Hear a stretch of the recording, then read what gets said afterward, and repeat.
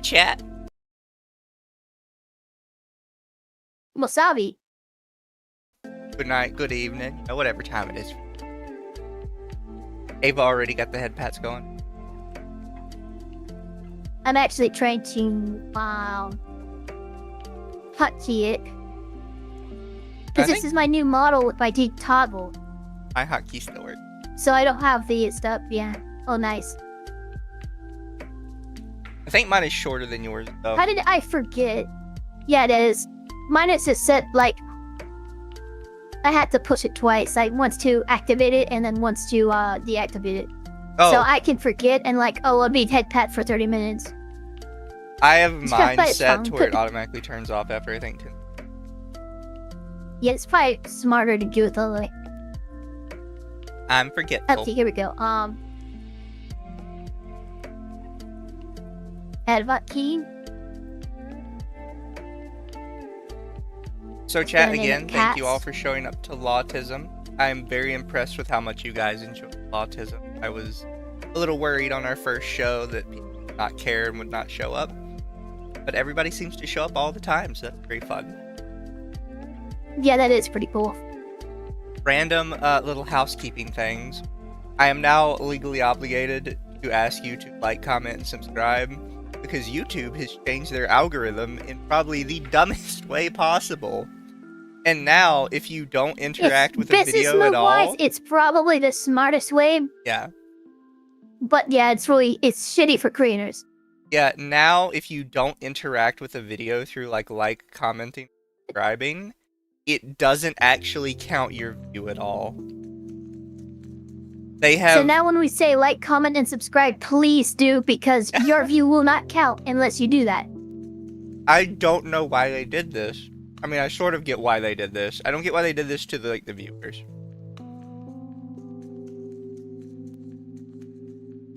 Mizu, how can you I mean, luckily for us, associate... like, smaller creators...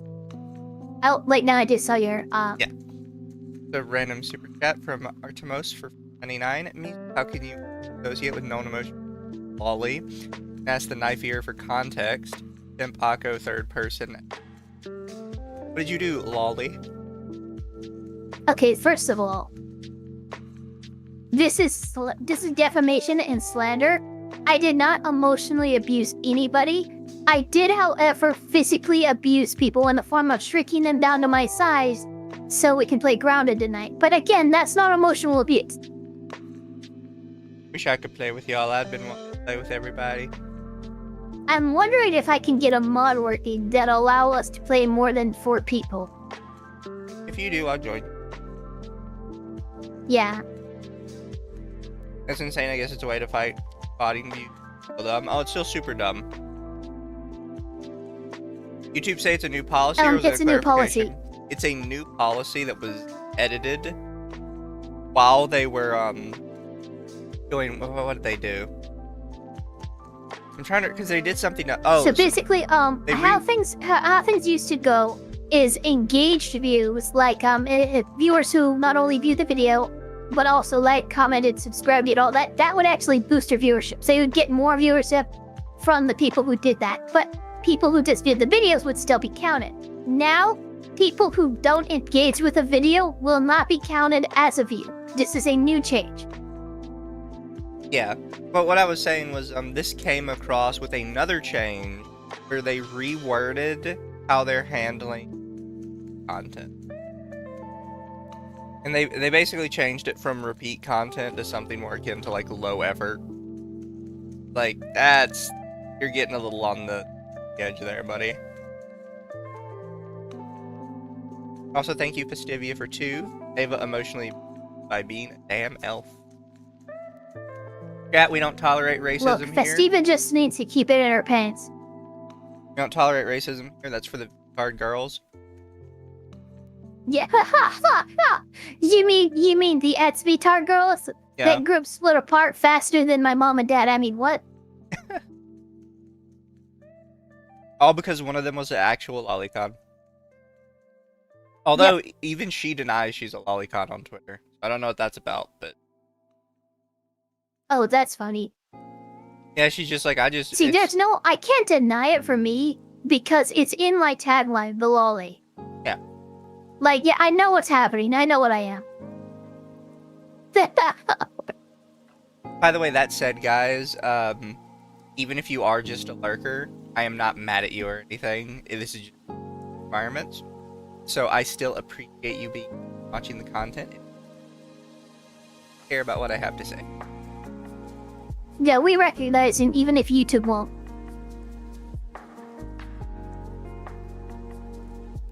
Speaking of big companies making very weird, something me and Ava kind of wanted to touch on before we got started on the other stuff. Oh, whoops, I forgot to get rid of the... But... Oh, did my bat form show up? Yeah, the bat. It's still cute. But Mastercard has come for Steam, and Steam has... My mic is cutting out. I'm sorry. I'll see if I can... We'll move it closer. And hopefully that'll be fine. But, Steam... Mastercard has come for Steam, and they have basically said no more of the sussy lewd games. Particularly stuff with incest and stuff with non-consensual elements. Say it that way. They're taking away our prawn games, guys. Yep. So it says they've added a new thing to their content that violates Steam. And it says, content that may violate the rules and standards set forth by Steam's payment processors and related card networks and banks or internet network providers. In particular, certain kinds of adult-only content.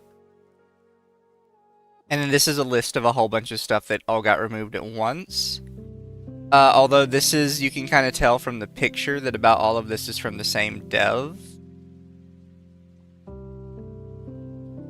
Now, what's interesting to me, though, and because I'm gonna mention this before, we've had instances where Steam has done stuff like this, and then Gabe Newell found out about it and went, "Oh no, fuck you, we're reversing that." Yeah. So I'm wondering if Gabe is going to find out about this move and go, like, kick down the door, who the fuck did this? Reverse it now, because this happened like last year. I remember with a game that was taken down, it's a moderator. Gabe Newell stepped in and went, "No, this doesn't violate anything. I'm so sorry this happened to you." Yeah. The problem at the end of the day is Gabe Newell was one man, and he can't And do he's everything. aging. He's one man, he's aging. There are people that believe I he think is... payment processors need to be held to a law that prevents them from being able to enforce their because here's the thing with like payment processors, card networks and stuff like that. They're usually FDIC insured. They're usually subsidized by the government. They're supported by the government in some way. So they're not just a private entity like a company that like they can do what they want because companies have rights, blah, blah, blah. Well, no, there's enough government involvement that I think they should be regulated to only processing payment, and only having rules and lines where, like, the law is concerned. And just because this is morally object to your payment card processor doesn't mean you should disallow it. That's insane, and that seems to be an overreach of authoritative power in the hands of a card processor. What the fuck? Alright, chat, how's this? Does this sound better? I swapped to the other mic. The other mic is typically a little more sensitive.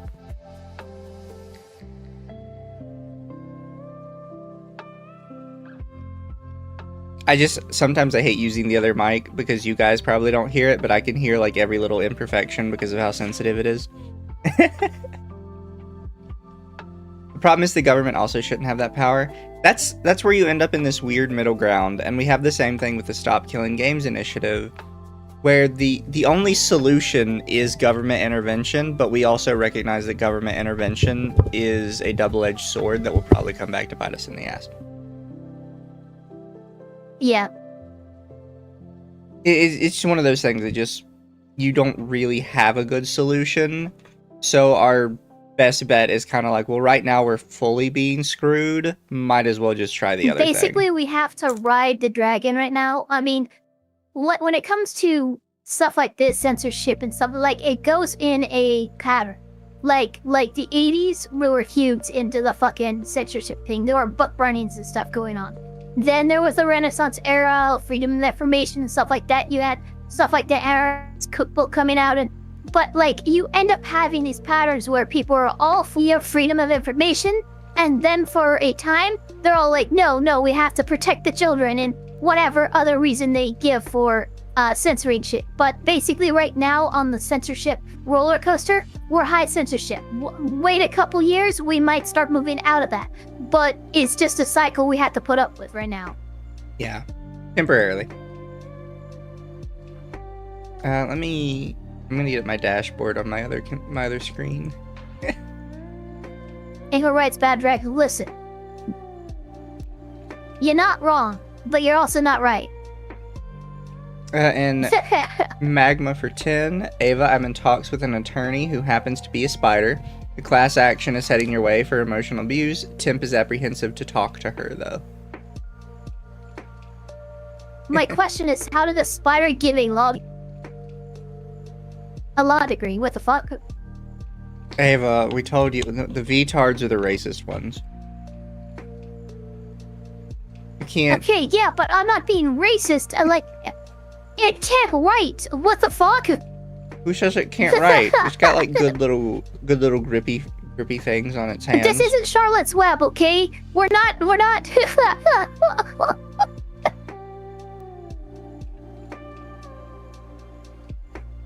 Also, here, chat. Maybe I'm never gonna beat this spider racism allegation. Let me see. Oh, this isn't necessarily the same. But Ava, what do you think about this? The new localization issues going on.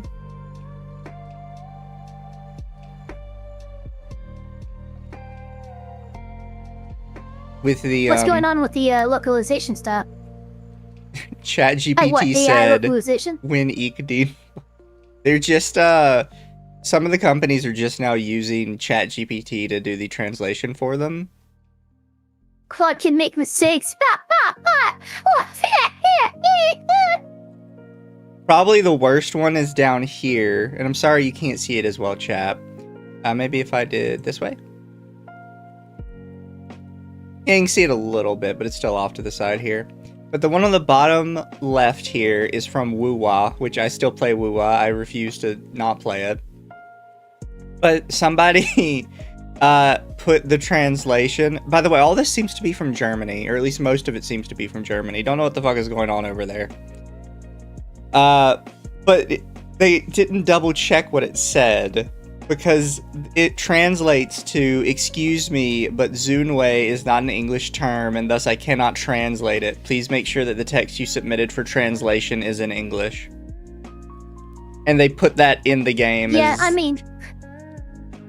Look, I'm not even going to call this localizer issue.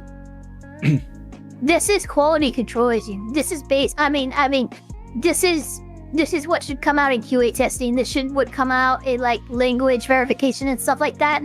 Like, this is somebody who used ChatGPT, sure, as a localizer, but then didn't check the work. Like, this is just poor fucking quality work. Have a good work, Space Marine. But yeah, it's Space lazy. Marine? Yeah, Space Marine says, unfortunately, gotta have a lurk in the background because I gotta work. So have a good work. Okay. But yeah, it's just lazy. It doesn't even have to do with the fact that, like, it was localized using an AI. It's just the fact that you didn't. This is kind of like you didn't double check those lawyers who got brought up on sanctions because they're like, why did you use ChatGPT to write your briefing and you let it hallucinate court cases that don't exist and we caught you? Why did you do that? You're fucking suspended. You might be disbarred, but again, it's not the use of ChatGPT that got the lawyer in trouble. It's the fact that he did not double check the work and ChatGPT hallucinated court cases that didn't exist and he didn't catch that. That was the problem. Well, because also I will say, other than the one in the bottom left here, nobody has actually given a reason why these are bad translations. Like, if you just cut out the ChatGPT said, I don't think they would know that this was machine translated. They'd be like, yeah, no, that seems about right. Yeah. Like, obviously, the other one is severely damning because they didn't even translate it and they didn't know. And look, I would probably be a lot more apprehensive about AI doing localizations, but the fact of the matter is, especially the English localization industry has completely violated my trust and faith in them to actually bring me a faithful adaptation of an anime or a translated piece of work. And because of that, I now have to rely on AI because they're more reliable in my eyes than the pattern of behavior the English localization industry has shown. Yeah. Well, like, because I saw this because I retweeted it, and if you go down through the comments of that, every single reply is something along the lines of, this is what the translation people wanted. They deserve this for not accepting our beautiful translations. And it's like, no, this was caused because your translations were shit. And we just want something that isn't you. They were not reliable and they were not accurate. And you know what? At least AI, while it might get vernacular and grammar wrong, it's at least going to get the spirit of it as accurate as it can. Yeah. Like, you're trying to show us these as if these are the bottom of the barrel. I will never forgive you for putting Gamergate weirdo in prison school. Yeah, for real. You fucking name-dropped Gamergate in a Japanese anime. Adhering to the patriarchy comment in the fucking Dragon Maid. Which, by the way, actually ruins that scene. People act like it's an offhand joke. Yeah, it does. It completely changes the entire context of that scene and Lukoa and Toru's relationship. Yeah. So I've had this rant before. Yeah, I've gone over this rant with people, and like, I don't understand why you care. It's like, because it hurts Lukoa's character, it hurts her relationship with Toru, and it completely ruins the entire meaning of the scene. Because the entire point of the scene is supposed to be, first off, Lukoa is kind of a ditz, but the fact that she is a ditz kind of affects how Toru sees her and how Toru sees herself. And it's like, no, it's a patriarchy thing. I hate it. But yeah, I just wanted to show that, chat, because that was funny. I guess I will, I don't want to show that, because I have that picture in it. Even if it is blurred out. We touched on it earlier, chat. The VTAR girls have kind of lost themselves, and they're currently imploding. One of the Nazi one claims she is actually an unironic Nazi, although, look, she can say that all she wants. You're not. I heard how hard you mumbled when you tried to say the N-word. You need... I have said that on stream with more gusto than you, and I don't even market myself as an edgy VTuber. Dude, I almost accidentally said the F-word slur, until I, like, caught myself and said maggot instead of the other word.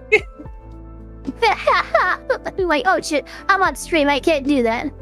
Yeah, like, you guys are pretending to be edgy, and everyone who is actually edgy knows it, because of how, like, you kind of sound like a person that's trying to record a YouTube video while their parents are in the next room and you have to, like, be quiet. Yeah, oh my god, yeah, like, I remember, like, watching old, like, aspiring voice actor videos and stuff, and people would scream, like, but they would, like, whisper scream because their parents were in the next room, and I'm like, dude, this is so not it. You're not hard as you go, ah! Yeah. But one of them got outed as, like, being okay with lolicon because the Nazi one posted a tweet from Kiss Alice and was like, Kiss Alice has posted child pornography of Anya from what's it called, Spy X Family, so I'm gonna distance myself from them. Yeah. And then fucking, I love how Infant Baser ends up like just like disrupting these people's lives. Yeah. And then the Lawli one, Shiro, goes like, it's fiction, I don't care. And the Nazi one just fucking goes off. Like, how could you? It's child porn. You can't just like not care. Yeah, but it's not though. Exactly. Like, legally speaking, it's not. And by the way, you're not an asshole Nazi because last I checked, you're not an individual alive in the 1930s and 40s, a part of a German political party. That's what a Nazi is, let's be real. By the way, the Nazi one has already rolled back the Lawli unironically comments. calling them a... Oh, has he rolled? Wait, no way. I'll see if I could pull it up really quick. They've already rolled it back? Yeah, they've already started rolling it back because they realized hilarious. That a lot of the people following them were kind of like Lawli or Lawli adjacent because they thought it was a funny bit.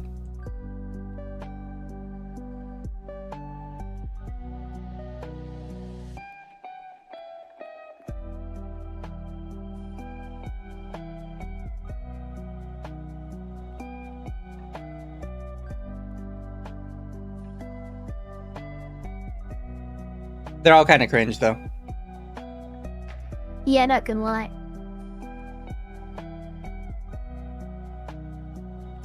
Actually, no, it's in the Discord because people were posting it and making fun of her as she was walking it back.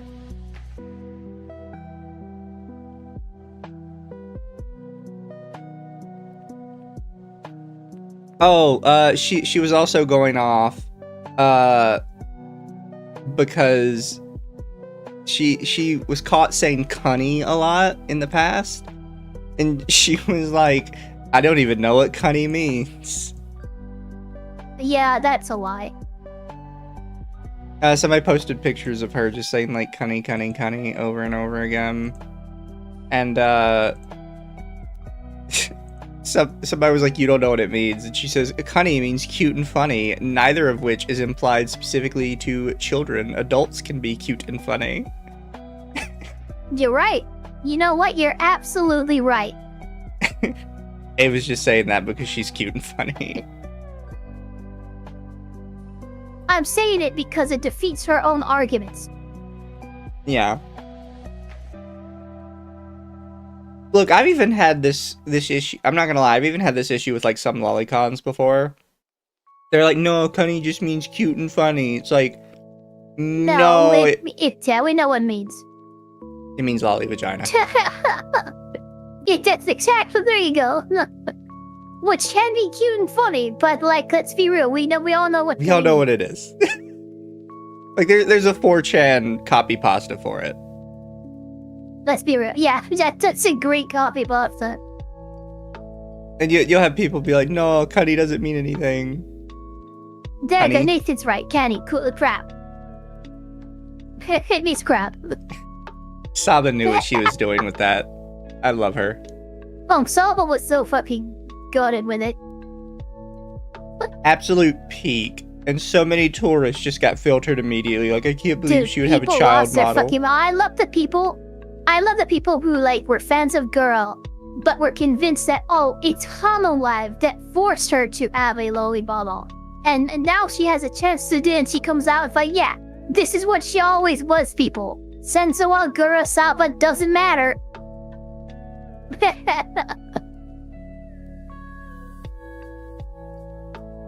And what's great too is she didn't just filter her audience, she filtered an audience of, what was it, 200-something thousand people live? Oh yeah, it was hilarious. Like, you did the better cut part of 250,000 people, and you just date kept the shit out of them. Oh. But chat, today we have a wonderful little court case for you. You're gonna get most of the context within the case. Basically, mom and dad are getting a divorce, and they came to an agreement that mom would get the fuck out of dad's house, and mom has decided she's not leaving dad's house because of tons of made-up reasons that she has come up with in her head that she's now going to put forth in court.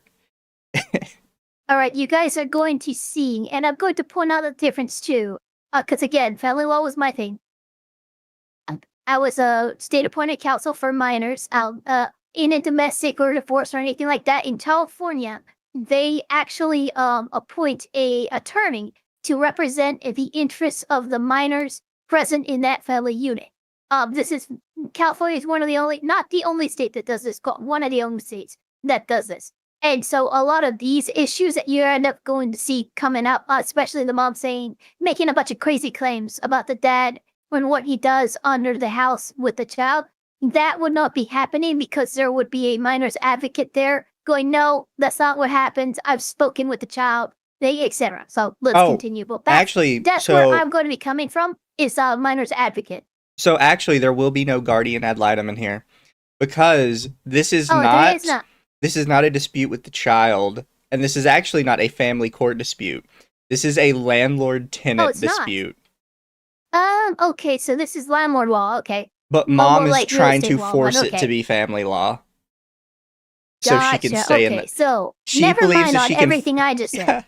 Yeah, she believes if she can force it to be family law, the judge will force him to keep her living in the house indefinitely. Oh, that's funny. And the judge reminds her repeatedly, this is not a family law case. This is a landlord-tenant case. Okay. I cannot consider all this extra shit you just keep putting in front of me. She is a holdover tenant. Okay, I believe this attempted eviction is a clear act of retaliation and harassment. There is no defense to this case. This file, which is James Dash versus... Really quick, I want to go back. Look at his face. Dude, he is so amused. He's actually he's having a good time. There's no defense he's like, to this oh my case. God, you speak summer job. This file, which is James Dash versus Rebecca DeGrez, file 25-40752-LT. Mr. Blumberg, I know that you had a circuit court matter. Are you able to be with us for the... Here we go. So this channel, by the way, this channel is called Court Nerds. First time I've seen them the other day. I might kind of prefer them. I have to watch more of their stuff.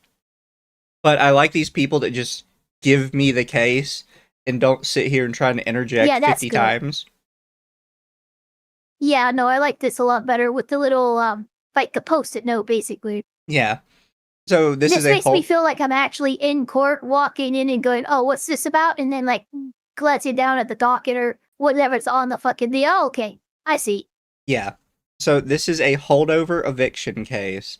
The parties are James Dash, who is the dad, and Rebecca DeGraz, who is the mother. The plaintiff says the plaintiff is the dad who is trying to evict her because she's already agreed to leave, I think a month before this.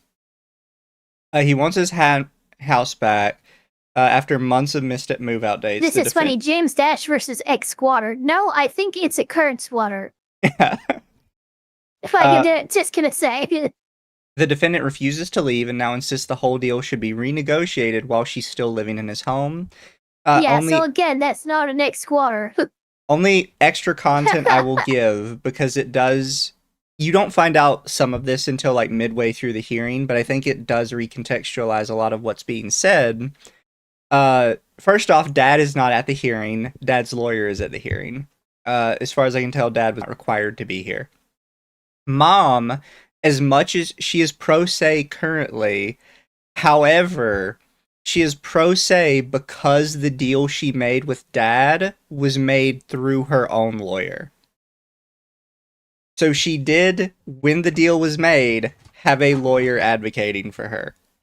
So she is not some innocent little woman. She's just maintaining the advocacy of that initial deal, pro se, which is a lot easier to do. Yeah.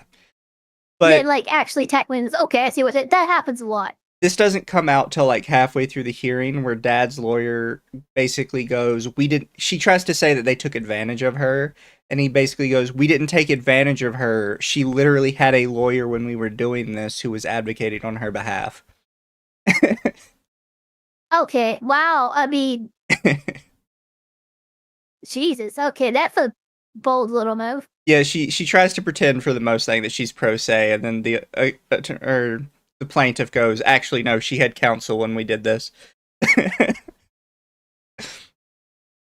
The duration now or not? Well, Judge, if you recall, we were here a week ago, and at that time you told Mr. Grez to share with me the documents that she served on the court on an ex parte basis.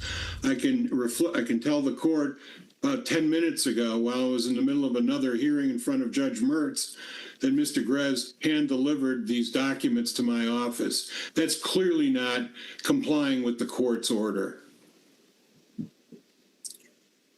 Ms. DeGrez? Yes, I do apologize. Well, given the holiday last week, I did attempt to deliver the documents in person on Friday to Mr. Bloomberg's office, and I found them to be closed. So I definitely apologize. I am So the tilde here, in case you didn't hear the dad's lawyer particularly well, is she was supposed to give him documents that she tried to give to the court ex parte a week before. She showed up to his office on a holiday, which was July 4th. It was not a random holiday. It was kind of a major American holiday. And was like, oh wow, his office is closed. Guess I can't give them to him. And 10 minutes before they are entering the courtroom, she walks up to Dad's lawyer and goes, oh, here are those documents, by the way. Have fun. And just walks in. And she's like, yep, he was served. We're good. And she's gonna pretend like she didn't know what was going on here. She knew what was going on.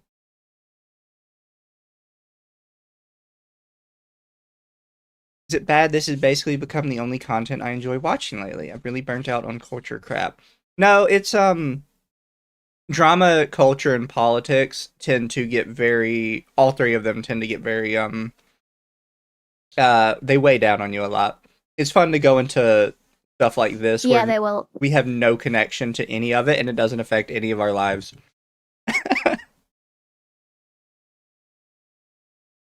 Also, it's educational, chat. You can tell people that you are learning, and that's why you're watching VTubers. a single mother handling a lot of things, which is not an excuse, but I did make an attempt, and I very much apologize. So I'm ready to proceed. Apologize. Sorry. I very much apologize. Your apologies are completely irrelevant here. Like, now, did you hear what she followed up that house. with? I apologize, No, but I am ready to proceed. But I'm Here, listen to her. She acts like this is perfectly okay. Not an excuse, but I did make an attempt, and I very much apologize. So I'm ready to proceed. That's so holiday. Okay, what? Oh, Jesus Christ. It's so funny. And she says it like there's just nothing wrong with it. It's like, well, you're ready to proceed because you had it. He didn't have it, so he's not ready.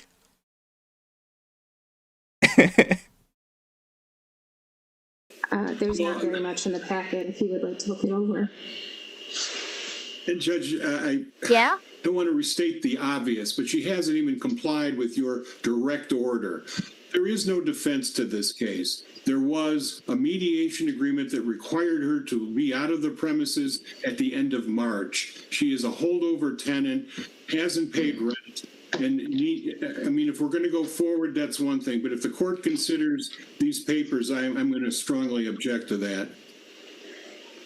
All right, Ms. DeGrez, I gave you plenty of time to mail, to walk over, to whatever you needed to do to get the documents to Mr. Blumberg's office. You will have a chance to testify today if you want to. We will go forward with that. But I'm not going to consider any documentation that you gave to Mr. Blumberg 10 minutes ago or 15 minutes ago or whenever it was. You know, we joke sometimes about how lawyers, when they're doing YouTube stuff, they have like a giant wall of books behind them. That is a big ass wall of books, I'm not gonna lie. And that's in court. Yeah. I also like, I don't know if you see it at the top right there, but it's just a regular dry erase board. Got like the little I'm not sure. Okay, I'm not. I really want to get a proper like like a proper wide side of this courtroom because I'm morbidly curious at the fucking layout here. Yeah, because you've got, like, obviously you've got his bench here. I am thinking, because the dry erase board is over here, that probably on the left side where we can't see it is the witness stand. Although it could be on the right because that's where the glass is. You can kind of barely see the glass there. And normally the glass is between the judge and the witness stand. Usually. Then you've got like the giant wall of books. You've got a big dry erase board for some reason. It's such a funny looking courtroom. I'm with you. I want to see the wide shot. I want to know what this courtroom looks like. Unfortunately, we're only going to see like the judge because everybody else is by Zoom. Today, that's simply not enough time for him to have notice of it, to be able to react to it appropriately. I wouldn't let him do the same thing to you either. So we've got to be fair. So yes, ma'am, you have a question about that? It's not directly related to this hearing, but there have been times where I wasn't presented with documentation that he presented to the court, and I was caught unawares. But I definitely apologize. It was not my intention. I did try to get it there on Friday. Her arguments are so funny to me. I mean, her argument's just an apology. I tried, but I didn't do it. Sorry. Can we still accept it? Oh no. Oh my god. Oh no, because what she just said is that, just so the court is aware, not in this case, but elsewhere, he has done this to me. So. Yeah, that's not an argument. That's just that's something a 5-year-old would say about their sister. Judge, he did it first. Curious inquiry before I lurk again. Did either of you two look into the case of that old man getting screwed over by Judge Simpson for leaving the scene of an accident? Did he appeal? I couldn't find it. I couldn't even find, like, Dude, his I have case. been looking. Yeah, no, I've been actually looking for that case for a hot minute, and I cannot find it. Yeah, I literally cannot find the impressed. filings outside of YouTube videos. I mean, the issue is Judge Simpson, because his courtroom is televised, there's so much. And there's an issue where apparently there's been a lot of people who have that person's name have just fucked around and found out in multiple states. Like in Hawaii, in Oregon, and fucking so I'm like, I can't even get the right guy and right judge in the right state. There's a famous one with the exact same name in the same state and same area that was like from 1970 or something. Yeah, so that one's hard to find. I'm still looking, and I will let you guys know what I do, because I can't imagine that didn't get appealed, you know? Yeah. Like, I was searching through the actual Michigan, like, law website the other day for all the cases that had been through it, and I could not find his case in there. I tried to search, like, every permutation I could think of, like Simpson-Torres, kind of stuff like that. Just couldn't find it. It's possible it got filed under something else. I wouldn't know what it was. or maybe it's still an active case or something. Like, maybe it's like a disciplinary review case or something. Maybe, I don't know. It's very strange that we can't find it. Yeah, I'm sorry we don't have, like, we know it happened. We physically watched it happen with somebody who is a known judge. But it can't find it anywhere. Nobody else has linked it either, none of the channels. Here's a hilarious thing, too, is I find news stories on it. I find YouTube videos everywhere on it. I mean, on both sides of the aisle, like people who side with the judge, people side with the victim of whatever that was. Because, again, that judge was not appropriately behaving whatsoever. Yeah. But, like, I can never find, they never link the court case themselves. Even the news sites I've seen covering that case have not linked that case. They'll just link the YouTube video. Exactly. I don't know why nobody's linked it. It's hard to find, though. Maybe I couldn't find it either. Maybe somebody just recorded the video and that's it. I'm not disputing what you said, but he didn't have it. Friday was the 4th of July. Everybody's closed. I mean, that's a national holiday. Everybody's closed on the 4th of July, and I think everybody knows that. So whether you try to do it or not, I appreciate the effort, but there's no way that anybody's going to be present to take it on that day. So you will be allowed to present whatever information you have. You know, we went to one time to the post office during Juneteenth, which I forgot is a federal holiday. Oh God, it is. We were pissed off. It was, yeah, we were pissed off. It was like a Thursday or something. I'm like, oh my God, my Monster energy drinks are right there. I can't get them. Because what the fuck is Juneteenth? I'm like, oh, the signing the, okay, never mind. Okay, free, recently have free, stand no slaves. Gotcha. My bad. Sorry, let's celebrate. And of course, it's called Juneteenth, by the way. Yeah, it's called Juneteenth. It's such a weird name.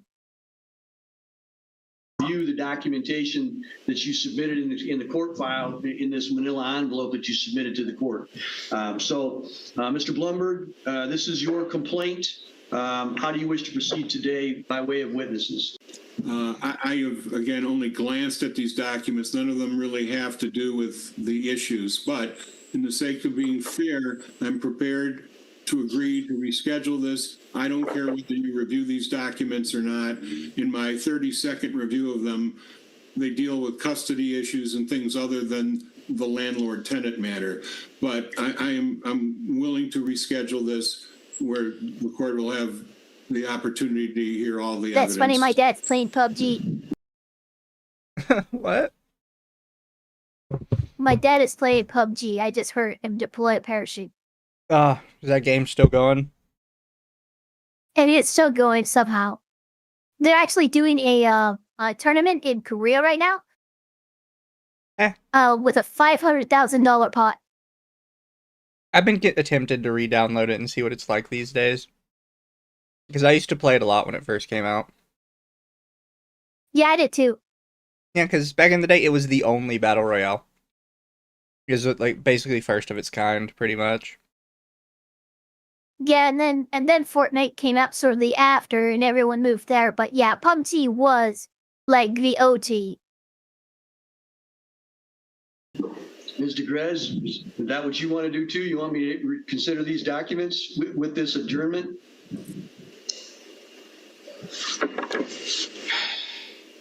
I apologize, Your Honor. I'm just thinking for just 10 seconds. Yep.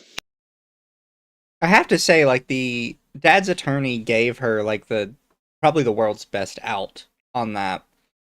Being like, you know, you can consider it right now because I don't think it matters. Or, like, we could adjourn it for a week and we could consider all of it properly. And then she's like, oh, I have to think about it. Think about what? You fucked up and he's giving you, like, a free W.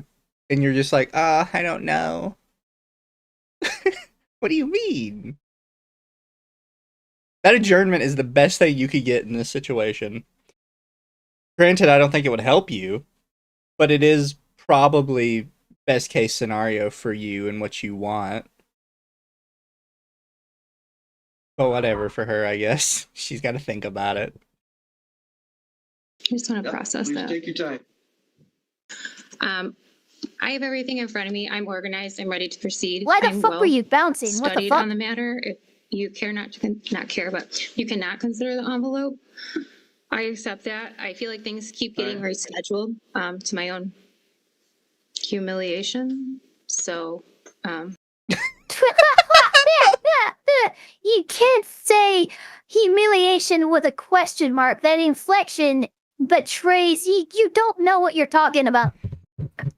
And the thing is, like, it was gonna be rescheduled because you fucked up.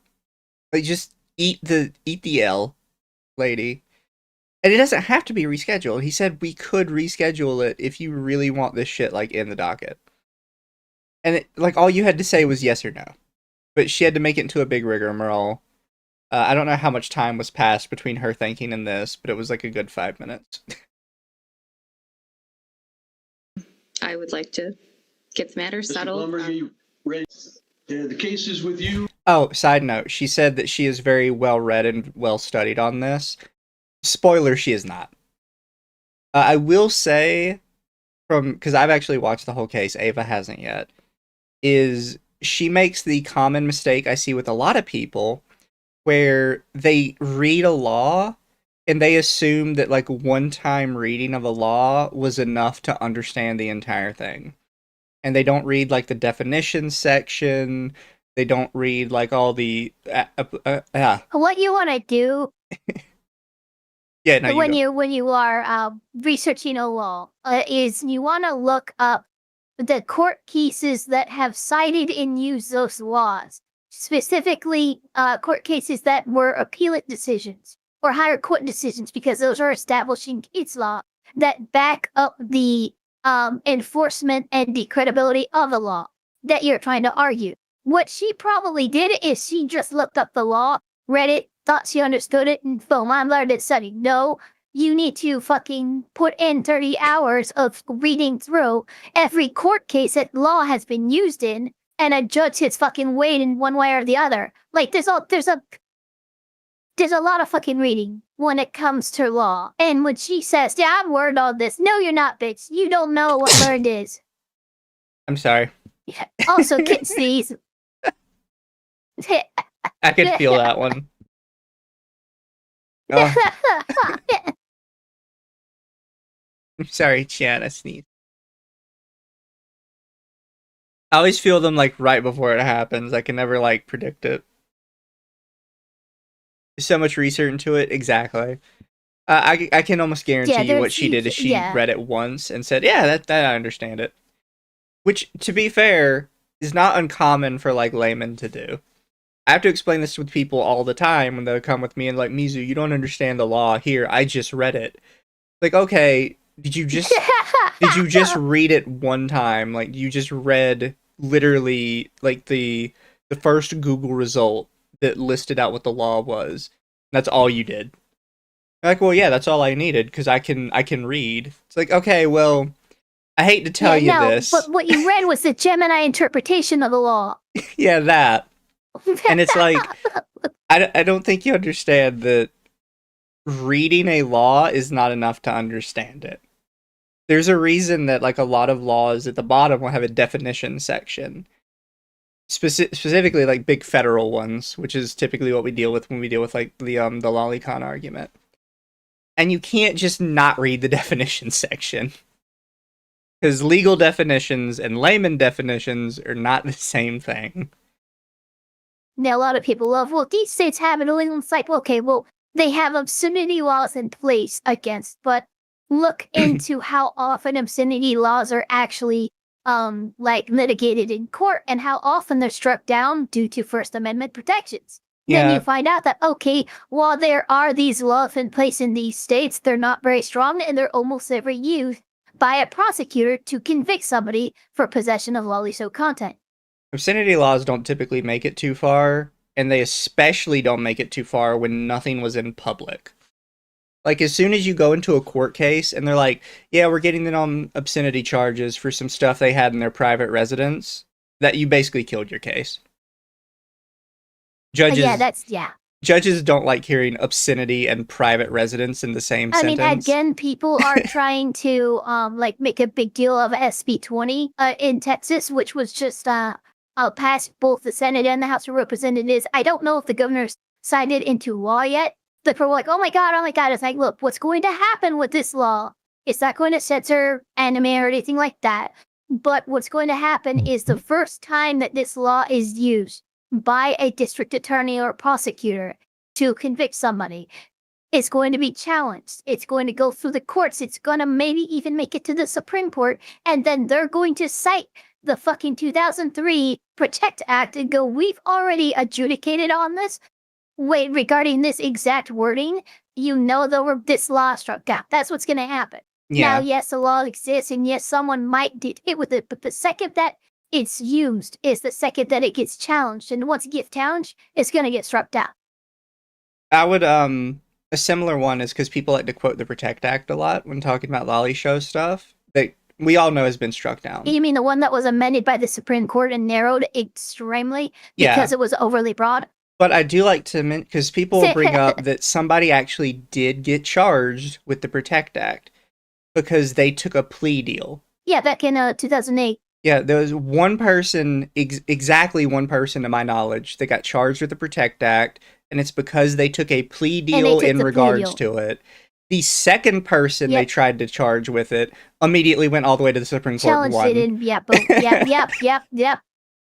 Like, if the first guy would not have taken the plea deal, I think the first one, the first one was 2006, and then the challenged one was 2008. Yeah.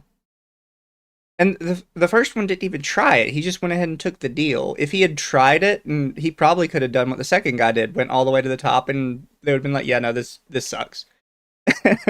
Because that's what happens with those types of laws. Would you say that in terms of legal procedures, pushing for an obscenity charge onto a case might as well be an albatross? Yeah, I would not advise against doing that. I mean, if you are actually thinking of pushing an obscenity charge onto like a larger collection of charges, you don't have enough as a state to even charge the person, in my opinion. Because obscenity is usually defined using a 3-pronged test referred to as a Miller test. And while the first one is usually easy, though, you have to meet all 3, and particularly bad. If it is considered subjectively art by any group of people, it's protected by the Miller test, and it's not considered obscene one. Now, imagine that. That's a subjective rubric in the Miller test to determine whether something's actually obscene or something protected by the First Amendment. And we are in a world where taping a banana to a wall is art. That is what you basically have to overcome. Exactly. You don't have to overcome it doesn't say in the Miller test like a reasonable person, which is normally the rubric they use. It's basically if anybody thinks it's art, so you have to overcome the art snobs that think banana to a wall is art. That is your rubric for the type of person you need to consider for that. Which is why obscenity basically never goes anywhere. Something is obscene or not. Again, Miller test. Miller taste. Yeah, you crack open a beer in court and you go, here, taste this, judge. If the judge likes it, boom, you pass the Miller test. The few times I think I've seen obscenity actually go through is it was strictly like a written word. I'm trying to think if it was ever like a specific image. But a lot of the times it's just written word. I have familiar with a couple cases where images. I think there's one in Michigan where someone got hit with obscenity for possession of it wasn't Japanese manga. I think it was like Eastern European or something, but still.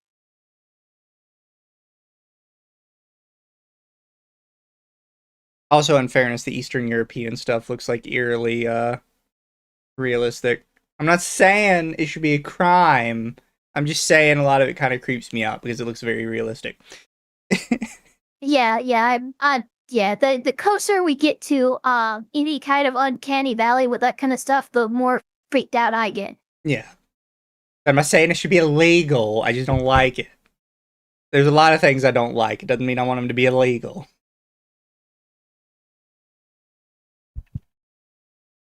To start, and then we'll hear from Ms. DeGrez afterwards. How do you wish to proceed? Judge, let me, if I may, just take a moment to give you an overview of where we're at in this matter. Ms. DeGrez is the mother of my client's child. In the midst of a custody dispute and parenting time debate, the parties came to an agreement whereby Ms. DeGrez would be able to remain in the residence owned by my client, and that is at 30 Gaylord, Michigan.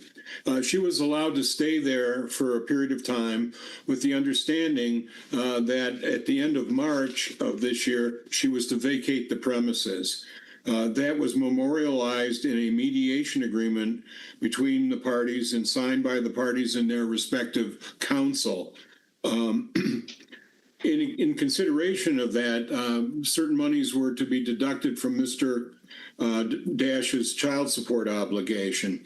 Well, March came and went, and Ms. DeGrez has remained in that property since then.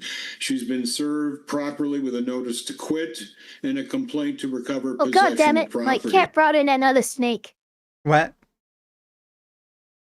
You know, cats are supposed to, like, dislike and avoid snakes. My cat fucking brings them in. I'll be right back. I gotta deal with it. Fair. While Ava's gone, chat, I'll just kind of go over kind of what he's saying here.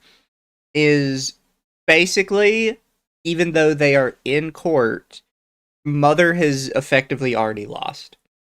They have already mediated the case. They have already mediated the terms, and Mother has already signed off on the terms. She is now taking Dad to court, or she is now forcing Dad to bring her to court because she doesn't like the terms she signed. So it. All right, I'm back. Welcome Cat's back. pissed at me. But mom is literally bringing, yelling at me. Her mom is forcing Dad to come to court because she doesn't like the terms she signed. Realistically, though, she is already lost, or she's lost what she wants. Yeah, because this was a signed mediation agreement. Yeah, that they're operating off of. She can't. She's beholden to her word that she gave back at the end of March. Yeah. So now they're having to try and evict her. You'll also notice that even though it was a child support obligation, she was technically renting to live in the house. So the house is that already established before the mediation agreement. The house was not hers. What's the case on? Dad wants ex-wife out of the house during their divorce. The courts have basically ruled the house is Dad's and Mom needs to get out. So they went to mediation to talk about it, and they came up with a system where Mom can stay in the house for 6 months, but at the end of the 6 months, she needs to get out. Within those 6 months, she has made zero effort to get out or find a new place, and is now just illegally staying in the house in contradiction to the agreement she signed.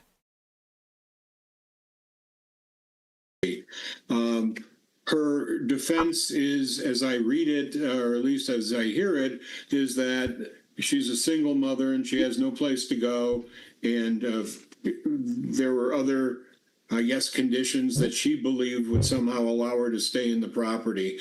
The reality is that she has no legal right to remain there. She's been a holdover tenant since March 31st, and we are simply seeking the court to enter an order to recover the property for my client. Mr. Dash is here today, if necessary, to testify to those things that I've just represented to the court. All right. Ms. DeGrez, do you disagree with anything that Mr. Blumberg has said? Yes, sir. If I may provide background as well. This annoys me, by the way, that she is off-center. No, you may not. And also, get this fucking Zoom background off my goddamn screen. Yeah, I don't know what she's doing with this background. But it annoys me that she's like off-center. What is this fantasy elven forest of lavender and fucking persimmon? Like, what are you doing? So she signed the terms, agreed to it, and decided, don't like these terms, and is now trying to fight to change the terms of a contract she already agreed to. Pretty much. And she has a list of wild excuses to why this is the case. Just briefly, I am the primary caregiver, sole caregiver of our shared minor son, Colton, and I have maintained the stable residence at the plaintiff and I did. I would like, I do want to see the full case of their family dispute.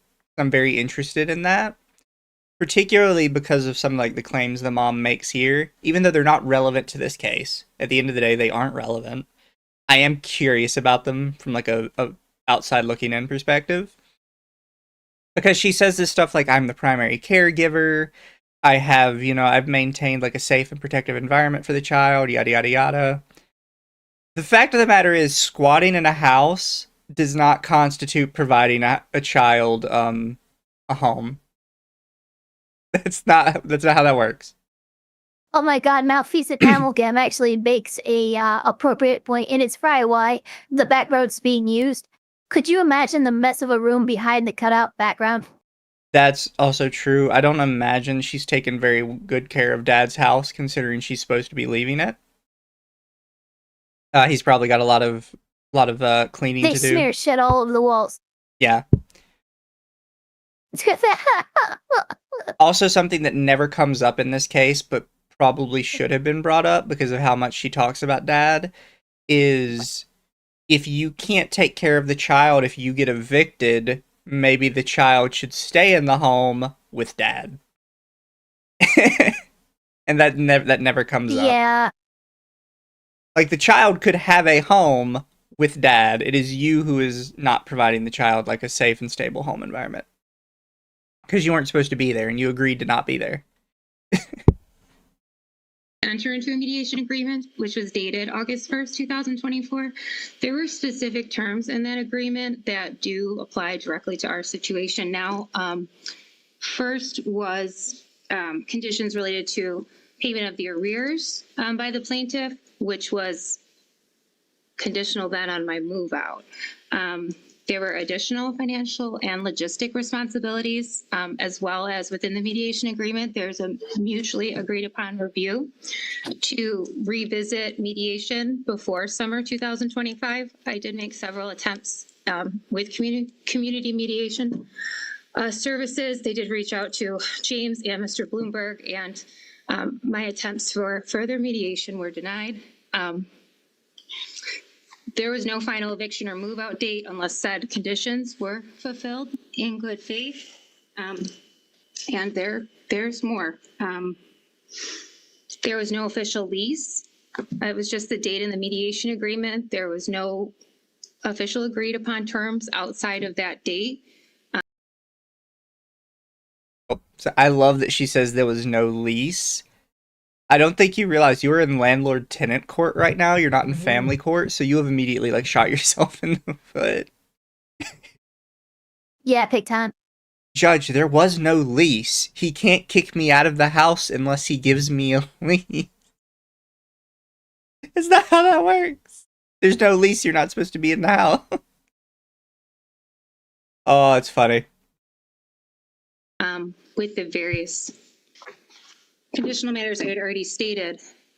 Additionally, Mr. Dash did unlawfully lock me out on March 18th, 2024, violation of MCL law 600.2918. I do have video proof from the Michigan State Police, 2 10-minute videos with Trooper Hop of Mr. Dash changing the locks on Colton and I, and not allowing us back in. What was the date on that? What was the date of that? March 18th, 2024. So this would have been just as like within process of trying to get the PPO. Of 24 or 25? 24. Well, that would have been before the lease agreement or the mediation agreement, I mean? Yes, and there was no, I asked for a lease. I was never given a lease. So the illegal lockout. Because you're not on a lease. Yeah, you're not on a lease. He doesn't want to give you a lease. You're on a mediation agreement. Which, okay, so what happened and what I don't know, she's muttering the waters here, but like, it seems like she's trying to say that, oh, before the terms were up at the end of March on the 18th, he chose the locks on us and he kept us out. That's what she's trying to use as like a defense. Well, the mediation agreement was not actually adhered to, and he just called that out and go, was this before or after the mediation agreement even occurred? And she just said before. Yeah. So she's basically trying to say she was constructively evicted before the agreement, so the agreement she made afterwards is now null and void.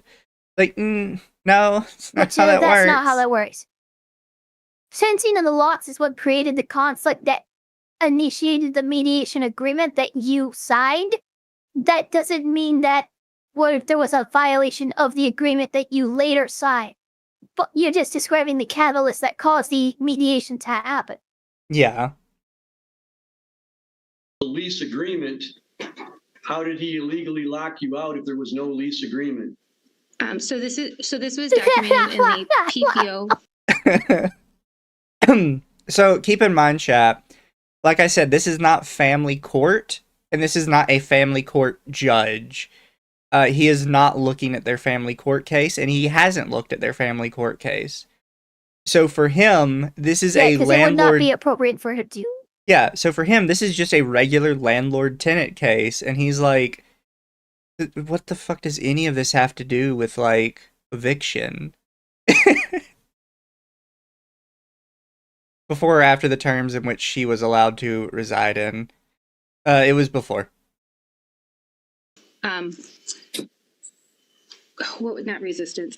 When he had disputed the PPO, there was like a 3-hour court we had with Honorary Judge Mertz. And so this has all been documented. I would think well documented. I'm not disputing the documentation, but the question I have is how would it violate the landlord-tenant law if there was no lease agreement and this happened prior to the mediation agreement? Due to domestic situations at the time, Colton and I were living there by ourselves, and Mr. Dash had become very threatening. So I left the house for the night to go to my mother's. And then when I returned the next day to try to get Colton's things, he had locked us out. And so I had requested police assistance out of Pier, and they did record that interaction. That was Trooper Hop. So there's never been a lease in place is what I'm saying. And I've definitely tried. But I believe it's always illegal to change the locks on someone's place of residence, which it was clearly mine established since November 2019. She's just kind of winging it. It's always illegal to change the locks on someone's place of residence. Well, it wasn't necessarily your place of residence. And this happened before the mediation agreement, so. Again, this happened before you signed the document that said, yeah, we'll agree to this. Yeah, she was trying to cry. I mean, I could hear it in her tone. Yeah, she was trying to crocodile tear. Oh, don't worry. She'll try it a couple more times. I don't think I ever see a tear, though. She should have got, like, what is it? You squirt, like, a little thing of lemon under your eye to make you cry? Squirt of lemon? Squirt of lemon. I love a barbarian. Dude, I love it. Just he's so good. Go ahead, consume the elixir. Consume the elixir. Oh my god. I like my playthings extra I like durable. My toys. Yes, yes.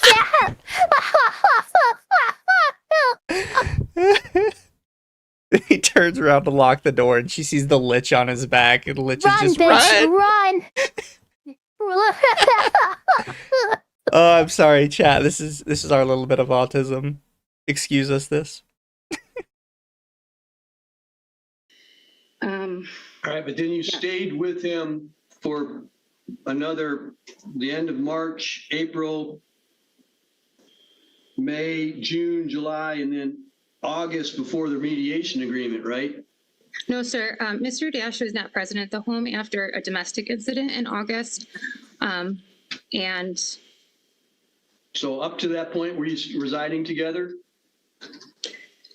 Up until August 2023, yes. Until that recorded domestic incident, we were. Yep.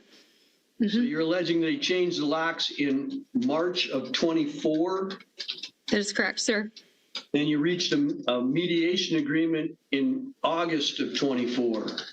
Mm-hmm. Okay, yeah. So right, so wow, she's been at this place for more than a year. Yeah. She's just refusing. Okay, I see. And as far as I know, their family law case is still ongoing. Full fucking year. Because what happened? Okay, so they tried to do the lock change in March. Obviously, that didn't work. She was kept there, and then they had the mediation agreement in August. And in August, they said you can stay here until the end of March of 2025. Yeah. They basically gave her 6 months. Okay, I see. Okay. And we are now, this is a recent case, so we are now in, I believe, June when this is happening. And she is still refusing to leave, and they're having to go through the court. Okay. I just wanted to make sure that I understood your timeline. Thank you. Okay, I have more in case you need more. Well, let's take your statements one at a time. Mr. Blumberg has said that there was a mediation agreement, and it appears that you agree with that. And I'm looking at it. It's dated Thursday, August 1st of 2024. And it does say in down near the last paragraph, the opening sentence says, both parties agree that Rebecca will stay in the home owned by James until March 31st, 2025. Am I quoting that correctly? That is correct, sir. Based on the conditions. You are alleging that there are some caveats to that, some conditions on that? Absolutely, and other illegal bad faith things. What does that mean? Yeah, so she'll pull this a lot. She'll be like, yeah, there are caveats in the document, but there's also other illegal bad faith things. It's like, so you don't understand, lady. You would have to go to court for those individual, quote-unquote, illegal bad faith things. You would not be able to just start quoting them in every other case and being like, this is why I should win this case, because somewhere else he did something else. You need to actually try those things. But I don't think he's done anything. I haven't slept over 2 hours for a week now, and I'm not in the mood for the bullshit. This judge. Yeah. I don't think the judge is even being particularly like fed up with anything. I think he's just a little confused because, like I said, he's not a family court judge. He has no idea about like all this stuff she's bringing up. He's like, yeah, none of this. Yeah, she's irrelevant. Yeah, he's like, this is a landlord-tenant case, and I haven't heard any reason why you're even technically a tenant because you just told me you don't even have a lease. And then I have a document that just says you have to get out 2 months ago, and you're not out. So I don't understand like what you want me to do.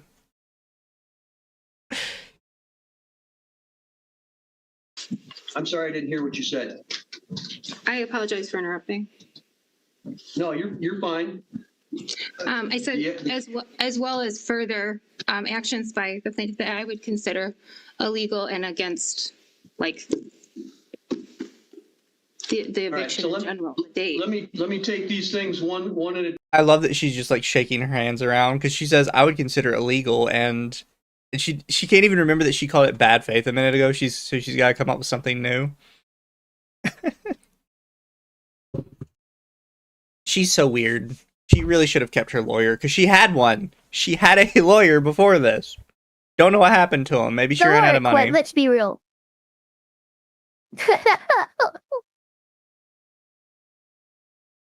Now, what were you saying? I said the lawyer was done with his job. That's the thing. Like they did the mediation agreement, and then it was like, okay, we're done. And then she chose to continue to violate the term, like overstay. What? You gotta go tell our lawyer, hey, I'm still here. Can you help me with that? No, the lawyer's gonna be, no, get the fuck out of that house. Yeah. Yeah, that's fair. Lawyer probably was like, yeah, I got a W. I got her 6 months in that house. Oh, yeah. Yeah, dude, his job was done after that. And then she just overstayed again. So, yeah, she needed the lawyer again, is what happened. Time then, so I can understand them in order. Okay. What is your first reason for believing that there's an additional condition in play? Start with your first one, and we'll take them in order. Okay, and just one little bit of background, the mediation did go for hours. I'm again having a hard time hearing you, ma'am. Dude, what the fuck is wrong with your microphone? To speak up. It could be my computer as well. I do struggle with Zoom. So during the mediation agreement, it did go on for hours. I was under like severe emotional and mental duress, and I did agree because I felt I had no other choice. Judge, I object. First oh my God, shut the fuck up. Yeah, I object. Yeah. Yeah, good. Dude, this is good lawyer. I like this old guy.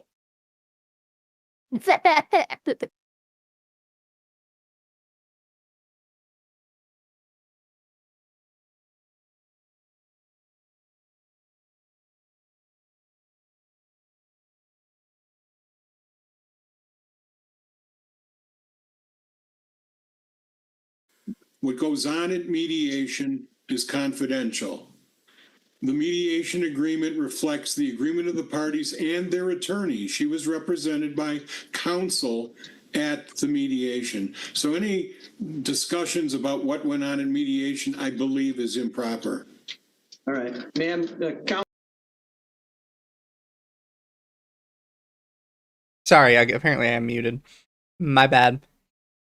You know, she pulls this a lot, where she tries to act like she did not have a lawyer, and this guy is just straight up like, no, she had counsel. I don't know, like, why she felt bullied or threatened, or like she couldn't do what she wanted. Because this was a mediation agreement, the judge or the courts are not privy to that information. Yeah, you're not supposed to bring mediation into the court. You're not allowed to. I think one of our first cases, we had a judge clarify that as well. Our last episode. Oh, yeah. Because everybody always wants to bring in the mediation and say, like, some shit happened in mediation. It's like, you were told at the start it was confidential. Yeah, that's the whole point of mediation. That means confidential to the court, too. It is just between you two and whatever counsel you had in there with you. She needed the lawyer to help with her Zoom, too. I think just what she's doing... The lawyer is actually the one who set up this in background. No, I think just what she's doing is she's, like, leaning back in her chair, and she's getting too far away from her mic, and it's starting to clip out. Yeah, she's got, like, a laptop microphone. You can't... So, like, I have the problem with this one. I had to have it closer to me. I got to lean back in my chair, and I will get quieter. I have to be careful of that. Yeah. With my good mic, I'm pretty safe to kind of talk from just about anywhere, so I don't really have that problem. But for some reason, my headset mic has that issue. Well, no, you heard it at the start of the stream. For some reason, my headset mic has that issue. I don't know what causes it. Because it's literally, like, right in my mouth. I don't understand, like, how it loses connection. I think maybe it's just kind of giving up on life. Yeah, it's like, dude, I'm fucking done. counsel is correct. An agreement is an agreement. It really doesn't matter how it got there or when it got there or under what circumstances it got there. This is an agreement. It appears to me that it was, has this been entered in a court order that solidified this? I assume in the custody proceedings? Yes, Judge, it has.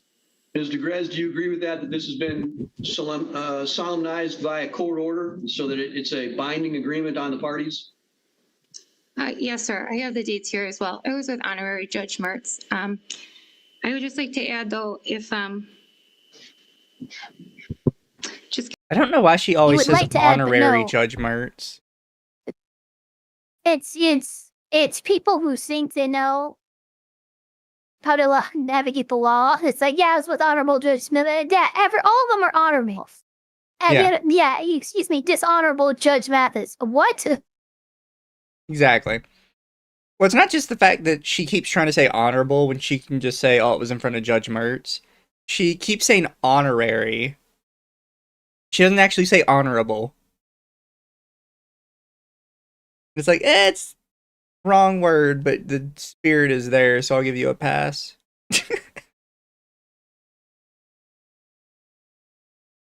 Also, hi, Nasco. I think we're doing good. Given the context of domestic matters and like that the threat, like I felt very threatened. I still do. Ma'am, whether you felt threatened or not isn't going to change anything. If this is a court's order out of this mediation agreement, it is what it is. Whether you... I'd like to clarify that she did mention earlier. The judge just fucking is what it is. Holy shit, that's amazing. Tease, what to tease. But no, it's, you probably noticed she'll use this feelings argument a lot. And I noticed early on that she mentioned she has a PPO in place, a personal protective order.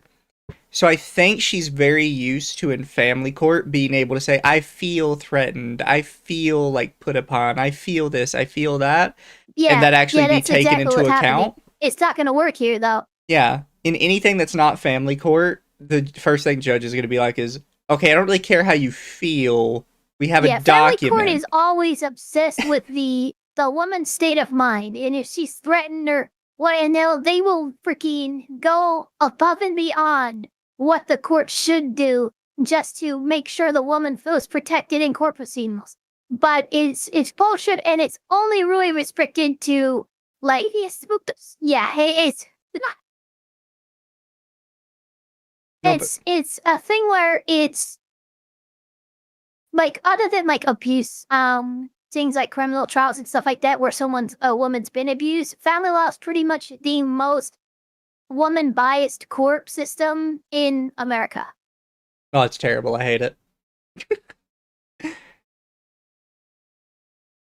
That's one of the reasons I don't like watching family law. It's not just because there's always like a kid involved.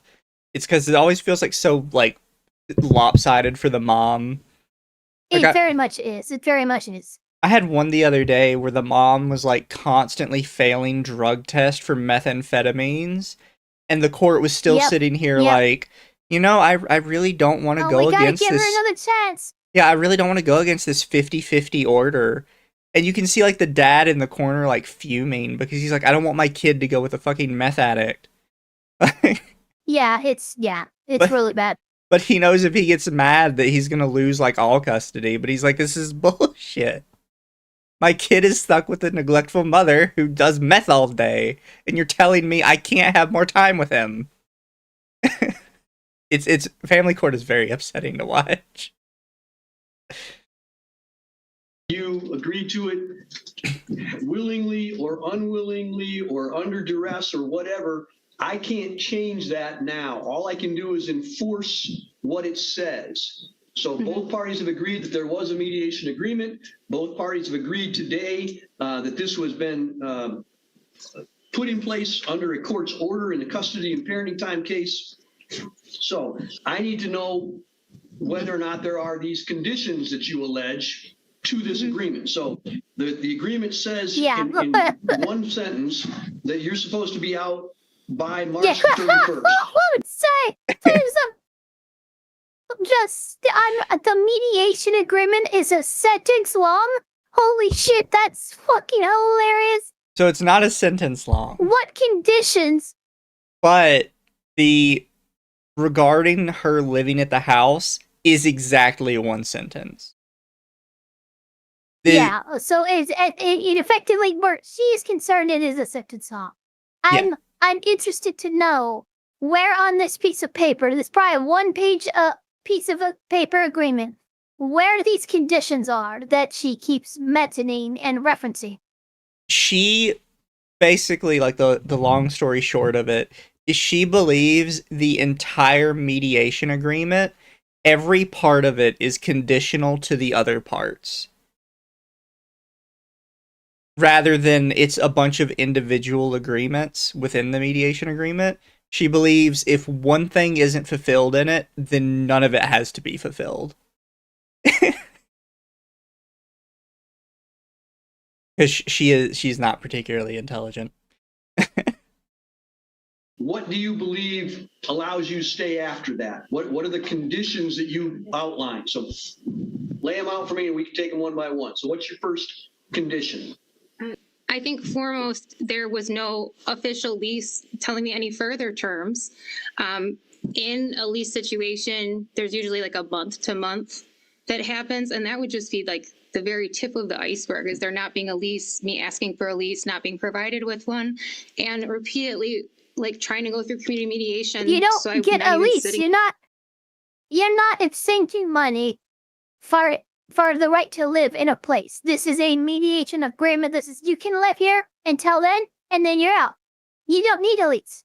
I like how she specifically says there is no lease with further terms. It's like, because there weren't supposed to be further terms. You were supposed to be out. What do you mean further terms? What further terms? Get out. Get out of the house. This is a very generous, like, long-winded eviction notice. That's all this is. In front of yourself right now. So that would be the first. No lease. There's several things that... So the first one is no lease. Mr. Blumberg, your response to that? I do like how this judge handles this, by the way, where instead of letting her just ramble on about every single thing, he's like, look, we're going to do this one by one. Let's bullet point it. Yeah, you're going to tell me a thing. I'm going to ask for his response, and then I'm going to decide how I feel about it. Let's figure it out. Let's see. He's being a good judge here.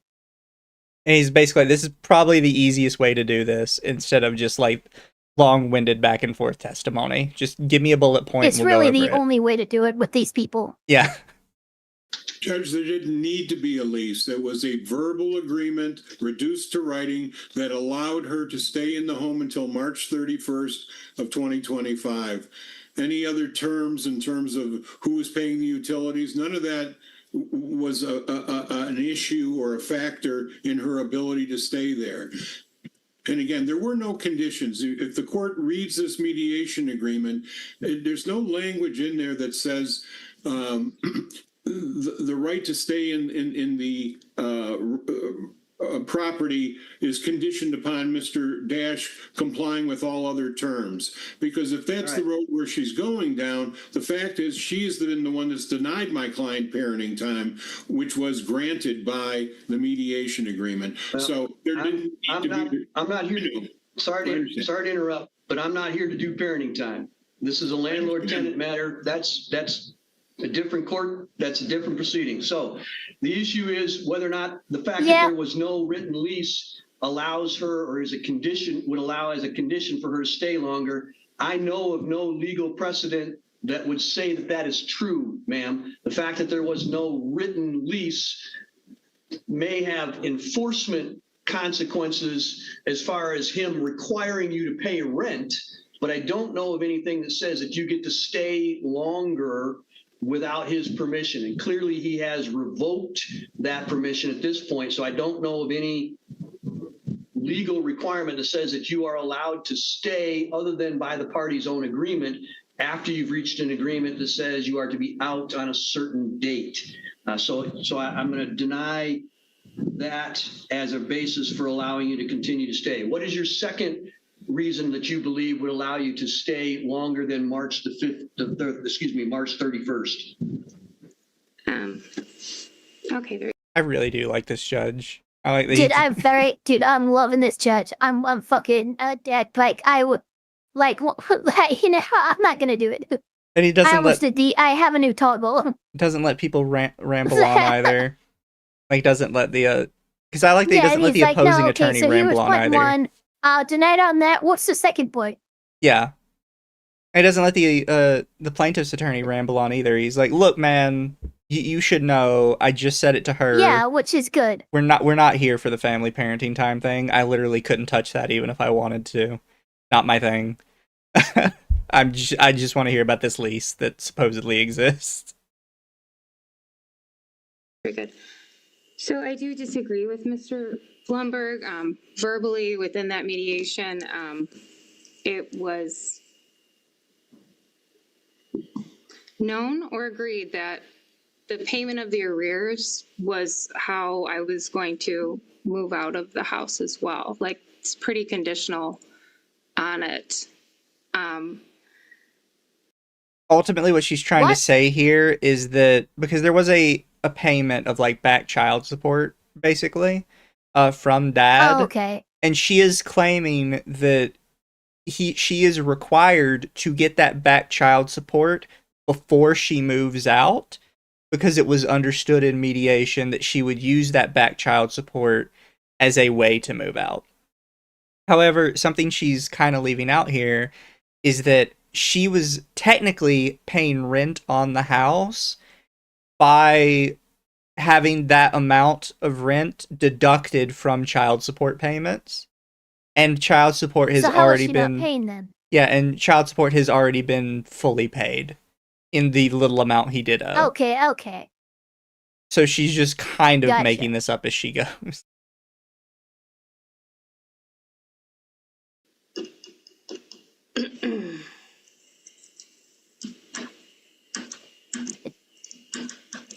Yeah, you know what? Bring this argument to Rumpelstiltskin. I'm sure he'll honor and not force you to give him your firstborn, you dumb bitch.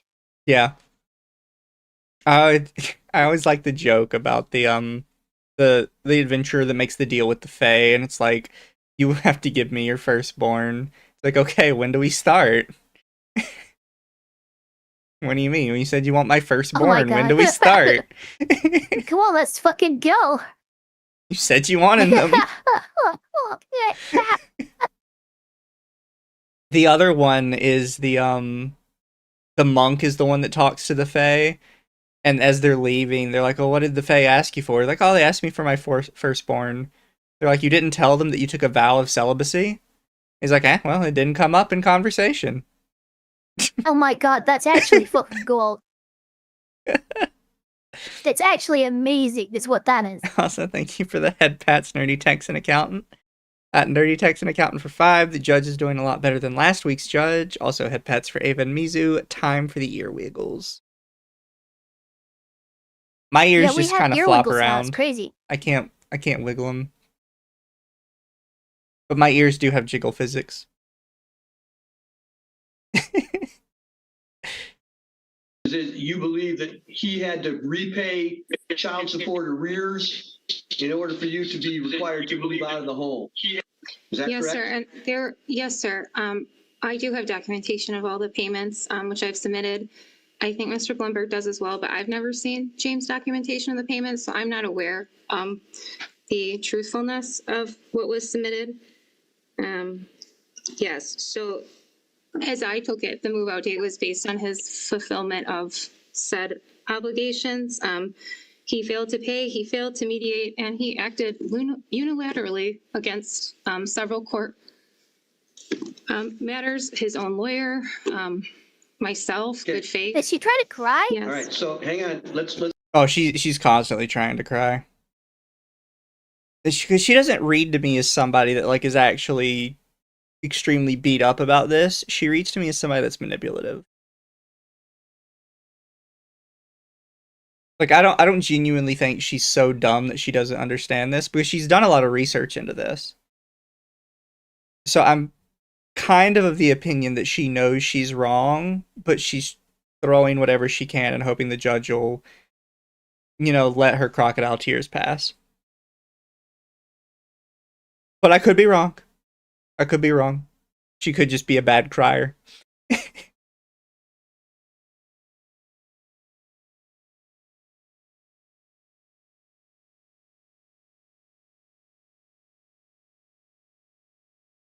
Let's not get too far ahead of ourselves. So the second reason that you would think that you should be allowed to stay is that he failed to pay the arrears that are referred to in the same paragraph, where it says, Rebecca agrees that there will be a monthly rent of $1,500 beginning the first of the month following the child support arrears being paid in full. Rebecca agrees that the rent money can be credited toward the child support beginning the first of the month of the child support arrears being paid in full. And then James and Rebecca will provide receipts of payments as a credit since March of 2024 to both attorneys on the child support in arrears. So you believe that those three sentences together give you a condition that says that you can stay until he pays off the arrears. Is that what you're arguing? Yeah, so the judge has kind of clocked this pretty quickly. What she's trying to do is she's trying to say, well, there are other terms in the mediation, so all the terms have to be met or it doesn't count. And he's like, well, no, these are separate terms and separate parts of the mediation that refer to separate things. Wolf Spain for 2 sounds like Johnny's ex-wife. Also head pats. Thank you for the head pats. It's appreciated. She's trying to work that vagina privilege. She is. It's not working. Because this isn't family court. This is civil court over landlord-tenant shit. This judge doesn't care about all the family court stuff. Nasco for 2. When will Ava stream on the next Cute and Funny site again? Would you like to tell the chat, Ava? Or did Ava die? You might have killed Ava. No, I'm back. Oh, welcome back. Wolfsbane super chatted for head pats.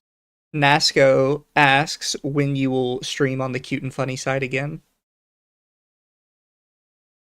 Hey, Nasco Nikolov, you're going to want to request a whitelist from me. I still stream on that site daily, but it's whitelisted only now. Oh, I didn't know you could do that. Yeah, it's actually really nice.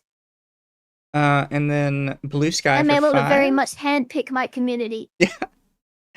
From Blue Sky for 5, from everything I've heard, the people that cause family court involvement are a bit psycho to some degree. I don't know. So I would agree with that. To a degree, yes. But a lot of the family court stuff you see on YouTube is the crazy people.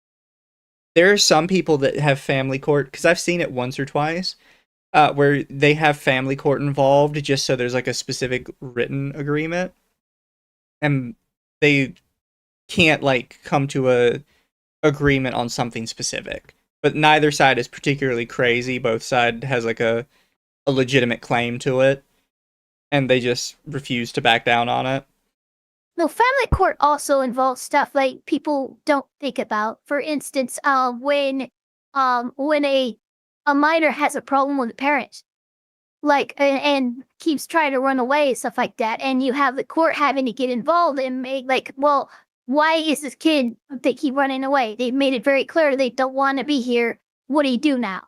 Well, now you have to look into that. Yeah, so there's a lot more to family court than just divorce and domestic disputes between two parents. It can often also involve a teenager and parents. Yeah. I saw one the other day that was a teenager ran away from home because her mom wasn't giving her meds and was refusing to give her meds. And I'm not going to lie, I had to stop watching this one about halfway through because the mom was just so infuriating to watch. Because at one point, the judge was like, so, mother and father, would you give the guardian ad litem permission to get your daughter her medication? And the dad was like, yeah, that's fine with me. I'll sign any paperwork I need for her to get it.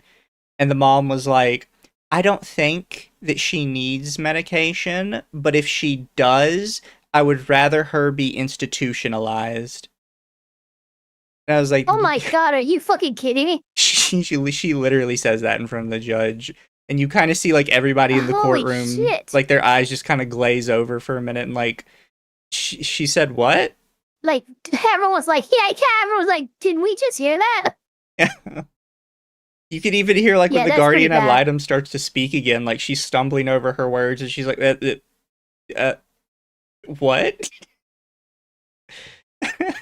That mother was crazy. I had to stop watching that one because it was very upsetting. Yeah, that one sounds like a pretty upsetting one. Yes, sir. Get closer to your microphone. All of a sudden, she's become a fucking adult character on Charlie Brown. Well, what? Yeah. Just move closer to your computer, lady. You have a shit laptop microphone. You gotta be close to it. I'm so sorry. I would have liked the mediation agreement, that paperwork to have fleshed that out more clearly for me, just as I had asked several times for a lease, so I understood. More clearly? It's a sentence. It couldn't be more fucking clear. She is trying really hard on this argument. It's not working for this judge. Just like, oh, it could have been more clear to me, judge. It's like, you had a lawyer with you. Why didn't you ask him to make it more clear? Like, I don't understand what you're asking, lady. Extra crispy mic. It is pretty crispy, bro. Yeah, she's using the voice mod setting. She's gonna try and make herself sound younger, so she can really ramp up that pity points. Oh my God, the sympathy. I wonder if anybody's ever tried that in like a Zoom court, because I know you see it. That has happened. I have seen that happen. You see it in real courts. Well, actually, okay. To be fair, I've seen a corrupted microphone driver make somebody like a chipmunk in court, and that was pretty fucking hilarious. But it wasn't intentional, so. Well, because I know that sometimes you have specifically ladies in court that will make themselves sound deeper because they think it makes them sound more professional. Amber Heard. So I can't.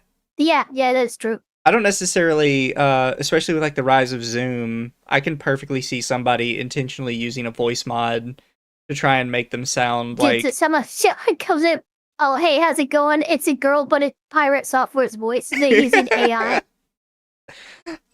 Did you see he's still getting in more fights with people? Yeah, dude, it's so bad. It's so fucking bad. And now, like, you've got people like coding Jesus looking at his code and being like, "Oh my god, I would show this to an intern, and my intern would be upset." Look, I don't even consider myself a coder. I can quote unquote code in Lua, but really I'm just using my autism. That's all I'm doing. But Yeah. I'm going to say, looking at his code and seeing coding Jesus like go over it, it very much reminds me of what I did to teach myself Lua. Like a lot of bad habits are picked up from self-teaching, and that's what it looks like to me. Not bad or anything, but that's what's happening. Thor decided to fucking go nuclear on coding Jesus over because of this. Challenged him again, and so coding Jesus decided to take a look at his offline code, and apparently it's even worse. Yeah. I don't want to get too off topic, chat, but I have to mention this because this threw me for a loop. But I didn't realize that in every single coding stream Pirate Software had did, he never actually entered a single line of code on stream. In every single coding stream, he would show some of his code, like very, very tiny snippets, like one-page snippets of his code. Never once did he enter a single line of code on stream. He never even, like, changed values? Nope. He showed his code. I didn't learn that till the Pirate Jesus video, and I had to look it up to make sure, the Coding Jesus video, to look it up to see if he was telling the truth. But he said I couldn't find much of Pirate Software's code because on all of his available coding videos, all he ever does is he shows like one page of code. I've never actually seen him enter code, so I don't know his process.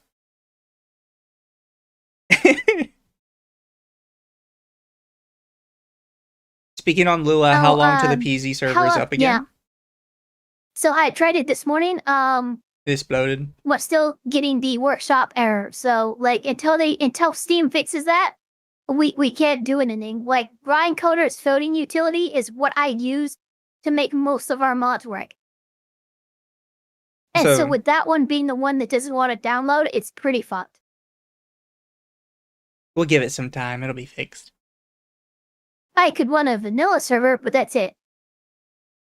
But all the mods, they're so fun. Exactly. I can't change it now. All I can do is try to give effect to what it says. So that's the 3 sentences that you want me to consider on your argument. Is that correct? That's what you think says that you can stay there longer if he doesn't pay the child support arrears. I like how he's just like mad dogging her. Fucking judge. Like just. Yeah, he is. Like, go ahead, fucking say something. Fucking say something. Tell me. We're only halfway through, by the way. She has so many excuses. Actually, no. Yandere dev code is better. They've actually looked into it. I've spoken with Cameron, who was the one of the audio people for Yandere dev, and I'm going to say, from what I can see and what I understand, Yandere dev's code is better than Thor's. Yeah, so. No, that might just be a data acquisition thing. Like, we don't have enough data to really determine that. But from what little we've seen of Pirate Software's code, it's very, very subpar. We're talking like beginner 101 level. All I could say in regards to that, and I found this out the other day, is Yandere Dev is well known for using else-if statements for everything, which makes the game run incredibly slow and is a very bad way to do things. Thor apparently did not know how to do an else-if, so he did like a line of code that is just recreating the else-if statement, which is somehow worse. Yeah. No, he basically did like a workaround for a basic line else-if statement, and it's like, dude, already, like, what your code is copying or replicating is already a slow method, but because it's replicating it, it's that much slower. Yeah. But yeah, he has replicated the else-if statement, and some people were trying to claim that the coding software he was using did not have else-if statements at the time he made that line, but you would have still gone back and fixed it at some point, right? Yeah, I mean, I feel like you would have. That's what it says. So, yes. All right, Mr. Blumberg, your response to that? Well, two things. I don't believe it says that. And more importantly, he has paid all the arrears. There's no child support arrearage at the current time. And how do I know that? Well, Judge, that's a custody and parenting time issue that you're not going to be addressing today. So, yeah, you just said, yeah. I can assure Yeah, no, the lawyer's right. Yeah, I'm sorry. I would clap back a little bit as a lawyer. I'm like, how would you know that? You don't need to know that, and it's a custody thing of which you just said we're not dealing with. To be fair, and the judge has a good reply to it. I do think the judge is just being like out and out fair with everybody here, and being like, yeah, he is. Yeah. So the front of the court would be filing motions against Mr. Dash if he was in arrears. They have. All right. There's several motions. There's 61 items. Oh, let me see them then, bitch. There's 61 items? What? Yes. So she's trying to claim there are currently 61 separate motions against her ex-husband. There's no fucking way. Why did you get that number? There are some people in the comments that believe she is telling the truth, that there are 61 different motions, but that she is the one that Maybe filed there's 61 them. causes of action. Yeah, people believe that she has filed multiple different motions. You list causes of action, and I can name for instance, Destiny's complaint from Pixie. I think it's 14. Maybe she has to see one listed in her, but if she just did a cause of action in each motion, in 61 motions, I wouldn't consider that 61 motions. Can I ask why she has set her green screen as a purple forest? I mean, look at her face. We've asked this a couple of times now. Yes, look at her face. Right now, the bar screen, she looks fucking crazy. She looks like she's some 3 hours deep into a shroom trip. Look at her face really closely, and then pull up a picture of Amber Heard at her trial, and tell me they're not the same. Tell me it's not the same woman. Holy shit. Oh my god. No, it's probably because she's one of those older women that think she's a manic pixie dream girl, and she's quirky. And she's like, I'm gonna do the purple enchanted forest because I'm a pixie girl. I'm a quirky bitch. Yeah. Like, you're not quirky. You're annoying. All your friends think you're annoying.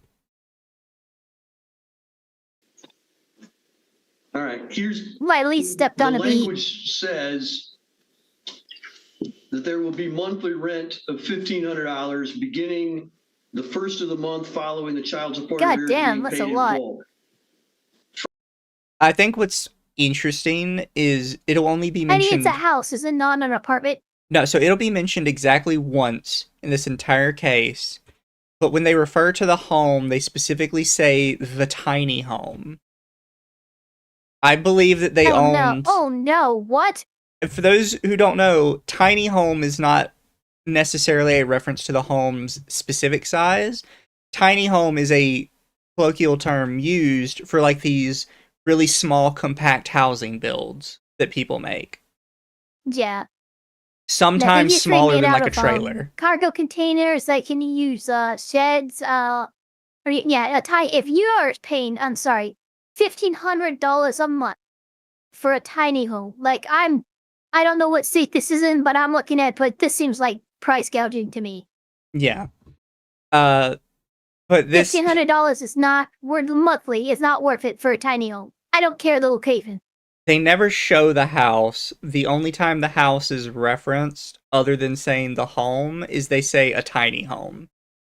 So I believe these two lived in an actual, one of those itty-bitty little compacts. And she is fighting over her right to stay there for $1,500 a month. Jesus Christ. Just go to an apartment. It's probably bigger at that point. Kind of that style, Bliss guy. Guy who would build a bunch for the homeless, that style of tiny home. I don't know if it's the same style, yeah. but that guy was pretty cool. Tiny homes are typically bigger than those, though. A little bit. Yeah. Not by much, though. Yeah.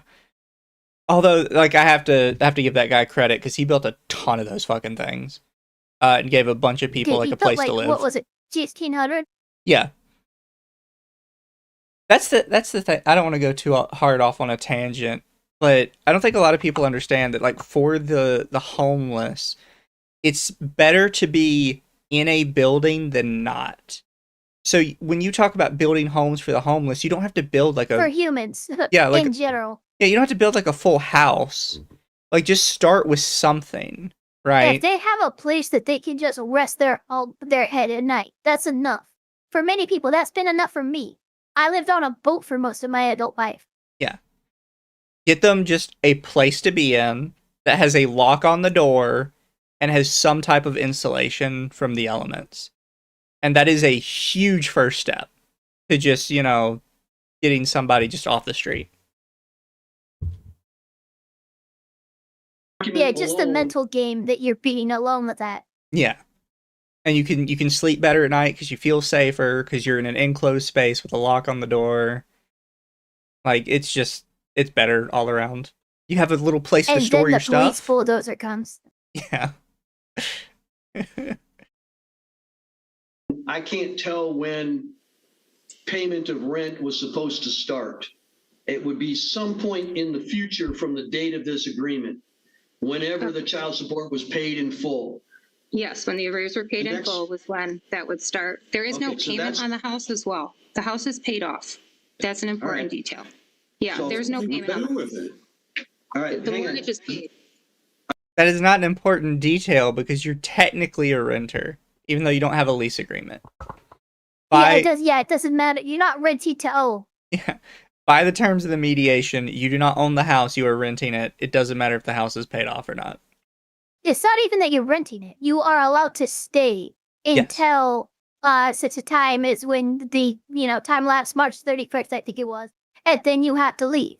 That was, again, there's no rental agreement. There's no lease. There's none of that because, again, this originated from all of that falling apart in the first place. I think it's so funny. This is a last-ditch effort. This is as much slack and good faith I can give you as another human being, but you have to move out by this time. There's no rent, there's no utilities, there's no nothing. So the fact that I know why they're talking about this because it was brought up and he's being defended, but I think it's entirely irrelevant, and I would be already steering things back to, look, the mediation agreement is a fucking page long. This is not complicated. Exactly. Why does he look like an Innsmouth monster from the Sinking City? Let's not be mean to him, although I have noticed that his face has a very odd shape to it. He has a very big upper lip. It kind of reminds me of Chuck. I don't know if you've noticed this when he moves forward and talks a bit. He has very carefully. A very I am large an officer of the court investigating a felony.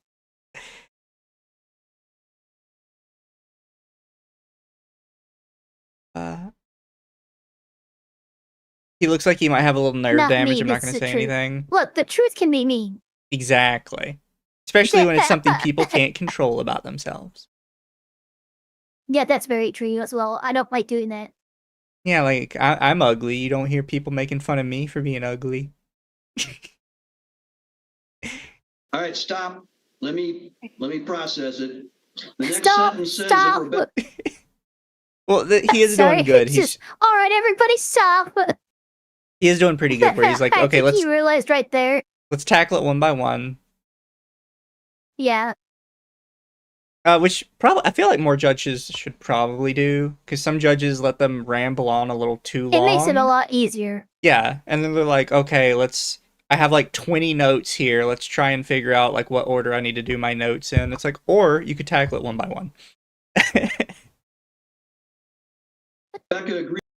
I think it helps that he's a younger judge too. I wouldn't know how young. I love you say that, but he has gray hair. Yeah. Well, you know what I mean, though. What? He's a younger judge. I know. Yeah, he is. Yeah. Either that or he's very active. He looks like 40s or 50s. Yeah. Whereas most judges you see are like late 50s or 60s on. Yeah. So he's not having to like hem and haw a lot. He's pretty on point. He's pretty like cognizant of everything going on without having to think too hard about it. Agrees that the rent money, when paid in the future, can be credited toward the child support beginning the first of the month of the child support arrears being paid in full. So there's another in the future thing going to happen. So rents in the future, rent being being placed towards or credited towards child support is in the future, again, after child support is paid or the arrears is paid in full. And then the only other sentence that's there says that Rebecca and James will provide receipts of payments as a credit for what has been paid since March of 2024. So something in the past. So I got two sentences that deal with something in the future. And I got a sentence that says something in the past, and we're going to try to work all of this out about the arrears. It doesn't say anything about condition on when you are to move out of the house. It is rent for while you are staying there, and which would start in the future if the arrears are paid off. I assume if the arrears are not paid off, you would never owe rent. And all it is all that language is conditioned on arrears being paid first. But if it is, then you owe rent. If it's not, you don't owe rent. It's got nothing to do with how long you stay in the house. Okay. Okay, so I can't find any reason for payment of arrears to be allowing you to stay within the home. Okay, so your next allegation of a condition is that you said he failed to mediate as to parenting time. Is that correct? It's weird when you realize like what this case is about and then what her allegations are. Because we're talking about a lease of a house. One big old relevance issue. Yeah. Talking about a lease in a house, and which she doesn't have a lease, but her right to stay there, and she's like, one of the conditions you believe exists is he didn't come to mediation about parenting time. What? How does that have to do with the house? Sorry, chat, readjusting to my chair. I need to make it so my model can't go so far forward because it makes me look huge. Bye, by the way, bye, Nico. Have fun at work. Oh, yeah, have a good one, Nico. Well, that in the matter of the house. I'm sorry, that in the matter of what? The house, that and the matter of the house. That was to be discussed in mediation. What about the house is to be discussed? I will practice me and Judge Shiner breaks up. What about the house? What about the house? What? Need a lean forward toggle. Those are expensive right now, I think, still. I have one, but it looks just load. Do it.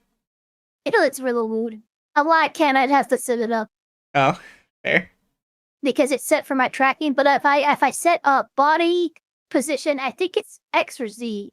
And if I set it to my mouse, my whole my model will thrust her chest out and her body out in a way if I move it back and forth, it's like, okay, girl, you're writing something, and don't tell me that's not what you're doing.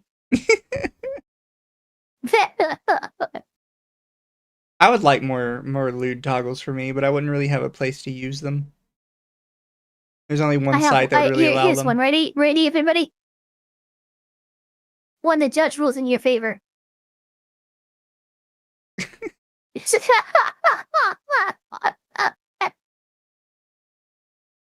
Oh God, okay. Yeah. It's your mediation. What about the house was supposed to be discussed in future mediation? Our shared minor child and I staying longer than the date in the mediation agreement was to be discussed in the mediation. Where does it say that that's going to be further mediated? It does not, sir. I would have liked it to be included, but I don't have.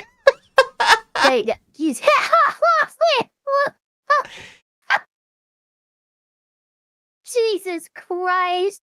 This is such like a huge part of her claim. It's like he was supposed to come to further mediation.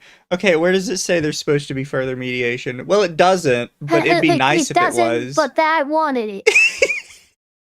If we're like, what you took, dick? Congrats, Mizu. You have a listener who's a fat Latino landscaper. Hope you're enjoying your landscaping.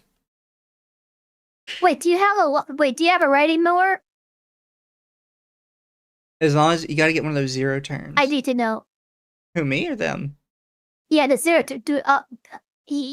turn, them. They're a fat Mexican landscaper. I have to know. Do you have a riding mower? I have a push mower and a riding lawnmower. I don't have a zero turn though.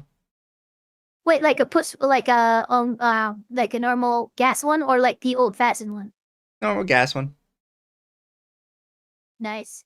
I mean, you gotta hold the little bar in, and it makes it turn on and meow. I don't actually cut my own lawn though. My dad, I live near to my grandmother, and my dad comes over every other week to mow her lawn with his zero turn.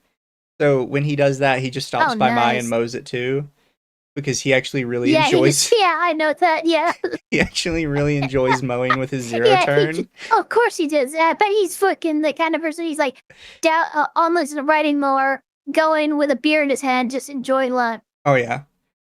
And I think he needs more time or more excuse to use his riding lawnmower, because his yard is kind of, it's not huge, but it's smaller than his old yard was. So he gets to mow 3 lawns in a day, and even then it only takes him an hour to do all 3 of them total.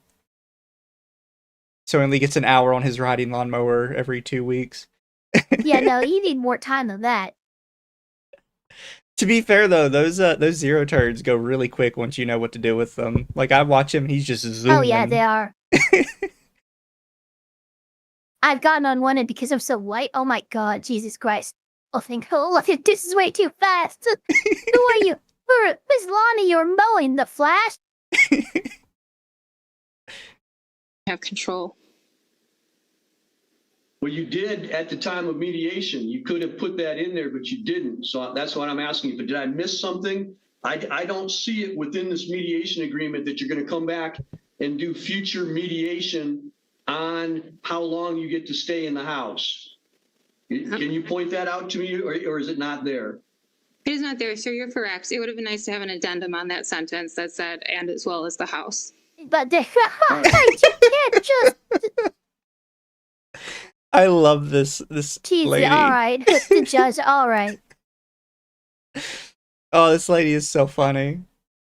You'd think she'd at least like fib about it a bit more and be like, "Yeah, we discussed it in mediation. We just didn't write it on there."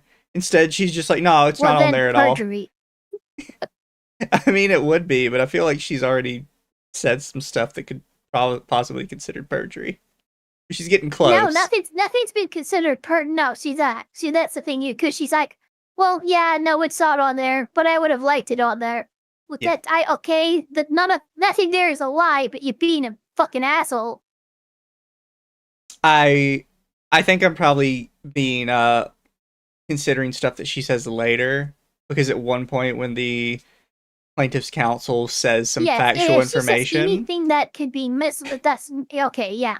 Then that would be perjury. It wouldn't but technically so far, I be haven't heard anything there where she's perjured herself. So later on, the opposing counsel will say something, and it's not technically perjury, but she does say, "Well, Judge, I would like to challenge the honesty of what he has just said." And it's like, it's a factual statement of like, oh no, well that's not technically perjury. It's not technically anything perjury, she tries to claim, in contrast to that she's challenging, I guess he could say, could technically be considered perjury. So she, at that point, she is approaching the line because she's challenging a factual statement. Yeah. It's like, what are you going to challenge it with a lie? Like, what else are you going to challenge this with? She just later on starts getting like really hypey about this telling the truth thing, and it's like, you're clearly not telling the truth at all. At least I don't believe you. Well, all I can do is enforce the agreement as it's written. So Yes, I'll have to deny your request based on the failure to mediate on the house because it's not within the document. Boom, now what's number 3? Yeah, that's number 3. I understand why she doesn't, because she probably doesn't realize enough of this. But at some point when you're in a case like this and the judge is repeating the same line over and over again, I can only enforce what's in the agreement. I can't do anything else. You think she'd take the L and be like, no, judge, that's all I had. There was nothing else. And you just wouldn't even try anymore. Well, that's what a lawyer would do, but she's not a lawyer. Yeah. Like, that's why I said I get why she doesn't. First off, she probably thinks she can still win on something. There's even a way where, like, is there anything else, counsel? And the judge will just look at you in a way that the judge is telling you, it's time to wrap this up. And okay, nothing more, judge. Like, yeah. He's being nice.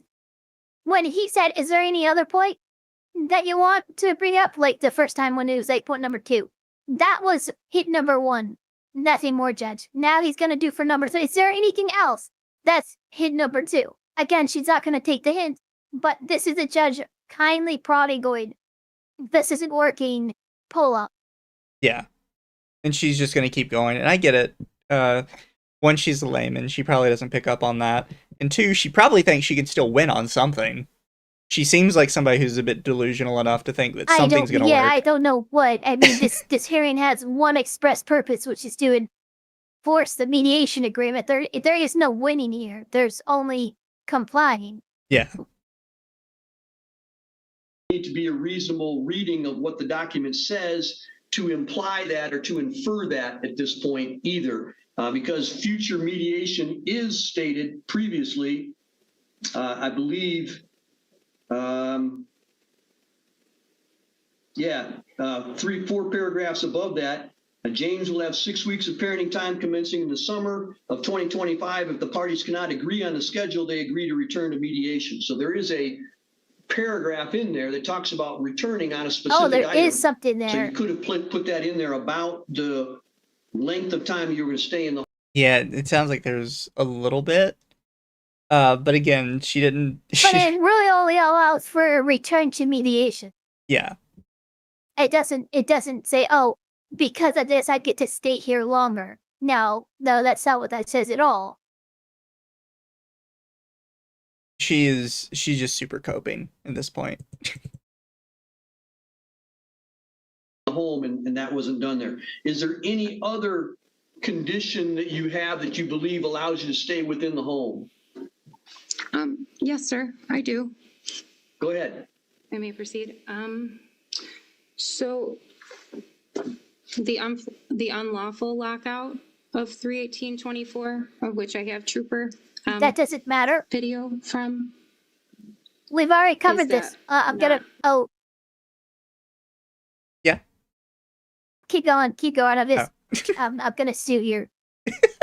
Okay, so the lockout of March 18th of 24, which is approximately 4.5 months before this mediation agreement, why would that allow you to stay longer than so you had the lockout in March, you have the mediation agreement in August of 24.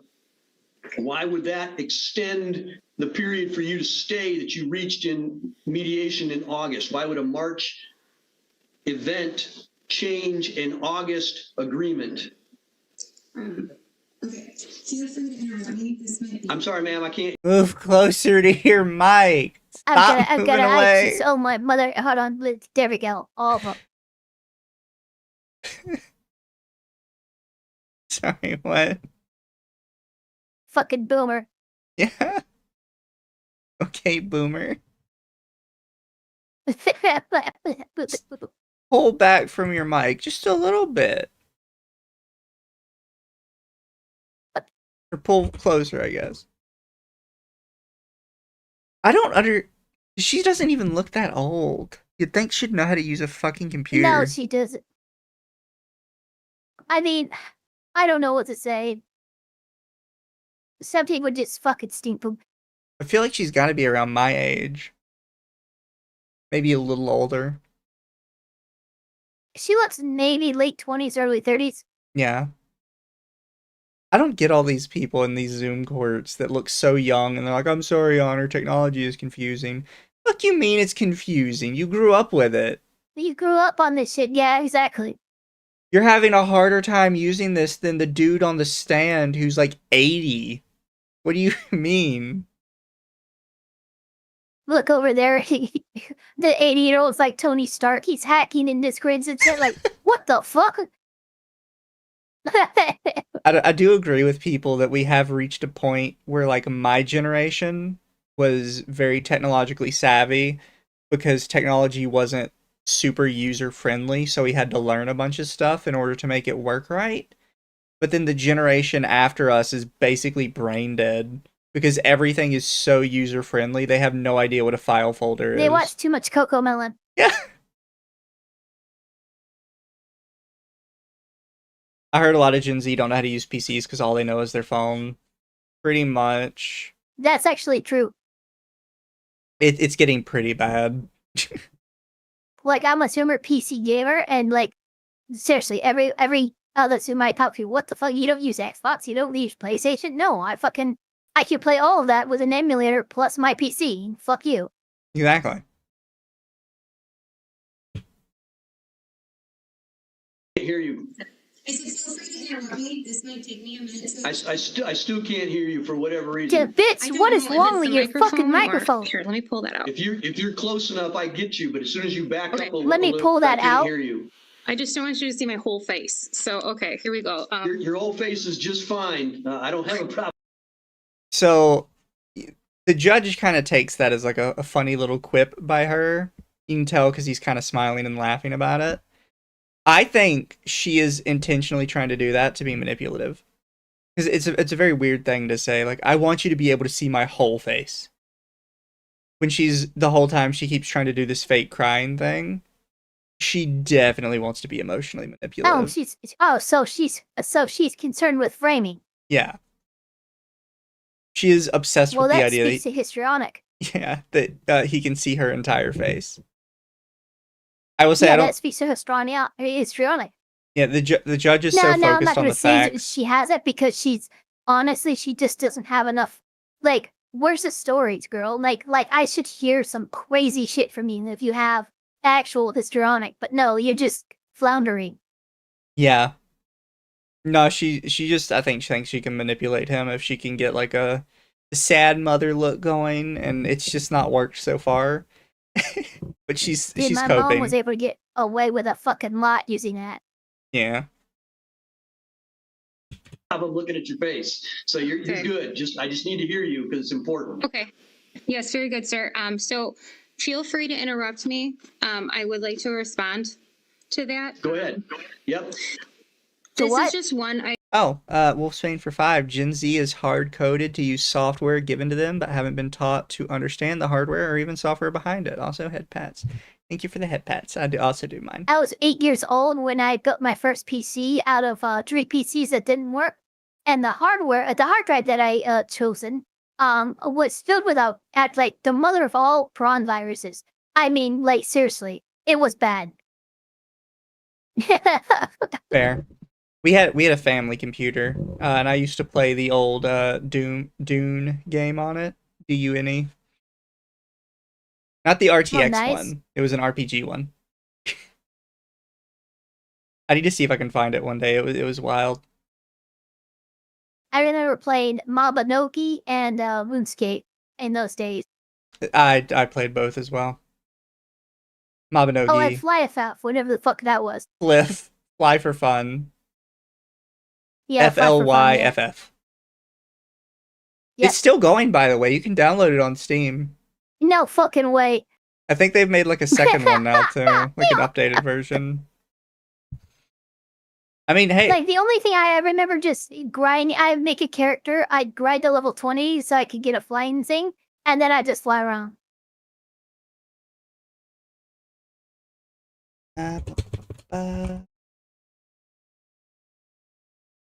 But yeah, and I mean, Mobby's still going too. I'd still play it. They're doing huge updates to it too. They call it the renovation updates.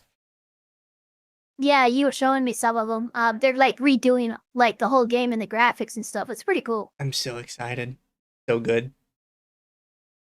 Item that reflects a pattern of control that the plaintiff has exercised over myself for over a decade. There was a criminal case that was pending. Here's where we start getting a little bit into the histrionics. I'm sorry, a criminal case? Okay. You know, it is funny because I was just saying, I'm like, look, I need her stories to get a lot better and a lot more serious from before I start going, you know what, there might be some. And then there's a criminal case. I'm like, oh, fuck, okay, here we go. Well, what she said before that, too, is like, he's exhibited a pattern of abusive control over years. Like, okay. Oh my God, Jesus, God, here we go. That was led to a plea deal just this past week and additional humiliation on my part. Judge, I'm going to object to this. It has nothing to do with the landlord-tenancy matter. There. I understand why you're objecting. Please let me hear more details about this case. I want to hear it so bad. Look, he's just being a good lawyer. Or like, this has nothing to do with what the fuck. Like, I am interested too, but like, no, we can't entertain them. Because I did you hear how she framed that case, by the way? Yeah, it was really weird. She's like, yeah, it ended in a plea deal and more humiliation for me. Yeah, what do you mean more humiliation for you?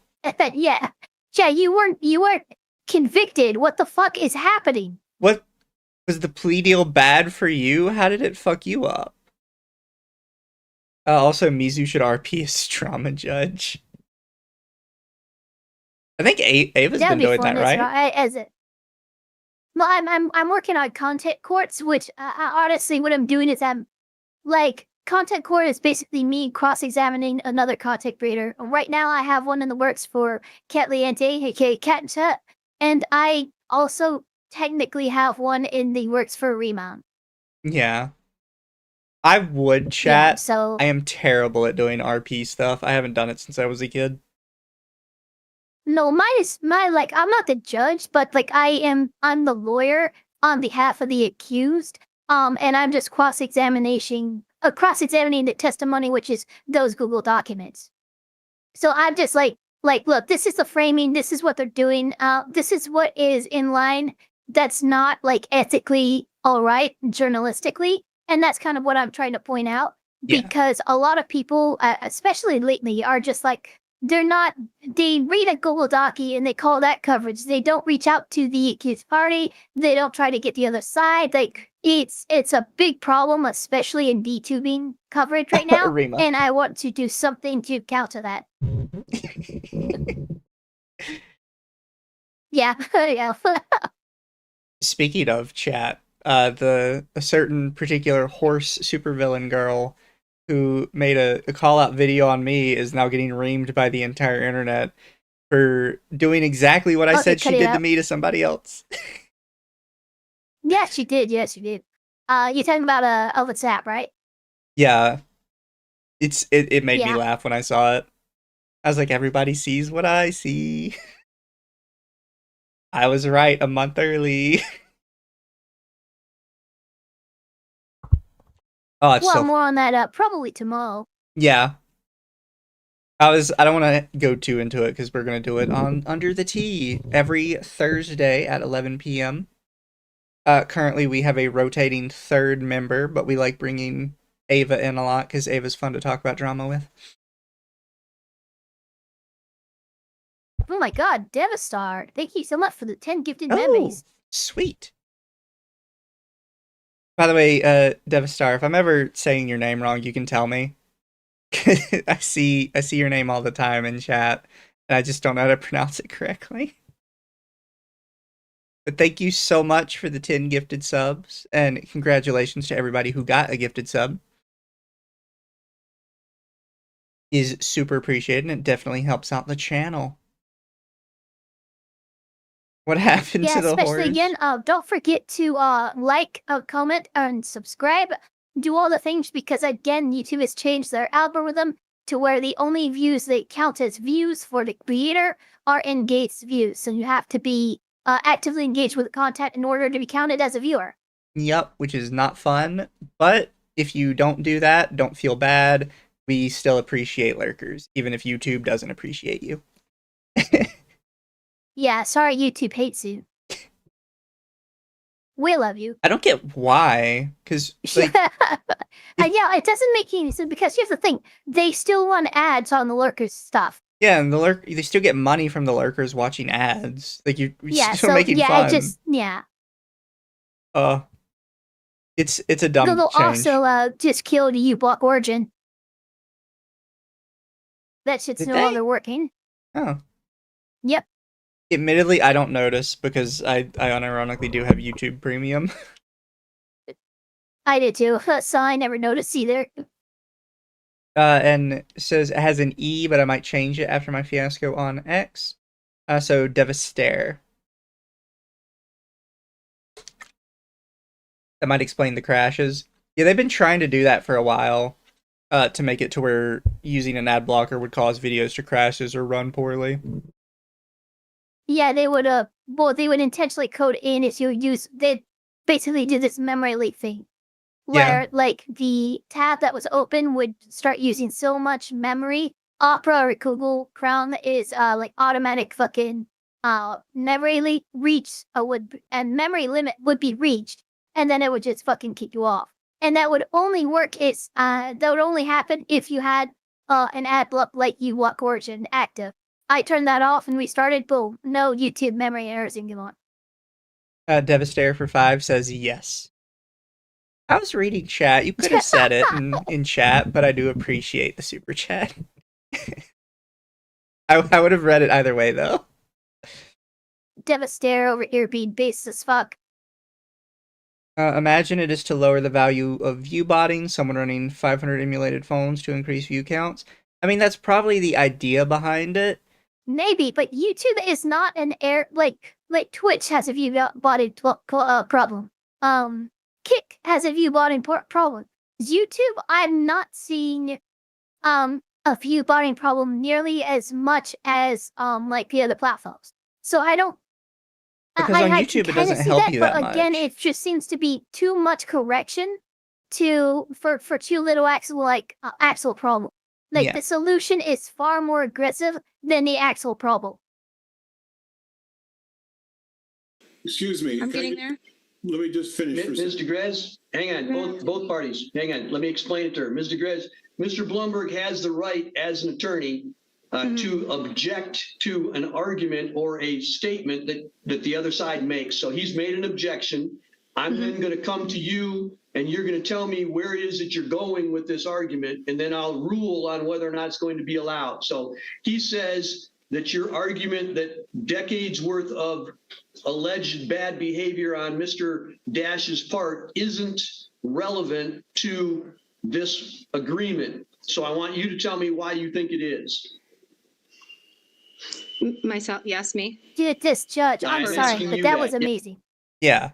He does a really good job. That was an excellent fucking way to describe court procedure, what just happened to a pro se litigant, and be like, look, this is what's going to happen now.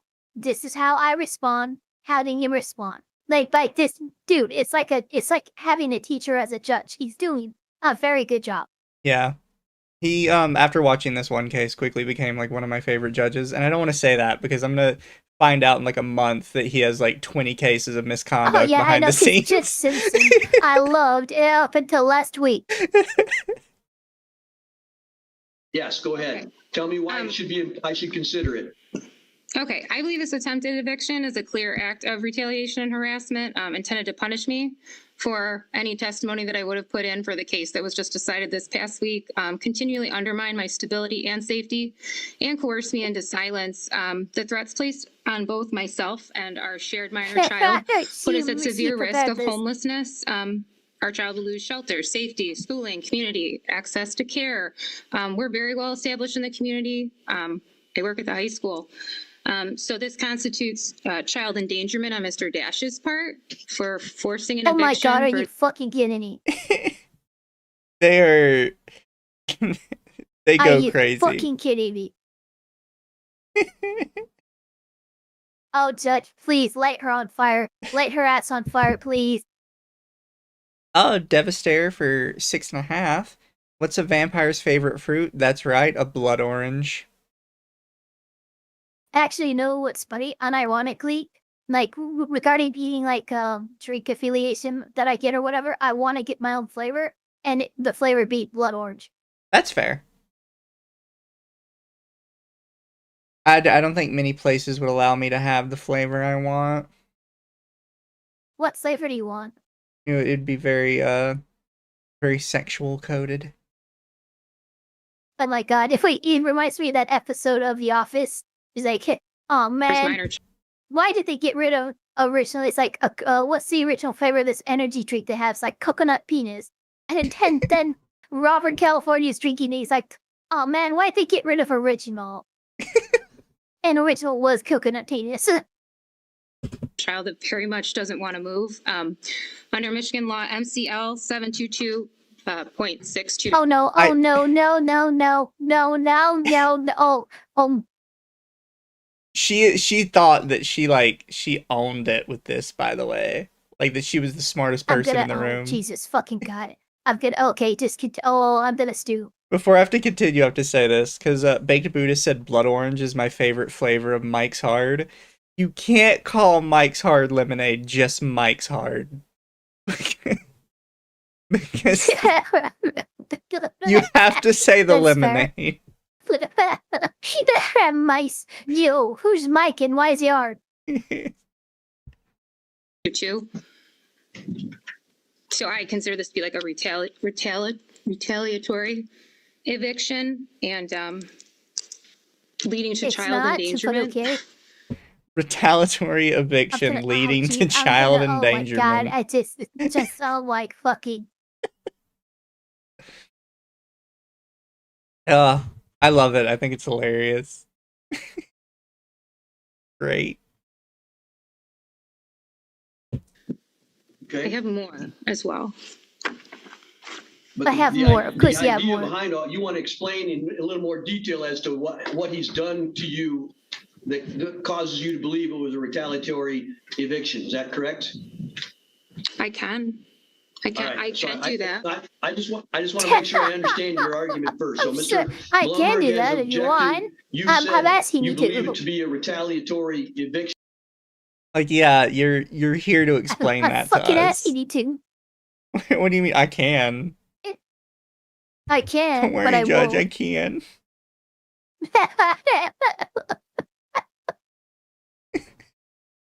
Okay, then do it. Like, hurry up and sort it out. I'm going to give you the opportunity to tell me quickly, but I am going to give you the opportunity to tell me why you believe that this is a retaliatory eviction. Go ahead. There's been a long pattern of threats and documented 911 calls from situations with Mr. Dash. Undocumented 911 card. You know, the one thing that is always documented. Pattern of she said undocumented 911 card. And documented 911 call. I can't say if she says undocumented or and documented. Oh, okay, that's fair. She is kind of maybe mumbling. She said and documented. Yeah. I thought she said undocumented 911 calls, which I would not put it past her to make that claim. I will say this is a thing that would fly in family court, but does not work in this type of court. You can't just start bringing up like all of these claims of possible abuse. Yeah, I think she started to become like, I think she's got some wins in family court, and she thinks she's hot shit, and she thought she could pro say this, and no, yeah. You're losing. Outside of family court, you can't say I feel threatened. You have to like bring a document that shows you have been threatened. Like in family court, the I feel thing gets a lot more credit than it probably should get many times. And I absolutely agree. Yes, there needs to be actual substantive evidence regarding like a threat or like a pattern of abuse or whatever. And the fact that very often a woman and her testimony can be considered enough, especially to a jury, is just disgusting to me. This is why in places the world over you need 3 women to match 1 man.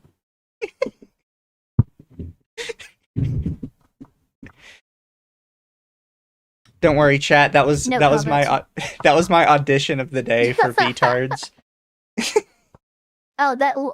Do we have daily auditions for VTards? Yeah, that was my audition clip. I want to do a meme, and maybe someone in the chat could help with this. But I want it to be the Lawli and the Nazi from the VTards group, and like have the Nazi go, what was wrong with my performance? And the Lawli go, you went full VTard. Never go full VTard.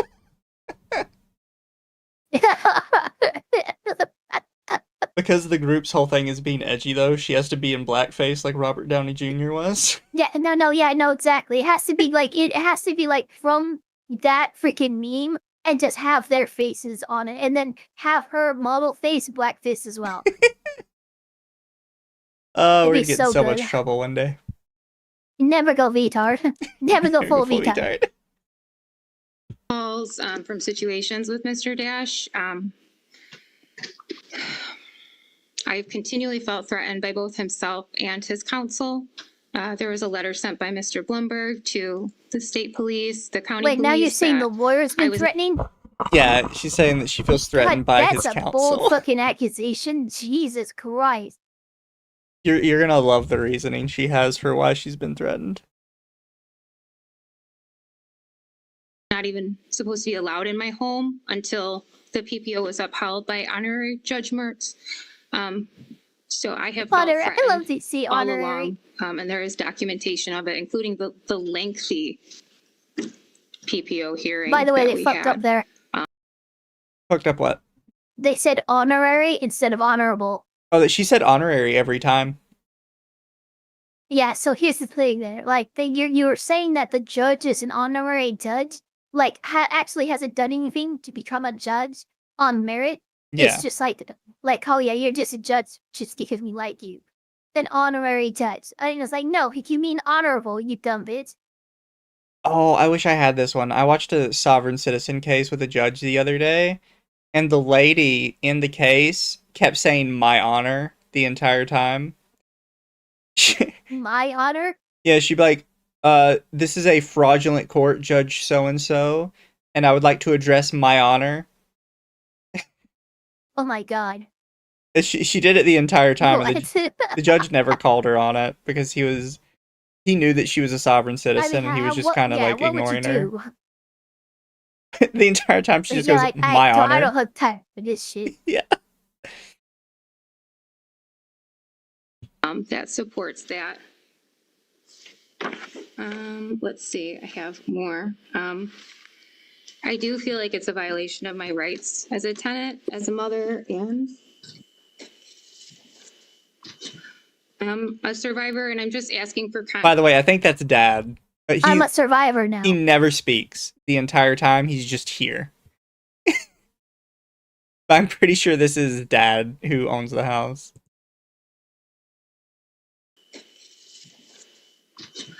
I'm a survivor, and I'm just asking for continuity of housing for Colton and I, or even for the parties to agree to revisit this matter in mediation. I would really just like to talk it out, not in this setting.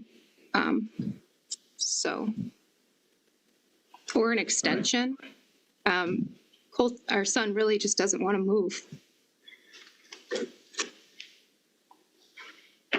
Yeah, that doesn't really matter. Anything else that you want me to be aware of regarding this claim of retaliatory eviction? Just give me 1 second so I can look over my notes. Again, move closer to your microphone. Stop moving away. You've been told this like 30 times. Ma'am, you're too far away from the microphone. I can't hear you. Just give me 1 second so I can look over my notes. Yep, go ahead. Let's see. Fulfillment of obligations, arrears, engagement, mediation, fail to pay, child endangerment. Oh, I feel that the threats are retaliatory based on my reporting of these incidents. Like I said, there's multiple calls, documentation with both state troopers and county. police, and I feel like it is also retaliation for my cooperation and respect for the legal system and for law enforcement. To my knowledge, like it would constitute grounds for court protection, which I currently have in a no contact order, not for eviction. Right. What? Is there anything else that you want to tell me about regarding the retaliatory eviction? No. All right, Mr. Blumberg, your response to that. Judge, this is hardly a retaliatory eviction. This is a date in which she agreed to vacate the premises. She has been there improperly as a holdover tenant since March, April, May, June. Here we are in July, and she still refuses to vacate the property and asserts some ridiculous claim of retaliatory eviction and child endangerment. The fact is, she was a guest in my client's home up until the time where they separated. And when we entered into this agreement, the parties agreed she would stay until March 31st. That's why my client is seeking to regain possession. She has no legal right to be there at this point. We would ask the court to disregard any claim of retaliatory eviction. All right. Ma'am, I can certainly understand emotionally why you would believe that you are being threatened or that you have in the past been threatened. I can certainly understand why it would be emotionally difficult for you to leave the home and why your son would not necessarily want to leave the home. But I find no legal basis for believing that this is a retaliatory eviction. The date noted in the mediation agreement and subsequently affirmed by the court's order was that you were to stay in the home owned by James until March 31st of 2025, which means that after that time, he has a proper legal basis for asking that you be, in essence, be evicted. He has taken advantage of that. There is no indication on this record that he has, by filing this action, that he has violated some other law or some other court order. I've not heard or seen any indication that the custody or parenting time order has been violated or that the personal protection order has been violated by this request. The request is a normal, legal landlord-tenant law request. It's not, he didn't self-help. My original thought when you first brought up the lockout was that was in March of 2025. And that this was somehow a self-help cause of action and that you were objecting to that. So I see no action by either Mr. Blumberg or by Mr. Dash that is retaliatory. They are simply using the court system to enforce a legal right that you agreed to when you reached the mediation agreement and that the court affirmed when it entered the court's order in the custody and parenting time thereafter. For that agreement to have any effect, the court has to be able to enforce it. And the court, the mediation agreement and the court order very clearly says that you were to stay in the home until a specified date. You have now exceeded that by a number of months. So yeah, I'm letting him just kind of talk because there's not too much to really comment on here. But you know, he's going down the list. Naming her now. Yeah. And he's doing a really good job to explain it for like the average person because he's trying to explain it to her. But there's not much for me to come in like, oh, here's what he means by this. No, he means what he means. Yeah, the court has to be able to enforce mediated agreements or else they wouldn't really have any value to prevent you from going to court because people could just ignore them. It was supposed to be March, the end of March this year, so April, May, June, and now we're beginning through the first week of July. You've exceeded that time period. So I'm going to deny that as a reason for allowing you to stay further within the home. Do you have any additional conditions that you believe would allow you to stay within the home outside this mediation agreement. Did you take the L?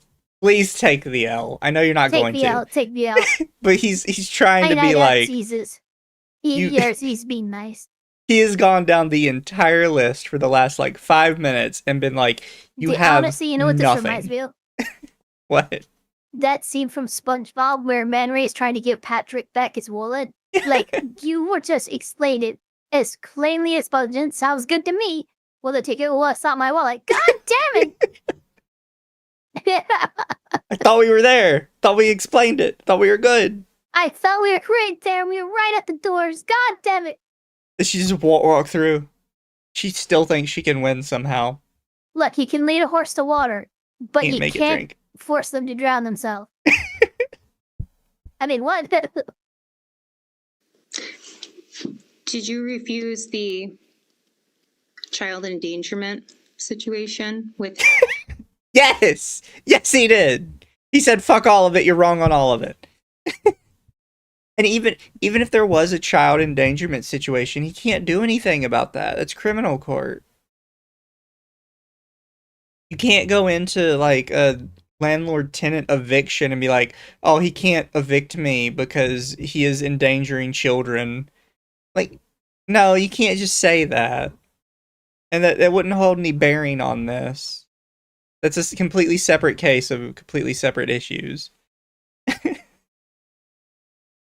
Him then forcing his minor child to be It would homeless. honestly be really fun. And again, the judge is showing a lot of restraint, not dealing with any of the custody stuff, or because both sides have opened the door to that a couple times. Technically speaking, the judge could at least peek in and give an opinion, not make any orders or anything. But if I was this judge, I'd be like, well, the kid doesn't have to move. You do, but the kid doesn't. Yeah.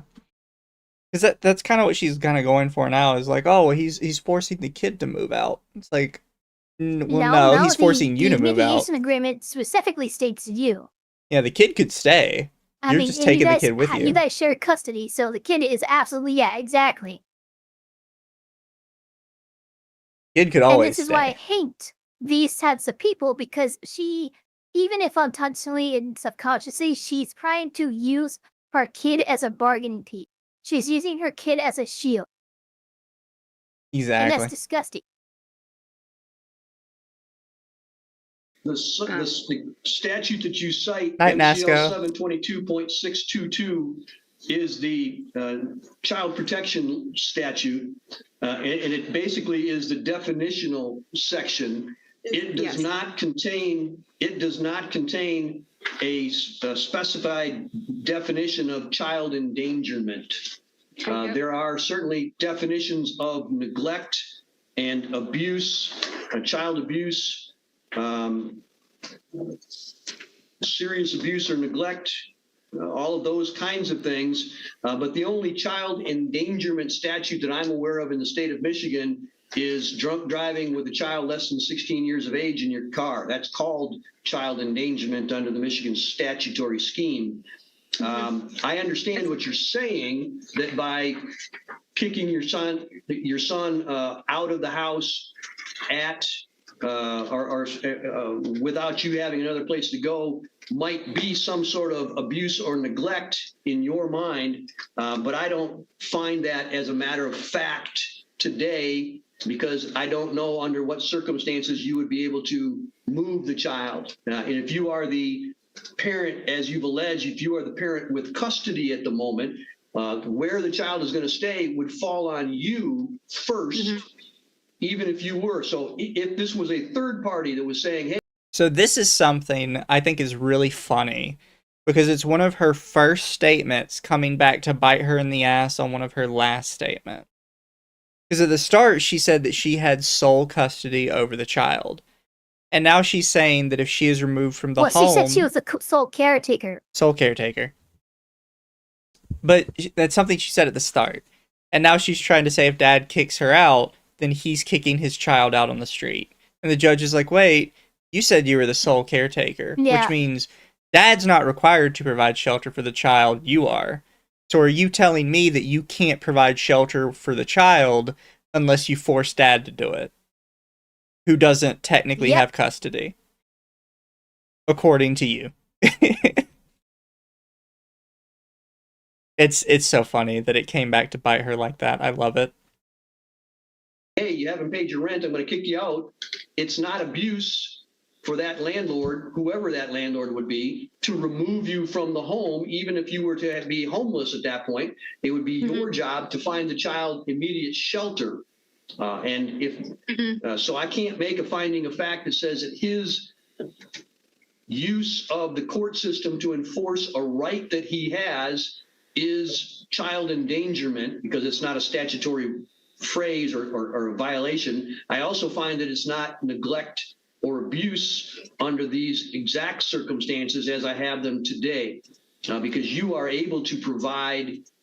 Even if he was to kick you both out, he knows that you are able to provide for the child's immediate safety and find the child an appropriate place to stay immediately thereafter. So I don't find that that is a proper basis for action to extend the time period for today. Is there any other condition that you would propose? May I just point out a specific law? Go right ahead. 750.161. And you, I hear you. I understand what you're saying. No, you don't. In section 161 of that, in reference to Mr. Dash, a person who being of sufficient ability fails, neglects, or refuses to provide necessary and proper shelter, food, care, and clothing for his or her spouse or his or her children under 17 years of age is guilty of a felony, punishable by imprisonment, etc. He meets all of these things. Like, he is not. Did you just say etc.? Provided necessary. He said etc. Yes. This is not and this is a criminal charge, not, oh my God, Jesus fucking God. It's a criminal charge. You're going to struggle with the spouse part of that, specifically because you guys are going through a divorce, and you don't live together. And he's not refusing to provide for his child. Like, nothing in this says he's refusing to provide you. You agreed to leave. Now you are refusing to leave. Not him refusing to provide. Shelter, food, care, clothing. Yes, just to give you, because you had said, and you are correct, that's just like a very simple, I'm gonna like, fight stating what. I don't think she realizes how bad this could go for her. Specifically because she's trying to be like, Judge, I don't think you understand the law. Yeah, that was a really bad move. That's part of why I got mad. Yeah. You can't tell a judge, which their only job is to understand, interpret, and enact the law, and tell them that they don't understand the law. You're on fucking crack. Who are you, pirate software? She is lucky that she has what I would consider probably one of the most like fact-based judges I've seen in a while. That this doesn't really bother him. He's just like, okay, that's fine, but you have the facts wrong. If it was a different judge, you were fucked. You have screwed your case permanently. Hang it up and leave. But the law is the first one I named, but this one kind of fleshes that out a little bit more. But I do accept as well what you are saying. I do not feel like we can look at this from an objective perspective, as this just my landlord. This was our family home. We worked for together, paid it off together. There's no mortgage payment on the house. And I'm trying to advocate for myself and my son. I don't have a problem with you advocating. I love that face she makes. Myself and my son. You see, like, she's forcing that frown really hard. My dog stepped on a bee. Sorry, chat, you guys can't see it. I'll scooch Ava over because you have to see this. Look at her face. Yeah, no, I mean, God, look at that. I love that you face. You cannot say I'm using every portion of my brain to try and force this expression, which I do not actually feel. I love it. And you can hear she's trying to fake cry again. Again, it's just more my doubts that gonna be. I think the best part you can tell that she doesn't mean it is like right at the end when her face immediately goes back to normal. To advocate for myself and my son. Again, you can't. You made a mistake. You made not a mistake. You made a comparison with her to Amber Heard, and I've seen more and more. Yeah, it's just similarity between how she is responding, her weird, almost uncanny valley of emotional reactions that don't like match up to the situation. This is creepy. Like it feels like she's trying to like, oh, this is a situation where I think somebody would cry, so we're gonna try and cry here. Exactly. But then she immediately goes back to normal, and it's like, no, you would be building up to that cry, and it would take a minute for you to wind what down. Amber Heard did. Yeah, exactly. You see, it's a spectrum. It's a slow build up. There's the emotion like creeps onto the face. Then you have the crescendo, which is actually like the emotion as it's there. And then even after the outburst is done, you still have Aaron's like aftershocks, basically, of emotions on your face of that. So yeah, it's just, it's really, it's like they knew enough about emotion to like give a convincing face, but they have nothing in terms of like timing or like a natural shift into that emotion. So it just comes across as like jerky and weird. Yeah. Basically, I see why you're getting divorced. Yeah, no, big time. Problem with you advocating. I do not. I don't have a problem, ma'am. Ma'am, hang on. Oh. I don't have a problem with you advocating for yourself and your son, and I think you're doing an admirable job. So that's not an issue. The issue is, that's all that's in front of me today is landlord-tenant. Does a landlord have the right to remove a tenant when there's an agreement between the landlord and tenant to move at a certain date? And the answer to that question is yes, he does. Yeah, it does not matter. Removing the relationship, like the personalized relationship between the tenant and the landlord. Yeah. This is what's before him. These are the facts of the case that he has to decide. And all this extra stuff is just fluff that is honestly irrelevant to what he has to rule on. And a lot of people don't understand, even if the judge wanted to look at it, it'd be like such an easy appeal slam dunk. Be like, yeah, the judge looked at all this irrelevant stuff he was not supposed to look at. That had like nothing to do with the case. Like even if the judge wanted to look at it, he's not supposed to and he's not allowed to. Granted, he probably could look at a little bit of it now because both of you keep bringing it up, which I do think is kind of a mistake on his lawyer's part. I get what he's doing. He's trying to advocate for his client, but at the same time, like when the judge is saying, we're not allowed to talk about that, stop trying to talk about it, and then he's like, yeah, by the way, I'm also going to give in my 2 cents. Like, probably don't. Probably for the best if you didn't. Yeah, probably not.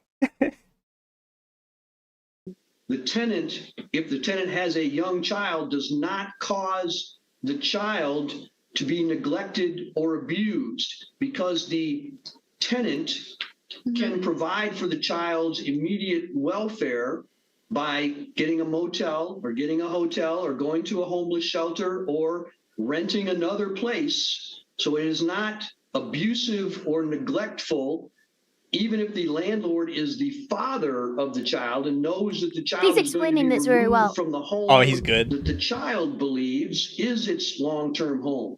That may have some emotional impact on the child, but by and of itself, I do not believe that it is neglectful to the point where it would overcome the landlord-tenant laws. If you disagree with me, you may certainly report it to Child Protective Services. They may do an investigation, and if they believe that I am incorrect, they can bring that by way of a child protective proceeding in court, and I will review it again at that point. But as of today, simply enforcing, the landlord simply enforcing an agreement reached with the tenant for a date to be removed from the home does not amount to abuse and neglect. He's so good at what he does.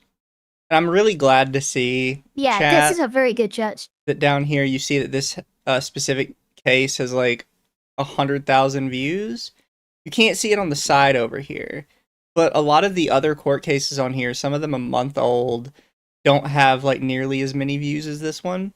I kind of like that. I kind of like where you get these cases that are very straightforward. They're not super crazy and outlandish.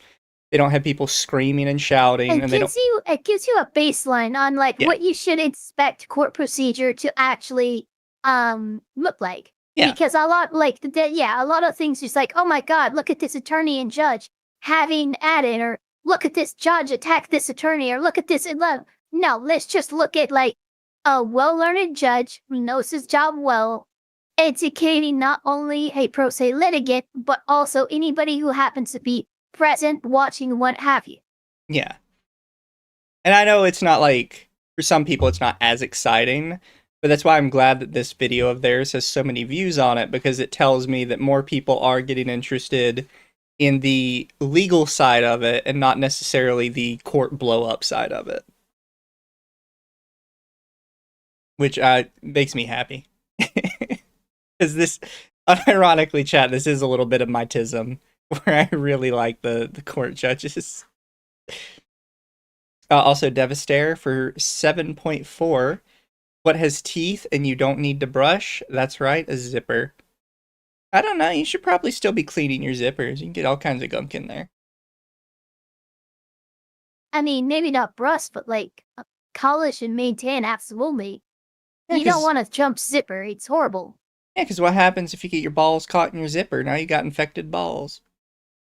From a rusty zipper. Oh my god, I was thinking like... I was thinking anything other than that, really. What else are you getting? What else are you getting caught in your zipper?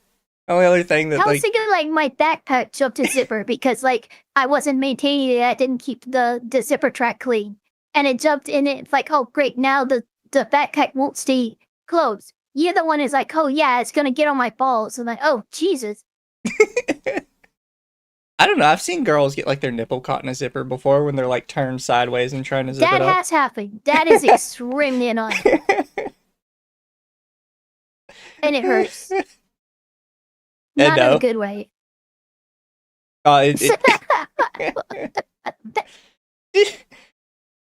Total side tangent. Did you ever see the Japanese VTuber who her corporate needed to step in and tell her to stop doing the stuff she was doing? Because she was one of those girls that was like into getting hurt a lot. And she had put like... Yeah. What do you call clothespins on her nipples and left them there for like a week. And apparently they had like stuff coming out of them at some point because she had left them on there so long. And she was with a corpo. And the corpo had to come forward and be like, yeah, you gotta stop. You have to stop. Have you heard this girl before, Ava? I do need that, Fuzzy Frank. No, I haven't heard about that one. But there was one on the other platform that I stream on, that had a tendency to, like, when they were doing the fun stuff where, like, you connect toys and stuff and can donate and stuff. Anyway, they apparently had a taser. They tase themselves in certain places? And they would tase themselves. Yes, yes. I still think this one will be one better. I am aware of the individuals. Well, yeah, because it's pretty. Well, one, this is an indie on a like gooner site. Like, okay, that makes sense. This was a corpo, but like on this Twitter. is a corpo VTuber. Exactly. This is it's way worse. If you're interested, I'll see if I can find it. But this one in particular did not get famous for the nipple clamps thing. They got famous because they took one of those staple guns and they decided to staple their hoo-ha shut. And they posted pictures of it on Twitter. I'm done with this life. I don't want to live on this planet anymore. People have talked in VTuber circles before about the hoo-ha stapler. The hoo-ha stapler, oh my god. The hoo-ha stapler. The hat-singing slasher.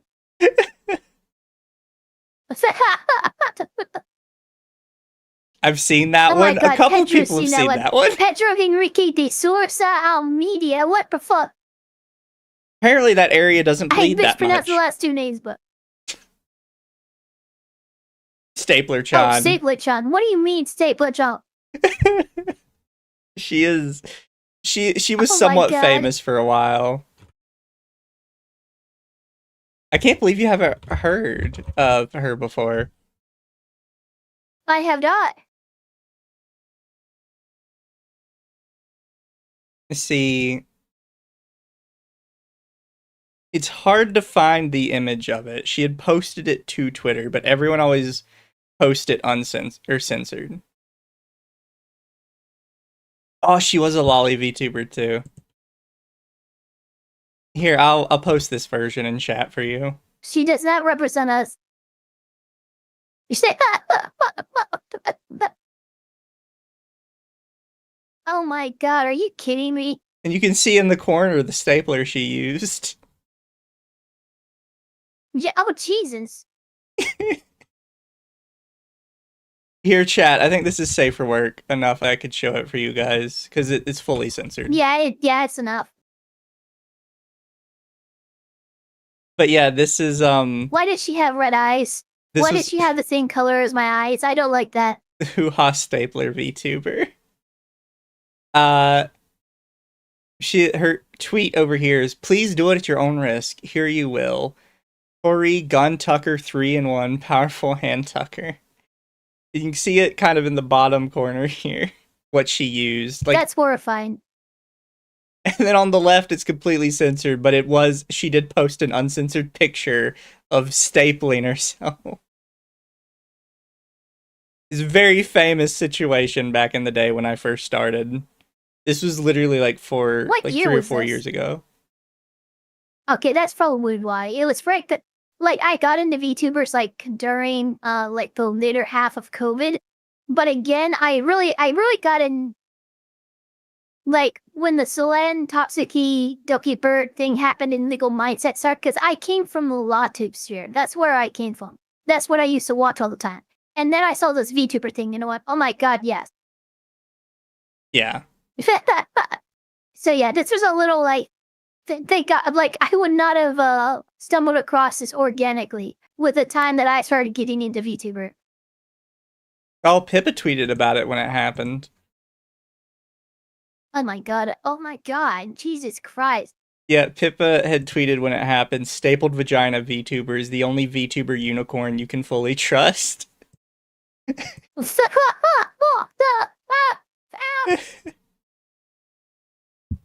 Holy shit. Somebody somewhere has the picture. Technically speaking, yeah, Doki Bird, he is amazing. Well, I mean, more legal mindset than anything else, but yeah, Doki Bird was in the event that happened that made me go, I want to get into this shit. Yeah.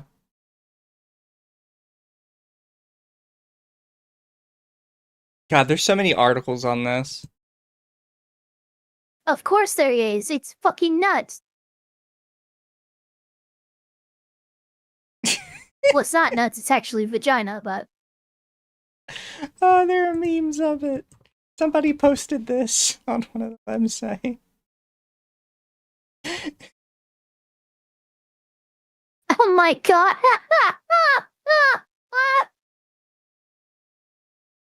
Oh. Very, very famous situation. But let's continue with court stuff before we get too far off on this one. Do you have any other conditions that you believe would allow you to stay within the home longer than the date that you agreed to? Let me just look. They are rather backed up at CPS too. They're very busy over there. I deal with them every day, so I know exactly that how doesn't busy matter. they are. I know. Correct. So they really are. They're doing the good work. Judge, can I oh my god. So, okay. Okay. Look, she's. I mean, I'm just gonna glow. You're gonna glow? Look, I'm getting mad because she's doing the emotional appeal thing, and she's doing it with the children. Like the side comment about, the good work that CPS does is completely irrelevant. I know what you're trying to do. Fucking stop. Yeah. Trying very hard, and it's not. I'm starting to get really agitated on her. She wants Yes, sir.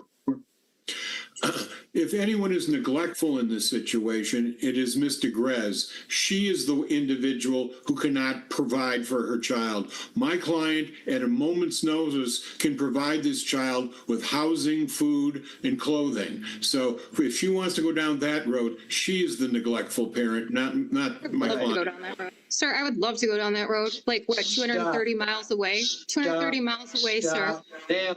Stop it, stop it, stop it, stop it, stop it, stop it. Ma'am, I'm sorry. as I've said before, I love that. I'm sorry. By the way, I love the so yeah, the sound. I'm sorry, I'm just with a girl. Exactly. No, you're not, bitch. Just shut the fuck up. I'm not going to consider what Mr. Blumberg said because I'm not here on abuse and neglect. I'm not here on custody and parenting time. I'm not here on any of that. This is landlord tenant. I don't take what Mr. Blumberg said as a statement of fact. He's an advocate for his client, and that's all that was there for. So please review your notes, do whatever you need to do. Take. I mean, I love how she got all angry and stuff, but like you brought up the law and specifically pointed the finger and said, this individual is violating the law and meeting the standard for criminal neglect. And so the lawyer representative of that individual being just accused of child neglect brings it back to you and you get off of it. Fuck off with that. Yeah. And like, no, it is kind of like a valid... If you can't handle the fire, get out of the kitchen. Yeah, and it's kind of like a valid counterpoint. You're going to be like, okay, well, he's neglecting the child. Oh, well, you are. But then I also get the judge who's like, literally neither of you... This point doesn't matter either way. That's just me, yeah, it really doesn't, yeah. If you want to talk about this in like another court case, feel free to talk about it in another court case. But in my court case, it's not important. All I need to know is, do you have any other reason for believing that you can stay longer than March the 31st in the home? I guess they have a closing or like, yes, I can talk. Very good. Go right ahead. No, you can't talk. I would request the court not to think of this situation as a contractual dispute. It is a matter of child safety, survivor protection, and a parent's right to remain housed while completing stop, bitch. I don't care what you think the court should consider this. This is what it is concerned by the court. You don't get to change the nature of this case at its foundational principle just as advice. That's not how this works. Yeah. She's throwing whatever she can at the wall.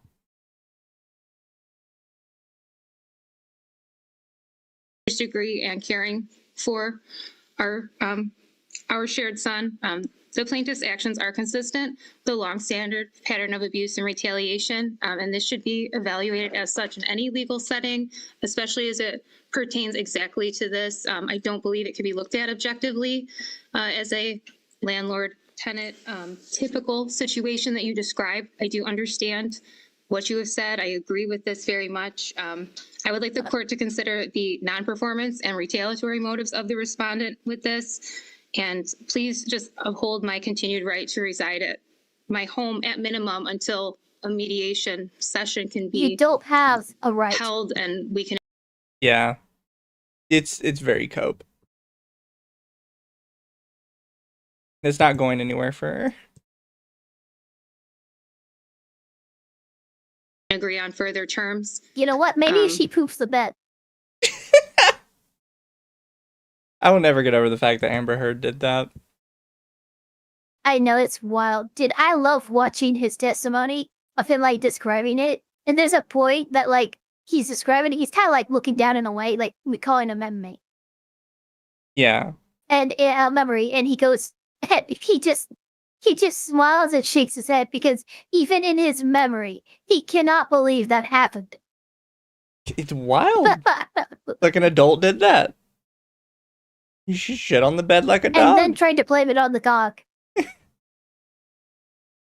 Your Honor, if you'd like to see it, it's very much a human-sized poop.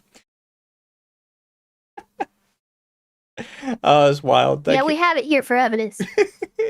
Case You is so what? wild.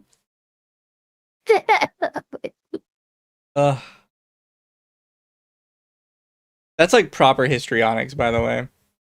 BPD histrionics. Oh yeah, it big time. But that's what I actually loved the most about that case was Shannon Curry's testimony, how she broke down exactly how Amber Heard was going to testify, how she's going to respond, and what she's going to do. And then Amber Heard just did all those things. I'm like, that's a good fucking psychologist right there. Oh yeah, they had it down. The best interest of our child. But again, like you said, I realize this is not a custody dispute. From my perspective, I felt like it was in bad faith the arrears weren't paid, and that was we're not dealing with your truth right now. We're dealing with the truth. Yeah. Right now we have a document that says get out, and you're in here saying, but I don't want to get out. And you have signed this document, by the way. Yeah. And it is to my detriment that it's not an addendum within the mediation agreement. I did request an addendum to the mediation agreement in January as well, and I have been denied continually. That is all, sir. All right. Mr. Blumberg, do you try want any me, response? River, little bitch. Yeah. She's not doing it well. She cannot cry on command. Also, thank you, Artemis, for $1.99. Other site, Ava, ? Yellow YouTube. What's yellow YouTube? I don't know. I'm a little afraid. Rumble? Oh, yellow. Is Rumble yellow? Yellow YouTube. Do you mean like Asian YouTube? Because that's just racist. I think they mean like a website. And then Wolfsbane for 5. Feels like she's channeling a little bit of I got stung by a bee energy. It's unbecoming, really. Oh, yeah, grow up. Head pats, by the way. Thank you for the head pats. Oh, I hit the wrong button. What button did I hit? You're naked now. Yeah, head pats. I don't have a naked toggle. You know I don't have one. I know you have one, though. Look, I didn't know that I had one until like I was testing my model, and then I'm like, oh, I have one in AI. I forgot I requested that for model outfits options. Because like the one that Raging Bull made me, like they just cut me up. I don't have like a nude under model, and it makes outfit options impossible. So this is just better for new outfits. Yeah, fair. They say the hub. Pornhub. Oh, is that no? I got. Do they allow that on Pornhub? Probably not. To stream what? Oh wait, to just stream? Yeah, they do. Did they really? Oh my god, that's insane. There was a girl that used to stream on Pornhub Yeah, no. teaching people math. That's She wasn't like naked or anything. She was just teaching people math.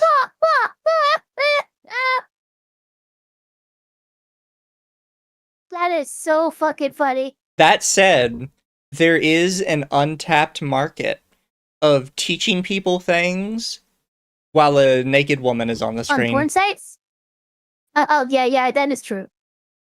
Like, just look up how popular naked news is. You know how many people you can get to watch the news just if you have a woman, like, stripping while she's telling you what the news is? Everybody's watching. I'm just saying, it's a valid strategy. Untapped market. Oh, shit. Why didn't the button work? Just briefly, Judge, and I'll try to stay on point. Contrary to what Mr. Grez says, this is a contractual situation. There was an agreement freely and voluntarily entered into by the parties. It specifically gave Mr. Grez the ability to reside in that place until March 31st of 2025. In spite of our numerous Which requests again seems more than fair. Yeah, she got 6 months. That's a good time. peaceably ask her to leave. She refused to do so. And we had no choice but to bring this action, seeking the court, ordering her removal from the property and retaining possession to my client, the rightful owner.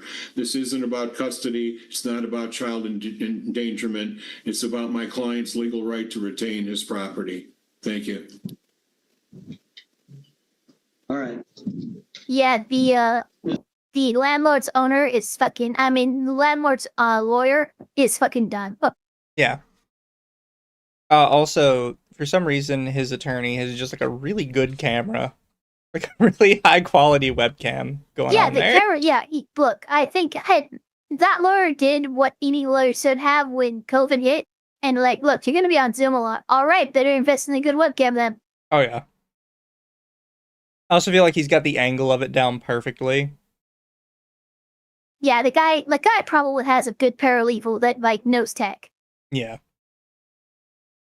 Mr. Grez, I can certainly understand, as I said before, the emotional impact that the request to leave the family home and the whole home that you've shared with your child for a long period of time, why that would have some emotional connection to you and why that would be difficult, probably economically, emotionally, socially.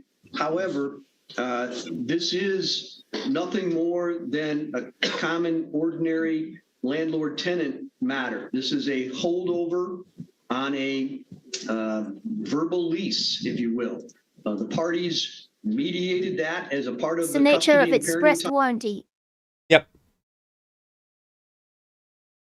And the judge is trying to like be as nice as he can with her, without just coming out and saying, "Ma'am, you signed the shit. Just obey it." I do like judges that are this, look, pro se litigants can be a good thing, but often they just don't know enough. So to see a judge be able to not only do his job, but also educate at the same time is impressive, and I wish more judges were like this.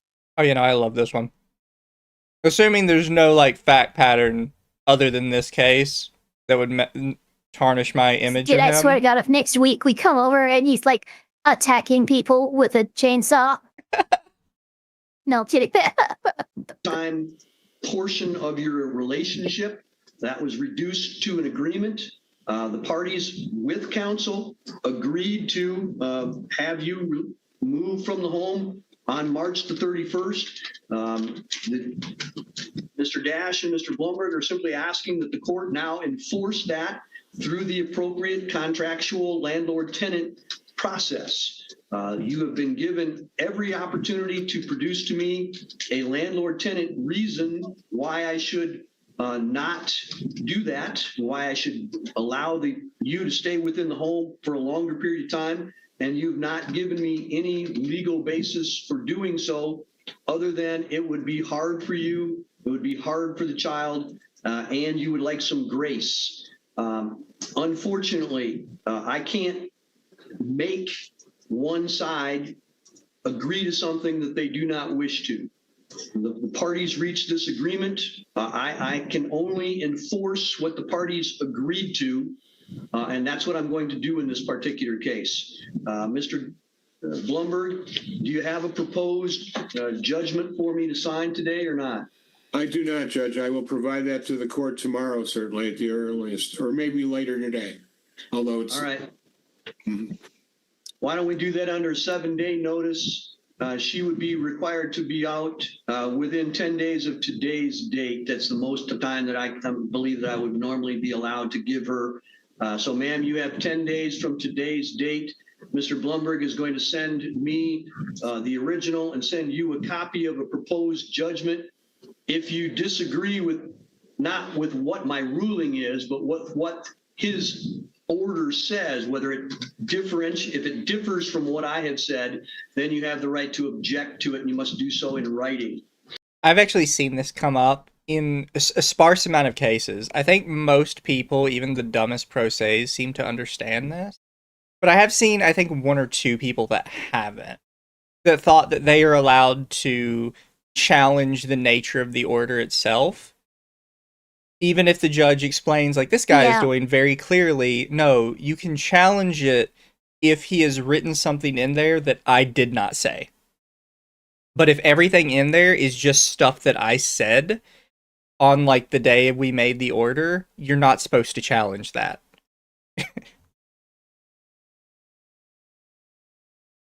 I think I've only ever seen like 2 or 3 people not understand that and try to come in and usually even pro relitigate. se litigants are able to wrap their head around that logic, but I think it's mostly the sov sits. like, I guess some like this one.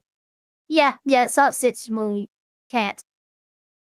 I wish I had it. I can't find the exact case it was, but I wanted to show you the sov sit case with the crazy lady that was constantly going on about, I am not practicing law, I am practicing fact and constitution. Because, believe it or not, it was a sov sit case where she wasn't in for herself necessarily. She was in for contempt and trying to pretend to be an attorney because she had invaded somebody else's case and filled out their legal paperwork for them, saying that the court-appointed attorney was lying to him. So she was in court for that, and that did not go well for her. Yeah, you never would. If you don't object to it, I will sign it in 7 days, and it will become the order of the court. Do you have any questions, ma'am? Just, I suppose one, a lease would have been very helpful. The fact that there's not. I don't know why she's on about this fucking lease. You didn't have a lease. You had a leave date. Leave. It's so funny. Yeah, this is not.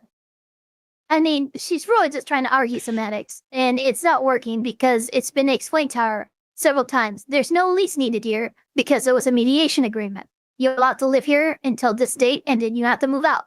Yeah. That's all there is to it. There was no, like, continued basis for you to stay or extra terms. It was live here till March, then get the fuck out. Not one. I think is a glaring oversight to all of it. Like you said, it's just one sentence. And I begged for a lease. I don't disagree with you that a lease would have been very helpful, but it wasn't there, and I can't go back and change history. All I can do is base things on how the law typically works. There are lease agreements where nobody writes it down. It's not supposed to be that way, but they do that. People let people stay in their house all the time. And if they hold over after they've been told to leave, we do the landlord-tenant stuff. So it's not out of the question to have a non-written lease.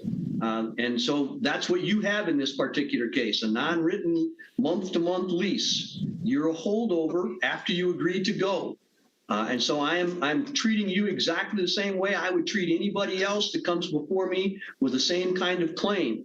You have these rights. We went through the reasons why you might stay, and I found for the other side, and I believe that they are being upheld in the proper way to proceed. So all I can say is Mr. Blumberg is going to submit an order that comports with what I've said today. You have 7 days to object to that once you receive it.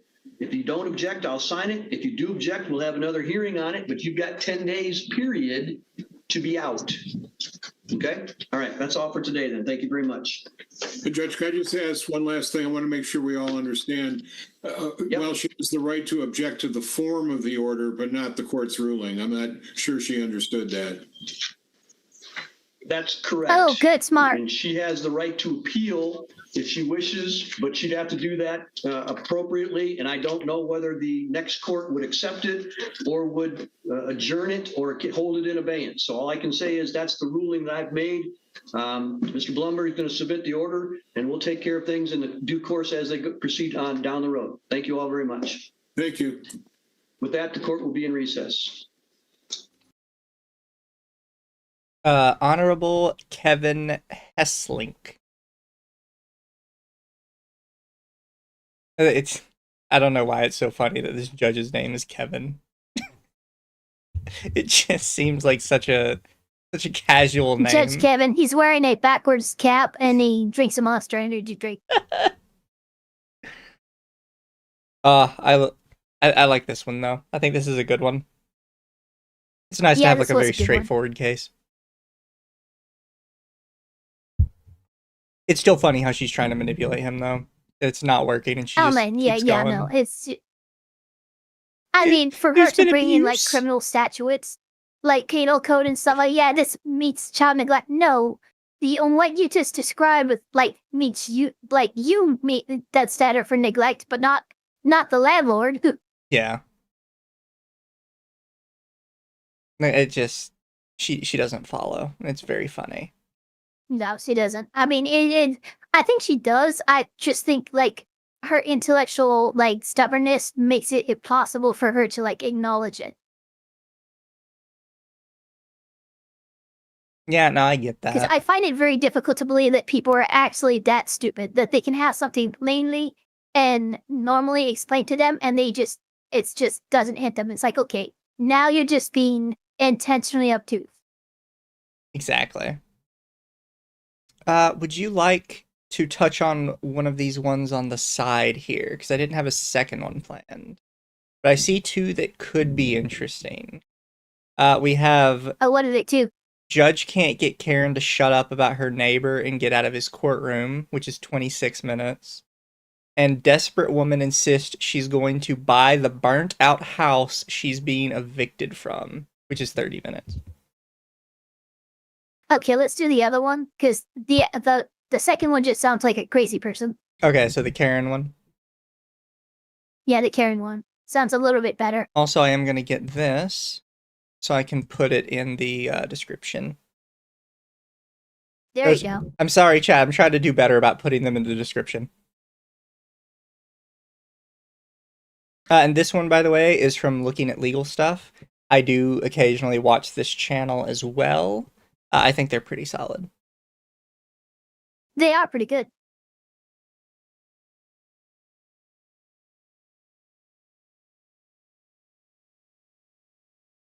Welcome to Looking at Legal Stuff. Today we have a woman who is attempting to get a protective order against her Karen neighbor and her son over trespassing, theft of property, speeding on a shared access road, and lots of yelling and screaming. Karen is so offended at the cursing her neighbor wrote on signs that were put up on her easement that she cannot just shut up and leave when the judge has had enough of hearing about all their petty squabbling. Let's watch. Ms. Ray? Yes. You come on up and take that. And then... Also, real quick, I'm going to go ahead September of last year. Grab this one as well. There you go.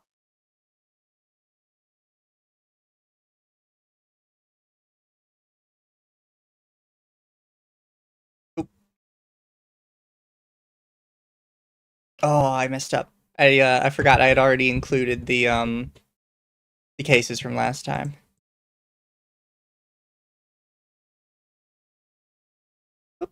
But yep, so these are starting to get a little newer. Or I'm trying to find ones that are a little newer, so we're not covering like years old cases. Yeah, that's fair. Ms. Langhorst and Mr. Stegman, why don't you come on up?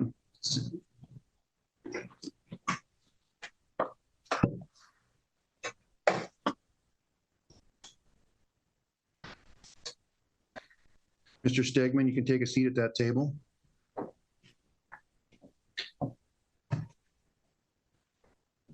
Give me just a minute.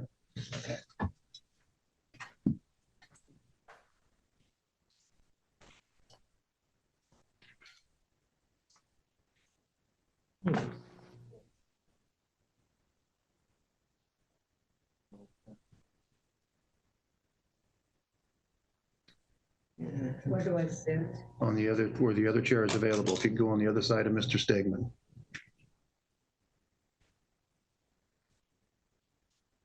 Jeremy.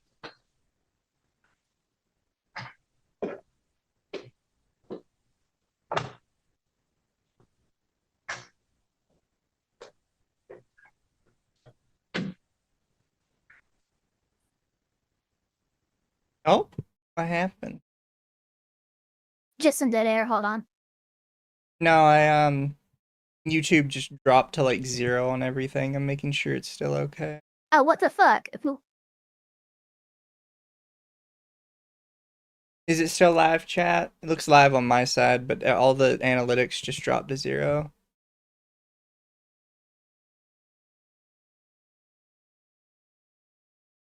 But Your Honor, the lease. We're good on our end? Okay. Okay, I'm not sure what happened.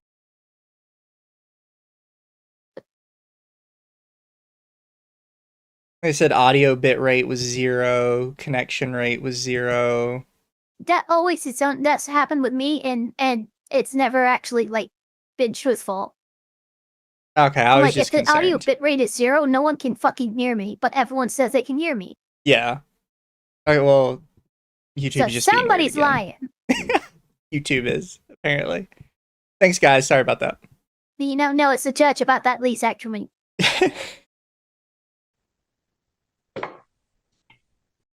Is that on his... that's his name, right? Does that say Sam? Did we go from Judge Kevin Sam, to Judge Sam? Yeah. I don't know why we have this, like fraternity, bros. Yeah, because, you know... like judges. Because, you know, we talked about Judge Simpson the other week. You know what Judge Simpson's first name is? No. Cedric. Cedric? Yeah, that sounds like a judge's name, honestly. Let's be real. Yeah, it feels like a judge name. It's Judge Cedric Judge Simpson. Cedric, oh fuck. Now, like, you don't want to get Judge Cedric. Now we've got Judge Kevin and Judge Sam. My name's Judge Sam. I'll tell you an actual judge. They say I am. Sam, I am. You ready for the new Cat in the Hat movie? Oh, I so fucking am ready. So, Ms. Ray, we start. Actually, by the way, Nathan, I hope you find your cat. Told you spotted nearby today. Oh no, your cat's missing? Yeah, hope you find your kitty. I know I've had a pet run away before. It really sucks. So I hope you find your kitty or somebody finds them and brings them home. Good luck. Luckily, I did some Pavlov shit on my cat. And what we did is we have this specific cat video where it's just 30 seconds of this kitten crying. But every time Draco hears it, he comes fucking running. He's like, what the fuck is going on? Who's in trouble? And now, because he's an adult and you still use that thing, it's his cat call. And if he's out at night, I just fucking play that on go outside, boom, it's 2 minutes and he just comes rolling out. Yeah, fair enough. If it works, it works. Of course, you're here. And then, have you ever served with this petition? How did you find out how to be here? She served papers. Okay, so you were served. Okay. And yeah, this is my She son. served papers. I'm sorry. That was such an excellent response. She served papers. She served papers. Where? This my son. This my son. She served paper. In Soviet Russia, paper serves you. Yes, 8 years. And then you folks are neighbors? No. She... Okay, so hang on just a second. So if we're going to start with the testimony, we're going to start with her. I'll swear her in, and then I'll swear you folks in, and then I'll hear from you. Okay, so I'll come back to you. I'll let you tell that story. I was just kind of looking for a yes or no there. If the answer was going to be longer than that, then we're going to swear everybody in, and I'll hear your version. Yeah, so this is just a fun little thing for everybody. When you are replying to a lawyer on the witness stand, even though they tell you yes or no, you can kind of get away with saying a little bit extra. Because typically you are, especially when it's your attorney questioning you, you are supposed to kind of be giving a bit of a narrative because you're kind of trying to plead your case. When it's the judge, anytime the judge asks you a yes or no question, your answer is always yes or no. Don't try and bullshit the judge. Well, it should be, yeah. You can kind of get away with it with the attorneys. With it's the judge, just yes or no. Especially if it's not a jury trial. because you're trying to get the judge on your side. You do not want to like get on his nerves by refusing to answer questions properly. Version of what's going on out there. Thank you, Yara. Go ahead, ma'am. Could you raise your right hand, Ms. Ray? You swear and affirm the information and testimony you provide will be the truth, the whole truth, and nothing but the truth? I do. Go ahead, I'll hear from you. Okay. I served an order, had it served against Jeremy because he's just got more aggressive, like he's always felt welcome to come into the yard for some reason. Now he's sticking his chest out and I'm not gonna lie, this lady's kind of pretty from this angle. I like the style. Yeah. Got the choker and everything too. Yeah, she got it. She knows what she's about. Yeah, she working it. She's got her style. I don't know why she just like caught my attention. Say hi to Draco. I think he heard me talking about him. He just came up and he's hanging out with us now. Fun. Eventually I want to get like a dog, but I want to have more comfortable financials so I can give the doggy all the fun stuff he deserves. rushing at me. The camera has centered her cleavage. Coincidence? Oh my god, yeah, you're right. She is like, yeah, that's about center of the screen. Holy shit! That's almost center screen exactly. That's insane. Like he's trying to intimidate me, and it does. It started with him stealing off the porch a heater. And he came the next day and I said, did you come to tell me that you were going to bring the heater back? And he said, I didn't take your heater or your pack of cigarettes. I didn't say anything about cigarettes. So, he just comes and takes what he wants. Lately, he's vandalizing property. Did she say he took her heater? I have to go back. Her heater and her pack of cigarettes. Off the porch. Like, I'm guessing like a space heater. Sticking his chest out and rushing at me like he's trying to intimidate me, and it does. It started with him stealing off the porch a heater. And he came the next day and I said, did you come to tell me that you were going to bring the heater back? And he said, I didn't take your heater or your pack of cigarettes. I didn't say anything about cigarettes. So, he just comes and takes what he wants. Lately, Yeah, why would you say that? If you're like, bro, did you steal my heater? He's like, I didn't steal your heater or your cigarettes. I didn't say anything about cigarettes. Well, here's the question. Is that even real? That's all you're saying. Yeah. If it's true, that's funny as fuck. He's vandalizing property. We're in the middle of a remodel, the dishwasher. There's a pile of stuff out and back. I saw him kick them all over out of the pile. He's vandalizing my slow down in the driveway signs. I literally saw him take them off, throw them in the blackberry bushes. I put them back up. He did it again. The blackberry bushes. Now they're back up with some pretty heavy duty wire. I actually have blackberry bushes at my house around the back. Some leftovers from like where my grandfather planted them. Would you call them blackberry bushes, or would you just call them bushes? I'd call them blackberry bushes.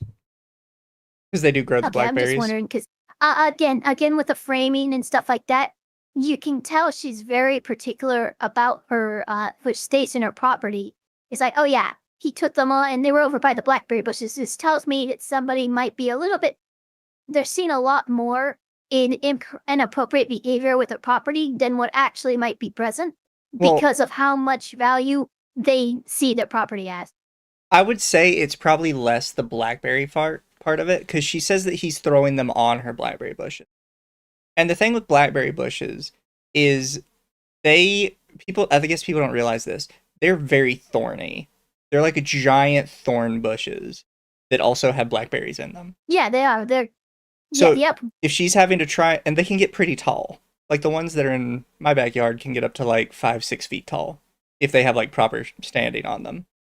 So if she's having to try, so you're saying she's making this claim to establish the fact, like he's making not only his vandalism more difficult to correct, he is also vandalizing. Yeah, he's vandalizing, and he's putting the stuff in a place where it's hard for me to get to it without like hurting myself. Again, not saying it's true. We're still like on allegations. But I we're think still on hearsay, big time. I think it's less damage to the blackberry bushes because bushes are typically pretty hardy. It's kind of hard to damage them. Yeah, I was gonna say, I'm like, I can stand on some bushes. Yeah, I think it's more or less it's hard for her to get up there to get them off without cutting herself on the thorns. That's fair, okay. He calls me names. He calls me names? I have 3, 5, and 7-year-old I'm sorry, like, as I was the judge here, I'm like, okay, get out. He said you're one of your complaints is he calls you names. Get the fuck out. Yeah. I mean, if there's like a protective order or something, I think that's probably a valid complaint. Like if there's I just look, I'm like, it just sounds dumb, yeah. He calls me names, and you want me, the government, to step in and punish him over him calling you names. Last I checked, that's a blatant First Amendment violation, girl. Saba doesn't have rewind turned on. You have to turn on rewind. I thought people could just do that on YouTube. No, you have to have it turned on or have it where it's set to save as a VOD, but in order for it to actually be rewindable, which means that what she's streaming right now might not be archived. Oh, fair. Yeah, I admittedly don't look too hard at the settings on YouTube. Neither do I. Right? I don't even tag anymore because he's out of control. He was arrested with less than 24 hours after being served the temporary order. He's got a long record. He was picked up earlier this year out in the access road. That's why we have an access road. He doesn't need to leave that and come on our property.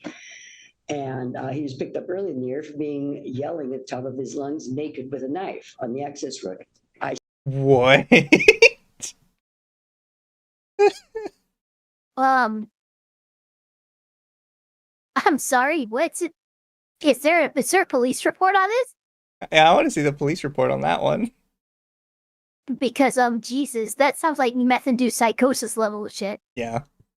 My doors would be locked at all times. I don't know. Yeah, I would not, but yeah, like, get this guy out of here. Because she mentions him taking stuff off her porch. Like, if that's the context that has happened before, I'm not leaving any of my stuff outside. Like, point blank none. It's just all coming inside. I'm not being caught outside by this guy. Yeah. I wouldn't let him approach me at my porch. I'm peeking through my window when I have to go to work and running straight to my car. Exactly. I shouldn't have to live like that. I shouldn't have to worry about him coming onto the property. What's your response to the question that I asked Ms. Lang? I mean, are you folks neighbors, or how close do you live to each other? They live behind us. Okay. And there's an access road that we have to let them up. Right. But he hangs out in our driveway, which is not part of the access road. He leaves the access road and hangs out in front of the house. He doesn't need to do that. What about Ms. Langhorst? You've asked for an order against her also. Well, because she pulls in the driveway, honks her horn till somebody finally goes out and says, please don't call the police against Jeremy. Don't call the police. So when he was ripping the signs down, it was probably a couple of weeks ago, I called her and she screamed at me so loud. It was, I can't tell you one word she said. It was incoherent and hung up on me.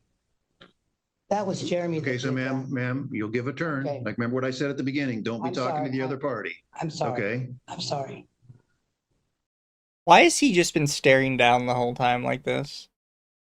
Like, he looks almost like he's dead. He's actually a sleeper bomb agent, and he's receiving his passphrase right now. Yeah. I will also say small little thing, because I told you this the other day. I've never been big on the body language stuff if you go too hard on it. Because I think like people are so different from each other.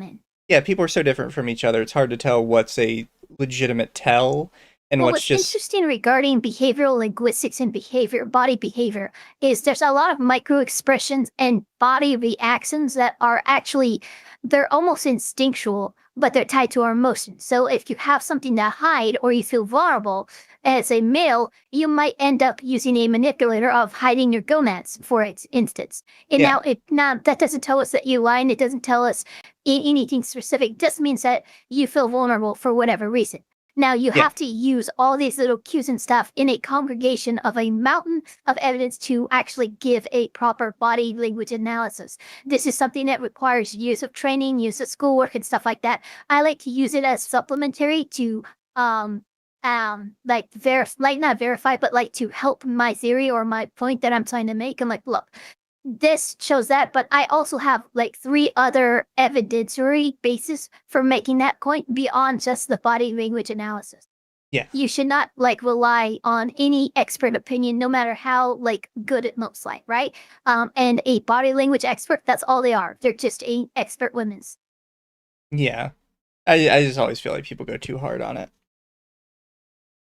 Especially some of the YouTube channels where like, oh, I watched a body language expert analyze them. It's like, okay, buddy.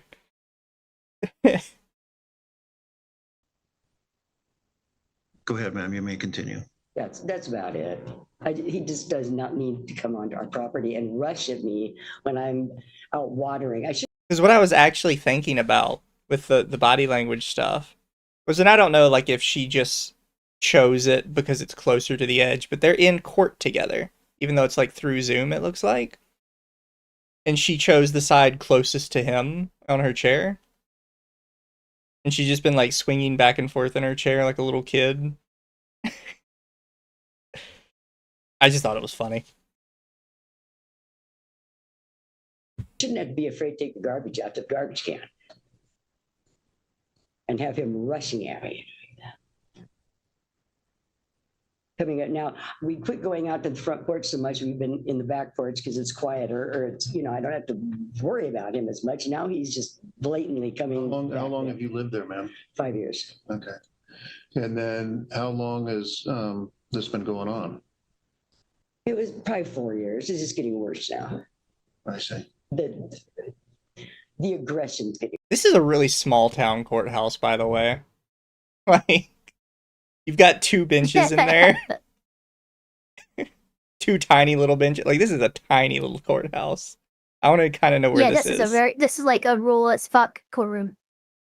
Like, when I had to go to court for like my traffic violation, even that tiny little courthouse had like, 6 rows of benches in it. Like, this is like the size. This looks like they repurposed an old church. Yeah, that's what I was thinking. But not like a big church, like one of those trailer churches. Yeah, one of those ones that's like set up as like the beast church in a town. Then like goes around the church. Yeah. Worse. Just the last year or so.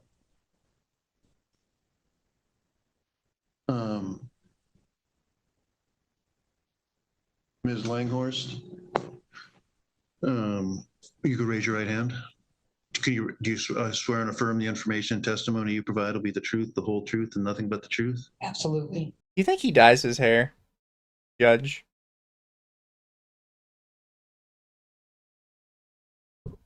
Because it almost doesn't look like a natural. It looks like he's like bleached it. It's like Guy Fieri blonde. Me see the science show to shaming small courthouses. I'm not shaming the small courthouse. I just noticed that it's a very tiny courthouse. And affirm the information and testimony you provide will be the truth, the whole truth, and nothing but the truth? Absolutely. You can put your hand down. So what's happening out there? First of all, you go ahead and tell me what's happening, and then I'm sorry, that was a great fucking. What's happening out there in the world? Also, yes, chat, please like, share, and subscribe if you enjoy the video. Courtroom. Yes. They're doing like, the subscription for subscribe. Me. And honestly, chat, in all genuineness, if you enjoy like just the legal videos, this channel is looking at legal stuff, and they are now linked in the description. So if you want to watch more of their stuff, you can always go over there too. But what I really want to know is, do you need to go onto her property to get to yours? I don't go on her property. Okay. I have an easement that is my easement into my driveway. I have pictures of everything. Okay, so I need to show you though. Okay, well you can, but oh, she's gonna be difficult. Yes. Okay, so go ahead. I'll hear from you. What about the honking? I don't honk anywhere. I don't go in their driveway, Ever. period. You She's need sorry. to hear the That's just- story here to know what's going on. Okay. I have an easement. I've lived in my house for 27 years. Okay. She lives with kin who owns his property. She lives with him. All right. And she's been nothing. Oh, he's waking up. He's waking up. He's starting to pay attention. Also, thank you, Nathan. I find your takes relatively grounded and informative. It makes it more enjoyable to listen to. Feels more like giving it an honest listen to rather than twisting it to some narrative. I think it helps that we're typically looking at people who we have no investment in. So there's really no point for us to take a side. Because I think people kind of naturally do take sides when they know who's involved in something, even if you try not to. And I try really hard not to. But with this stuff, me and Ava literally don't know anybody involved in this. We have no reason to pick a side. Oh my god, I think that's George. George who, what? Shit, he said I know. We don't know anybody here. I'm like, oh my god, I think that's George. Oh. The honking? Why did my brain go to the old 4chan meme? There's so many old 4chan memes The related to honking. that. I just love her responses. I never honk. Yeah, ever. I never honk. Even when I need to. Well, why to... People call me the anti-honk.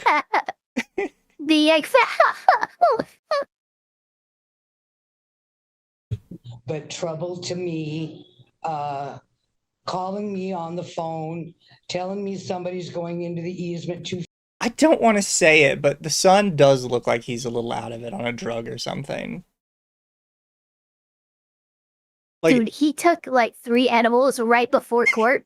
They all hit at the same time. And he's just fucking, dude, he's just zooting his shit right now. Because do you see how he's breathing too? Like this really heavy breathing. Dude, here's the thing. I don't think there's any reason for him to actually be here. I think that's just like the girl's son. He just like forced along to court with her.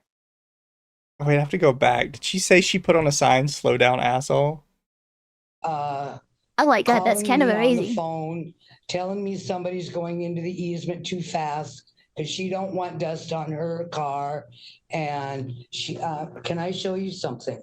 Well, just finish your story, and then she's put signs up on my easement. F you. Slow down, asshole. I had a friend. So I will say, if she's putting angry signs on the easement, she's escalating.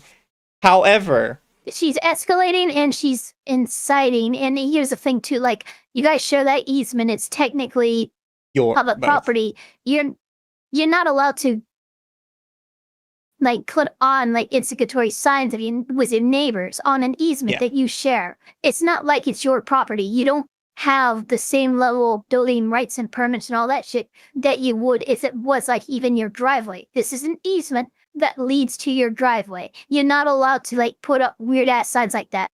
Exactly. However, on the other side, I also have to tell her, she's putting signs on my easement. It's like, well, it's not your easement. Our easement. Like, you have to understand, this is a shared, this is technically a shared space. It's why she's also wrong. This is a communist road. Yeah, this communist road. That's actually why she's also wrong, because she needs to share that space with you. However, you're trying to also you're trying to claim ownership over it yourself. Like, no, it's shared. How an easement works. Either medication or got high. Yeah. He just does seem a bit out of it. I didn't have the friend do this. He was appalled, and I have a letter from him. He was appalled. I don't give a fuck what. Oh my god, I'm sorry. Put signs like that up on it's my easement, not theirs. Okay, I've always never cared about. An easement means it's literally not yours. You just have permission to use it. Like, I don't think you understand what easement It's not means. even like what like Jesus Christ. Because, like, here's the thing. If like this was actually your easement and you were disallowing access, you are now disallowing access to this person's property, which you're not allowed to do, which is why this is a shared thing. It's an easement. It's not a driveway. It's not a, yeah. Yeah. This is one of those situations where you're both, I'm pretty sure you're both just going to end up being in the wrong. You're both fucking wrong. Although I can already hear where she's going with this. She's trying to claim, I didn't rip up her signs. My friend was so outraged on my behalf that he did it for me. Like, I don't think that's going to help. So he'd still destroy property then. Yeah. Ken coming in on the easement, no big On your deal. behalf, I've as your never representative. had any problems with Ken, who owns the property at all, ever, 27 years. Jeremy always went down there to Ken's and they exchanged conversation. He gave Ken cigarettes. Yes, he did take a propane tank off their porch and put a fan there because, and I told Cindy this, he put it there because he thought he loved Ken and it would burn their house down. This is like HOA fit. What? I'm curious Wait, about... what did she just say? So she's referencing the heater thing, right? Where she says that he took a heater off her porch. She is claiming that she did take it off her porch and replaced it with a fan because he was worried she would burn her house down. However, she also didn't specify a heater. She said that he took a propane tank off her porch. Which means that it's probably being misrepresented by the individual who made the accusation, saying, "Oh, Kevin took the heater off my porch." Well, that wasn't a heater; that was a propane tank, which can be used to heat things, but it of itself is not a heater. I'm wondering who's telling the truth here.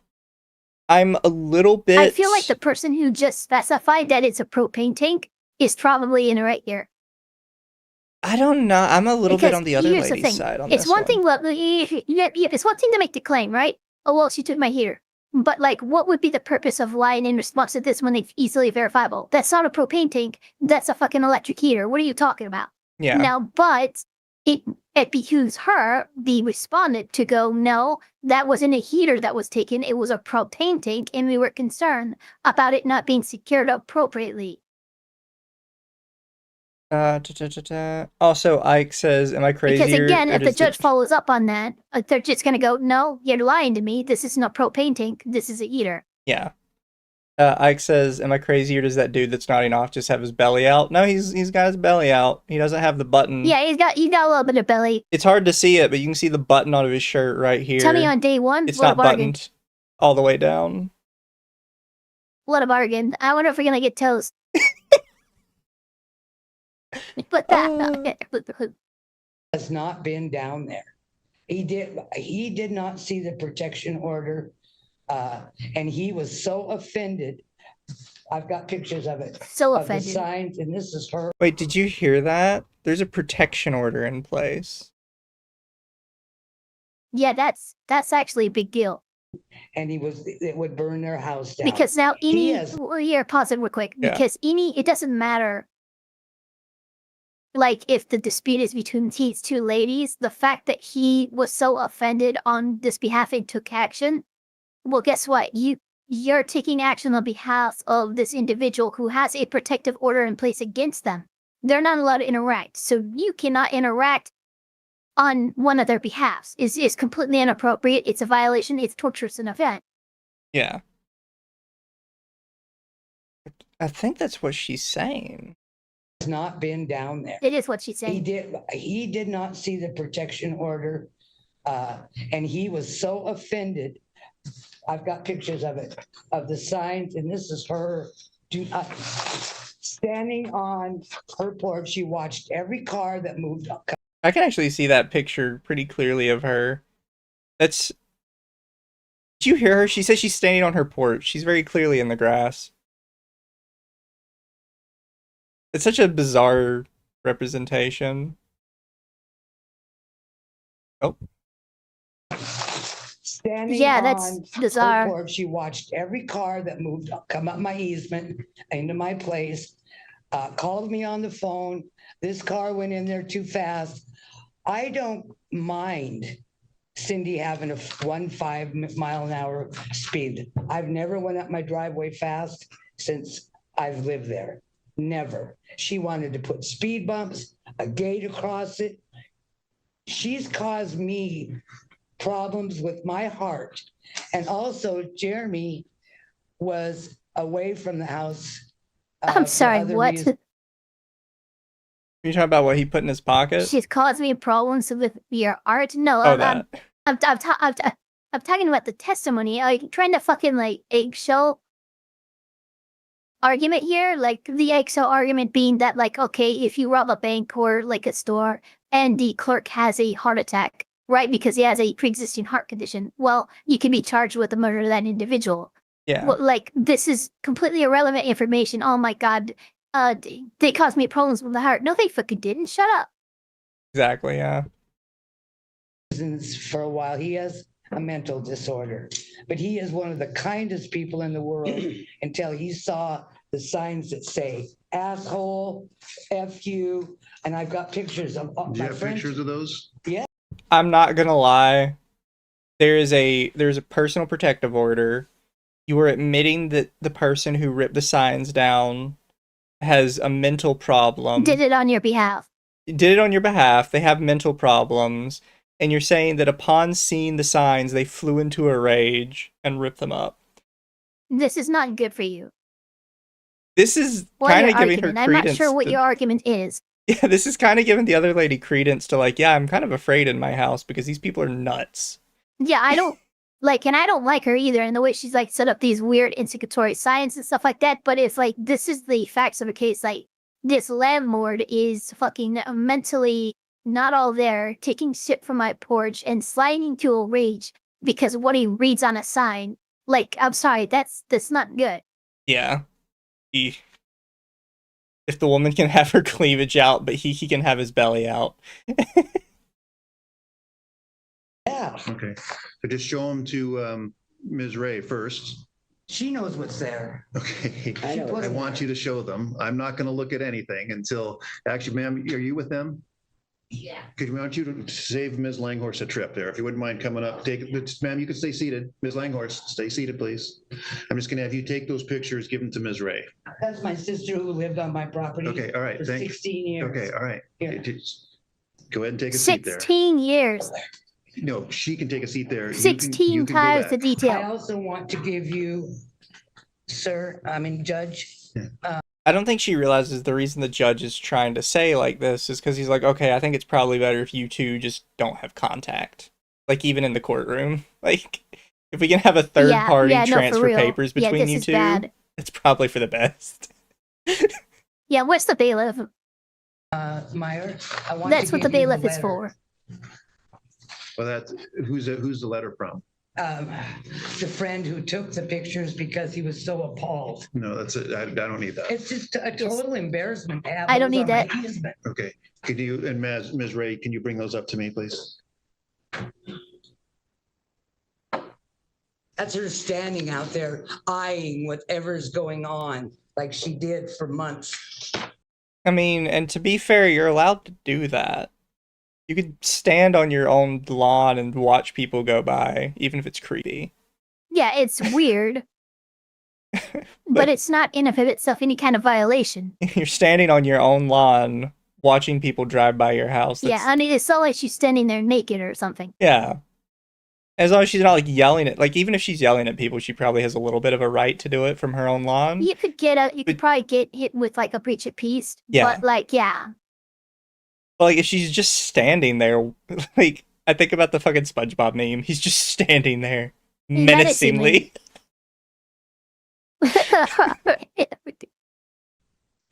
And I got a call on the phone, and I believe Jeremy hung up on her for a harassment. He thought it was a harassment person. I have always been cordial to Cindy, except when she started ranking my son. First. Did you put this sign up, ma'am? Ranking? Okay. Can these go in the file? I don't care. Yeah, okay. But I can't live I had health problems. I had a brain bleed. I'm sorry. I don't care. That was so funny. I wrote a response to the judge. Like, they're asking if they can submit this into evidence for you. Yeah, and you just said, I don't care. Yeah. I honestly, I'm like, get the fuck out of my courtroom then, if you don't care. Yeah, the judge is being extremely nice to her. But her response should have been, oh, I would love that, judge. Yes, thank you. Yeah, like, I don't care. What do you mean you don't care? You Get submitted the fuck it. out. I'm sorry. I'm like, I'm actually upset. But like, you brought this to my courtroom, and now that I'm asking if we can put it in the file, you're like, I don't care. No, I don't care. You know, they have all these pictures of this lady on her own property staring at people, so they're doing the same thing, but just to her, or am I wrong? No, it's the same thing. However, again, even though it's creepy, you are allowed to take... Every bit of evidence presented is just, like, pictures they've taken of each other standing in each other's lawns. Yeah. Like, even if it is creepy to take a picture of somebody standing on their own front lawn, you are allowed, as long as you were on public property. They're upset because they've been aura farming each other for like a year. Yeah. Heart problems I can't deal with.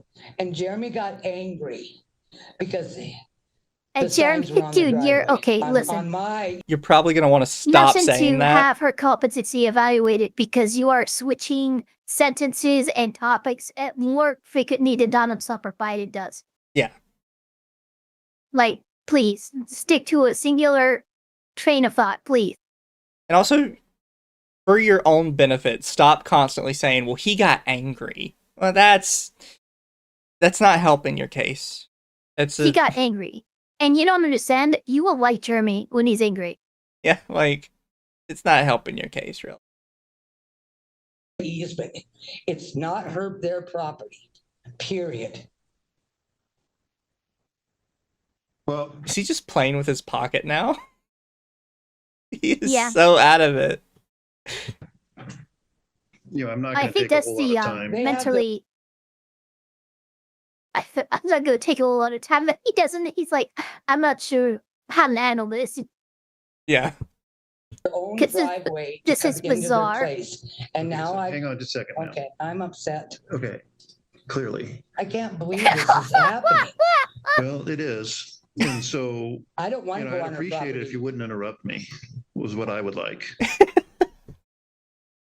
By the way, chat, if a judge ever says something about don't interrupt me, it is in your best interest to be as quiet as a mouse. Yeah, look, he's being very nice even this, but like, I appreciate if you wouldn't interrupt me. It is like as nice of a judge way to say, you need to shut the fuck up. Yeah. Also, by the time a judge is saying that, you're probably on your final warning, even though he's going to give you like 2 more. But that should be your cue, is like, okay, I'm on my final warning, I need to shape up. Because you don't have many chances after that. I'm very sorry. I'm sorry. I'm upset. This is appalling to me. Okay, so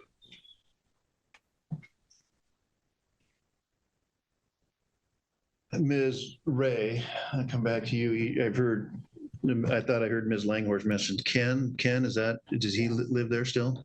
Yes, that's right. And he had indicated that, she had indicated that Ken and Jeremy used to get along, still get along. What say you to that? Well, even after I moved in, Jeremy'd come and hang out on the front porch for a while. And I'd say it's time to go, he'd go. But he's gotten more aggressive. Right. Can I make a response about the access road? Yeah. It is in fact an access road. Ken owns it. The signs are on his property. Okay, so that's what I started to say. Okay. And I'm not going to go into the term. I mean, I know what an easement is and where it goes. Maybe an easement might go over someone's other property. Right. You don't need to explain that to me. Okay. She does own it. She has an interest apparently in that property, and when she has an easement, she can drive back and forward. Yes, maybe it goes through your property, but again, the distinction that's kind of a distinction without a difference for me. So what I don't want to hear is who owns the property or who owns the easement or all that sort of. Yeah, so here's always the thing, especially with basic concepts like easement, don't try and explain to the judge what an easement is. Trust me, even people who aren't like legal experts are pretty clear on what an easement is. You guys seem to be a little confused about it, but everybody else is pretty straightforward on that one, especially a judge. Okay, so easement in the form of law is a right to cross or otherwise use someone else's land for a specified purpose, usually for property access. Yeah. Like you don't have to explain it to the judge. The judge knows.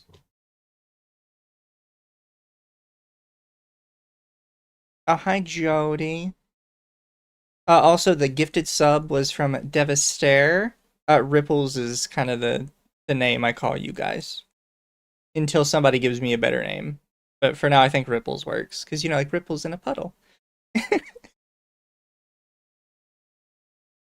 Sort of stuff. I do, please, man.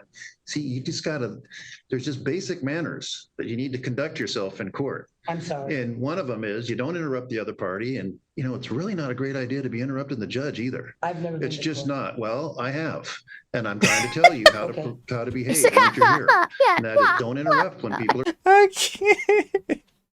I've never been to court before. I have. Oh, this judge. This is good. This is a good guy. That was a good one. We're talking, anyone.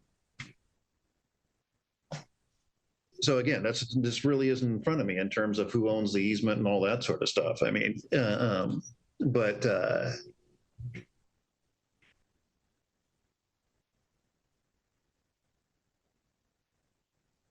anyway, go ahead, ma'am. You were saying, Well, or were you saying that don't talk about the I easement and was property done. ownership? Okay. All right. So Jeremy, I haven't heard from you. A long time.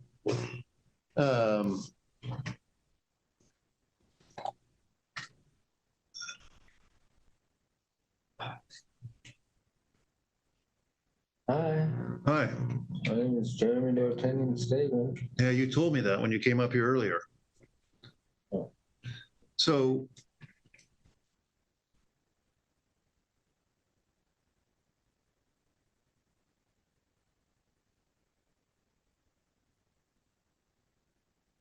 He's trying to find the words. He's lost on these people right now. Gotta be careful, judge. Don't want to get lost in the sauce. So you were here a couple days ago. Do you remember that? Do you remember being arrested? Yeah. Do you remember being in jail? Oh. Yeah. Do you remember being let out? Yeah. Do you remember anything else about that? What if he said no to that? I don't like playing in the toilet. Do you remember being let out? No, I'm still in I jail. don't like Uh-oh. playing in the toilets, and it's hard to do. Okay. But I had my wraps up. I got snipped off and I left. okay. So The district court. you know, what's the story out there with you and Ken? Is Ken a friend of yours? Or a guy you know? Used to be. When did it stop? Okay, ma'am, Ms. Langhorst, I'm talking to him.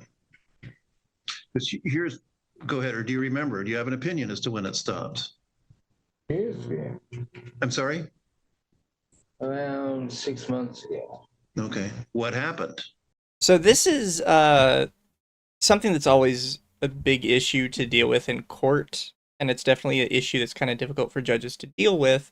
But when like it's a civil case and one of the involved parties is kind of an adult dependent, it's very difficult to like make judgments, right?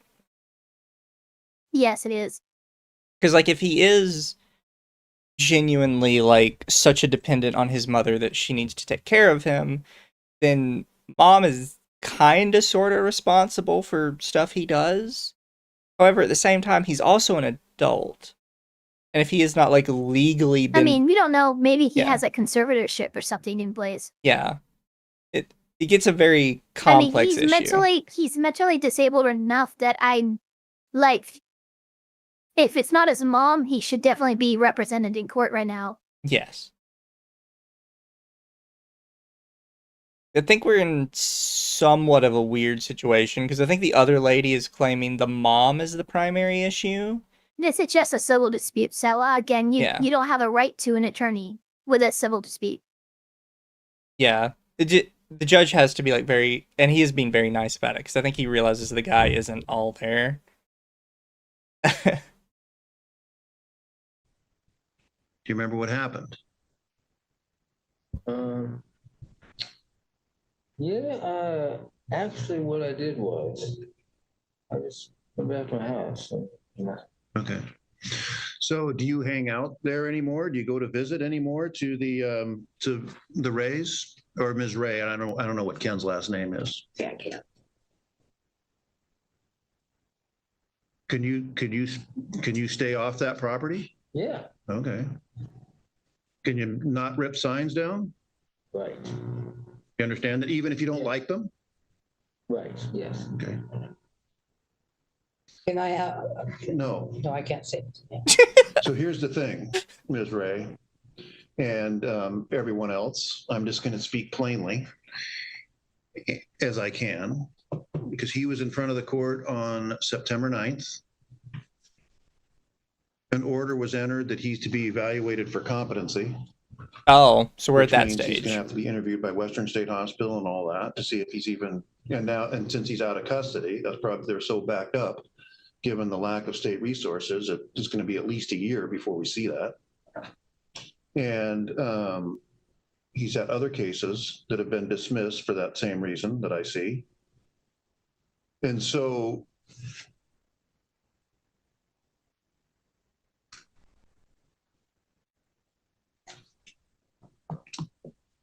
this is okay. And look, I know the pause is like he's just thinking, but it would be so funny if he just trailed off and like, you know what? Fuck this. He gets up, he just walks out. He's done. He quit. Like he's clearly a good judge, and he also understands the limitations of both his stature and what's currently going on with the state. Because he even says the resources are so tied up, it's going to be like a year before a competency hearing is even done correctly. So he's very aware of like the situation everybody is in and the situation he's in. And he's definitely got to think through like what he's going to say.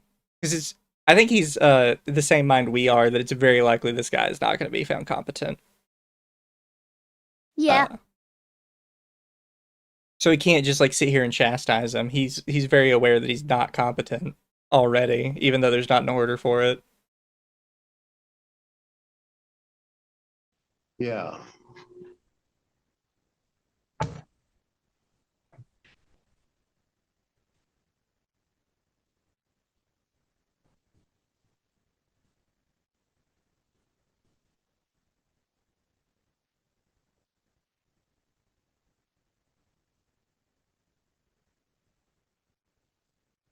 With regard to the order against Ms.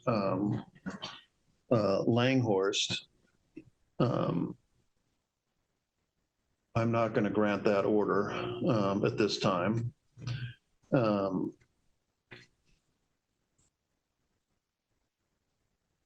all conflict rises to the level of harassment. If people don't like each other, they don't get along with each other, that's one thing.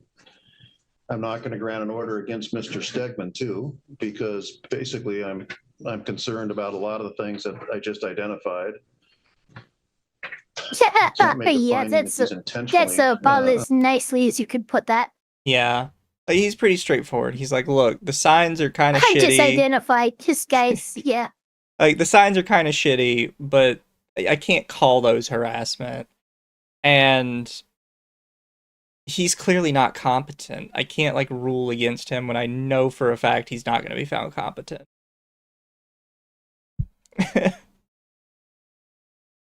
Trying to be harassing or upsetting or anything like that. But you need to stay off that property. Can you understand that? You're not to go there anymore. Yes, correct, Your Honor. Okay. And with regard to you two, you have rights in the easement. right? I already told you I'm not going to, just close your mouth and don't act so shocked, all right?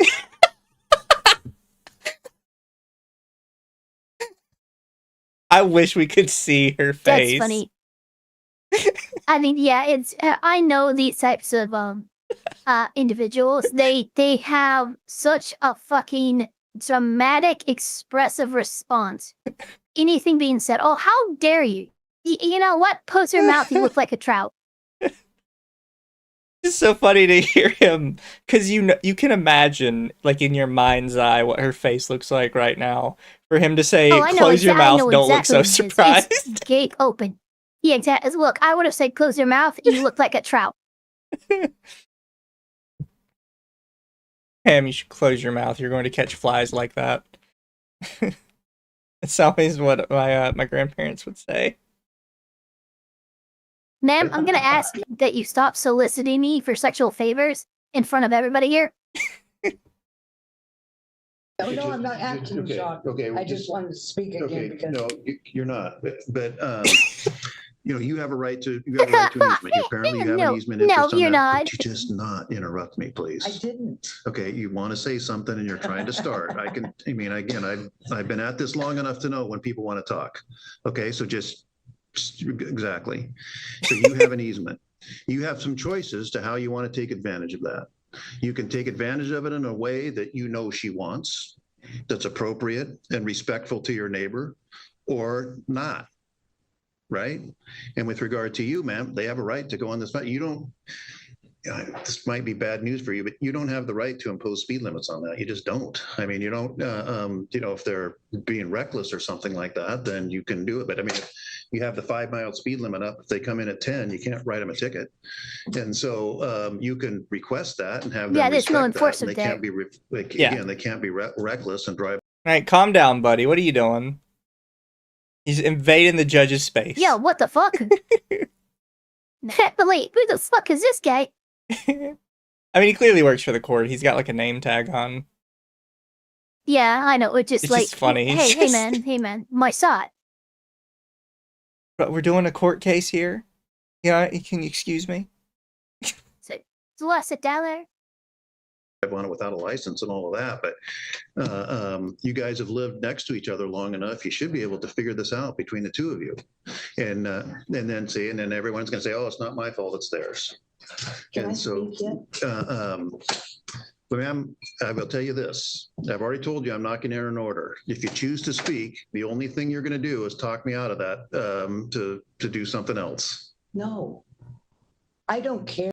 That is the judge's nicest way to tell you that what you have right now is a W.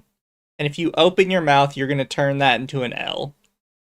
So maybe keep your mouth shut. Yeah. If you have an order. Okay. I don't go there to her anyway. The only time that I've ever even talked to Cindy. Okay. Did you hear what I said about how you conduct yourself on the easement? I have always went up that I respected Ken from the time I've moved there to go up that easement slow. It's the people who come to my easement. No, doesn't matter. It's up. He said you have no recourse. Goddammit, fucking I don't bitch. care if she has a speed limit sign. Okay, so hang on just a second. He's trying to ruin herself. To maybe talk to those folks about, hey, you might. I did. Okay. Did they respect that? Yes. Yes, she doesn't want dust on her car. Okay. Okay, I'm sorry about that. I don't care about the speed limit sign on my easement, but the ones that say it's not your easement, it's shared, are very disrespectful to my company that comes into my place. I don't care. Well, again, hang on just a second. To come back, because again, you should. This is what this is actually all about. Hang on just a second. You're not helping yourself. So I'm going to stop you. Okay. But with regard to you, there you go. There you go. Signs like that, which I'm not going to repeat, are provocative. I mean, anybody who reads a sign like that, who's driving on that road, is going to think, "Gosh, they're talking about me. What the person calling me that for?" So that's another reason why I'm not entering the order. But and so because again, a lot of that I consider that provocative when you put up signs like that. And so I'm not going to enter order right now. Jeremy, you need to stay off the property. And ma'am, and I don't know whether anything I've said has made anything registered on you. Yes, it has. That is a little mean. I have to say that was a little bit mean. And was it? Yeah. I understand why he's saying that, because we've seen, like, the dude. He's been out of his mind the entire time. But I did this. It's a little mean, Judge. Maybe pull back on that one a bit. So, but with regard to, don't put signs up like that. I know you don't be calling people those names. Yeah, don't do it. I took the one with the F word down. That's been down since after 2 days. Right. I just wanted to make a point that the posts were private property and they couldn't take stuff off of them. All right, that's it for today. You all are free to go. You can get copies of the so her orders reason for putting up the escalating language signs was, hey, you cannot touch these. You do, I'm going to make it worse. And I can understand the logic there, but it's not going to look good on the courts. The courts are going to look at you guys like a bunch of school children, and they'll treat you as such. Yeah. The Thurston County District Court website. Could I have my pictures back? No, you said I could put them in the file. No, I want those pictures back. Do you have digital copies of them? No, I got those copies. You didn't get the letter from my friend. No, I don't. I mean, I don't need that. Okay. I asked you if you could put them in the file when they go in the court file. Can you make copies of those? I can't. They'll be black and white. You can get them back black and white. I'd like those copies back. Well, no, you can't have them, ma'am. They've been submitted in the court file. I can. Okay. No problem. Okay. And I'm sorry if I was rude in here. You can go. You should just stop, and you're free to go. You can go. Get the fuck out of here before I hurt you. Can I have this flip stack? No, they've been submitted into evidence. Are you crazy?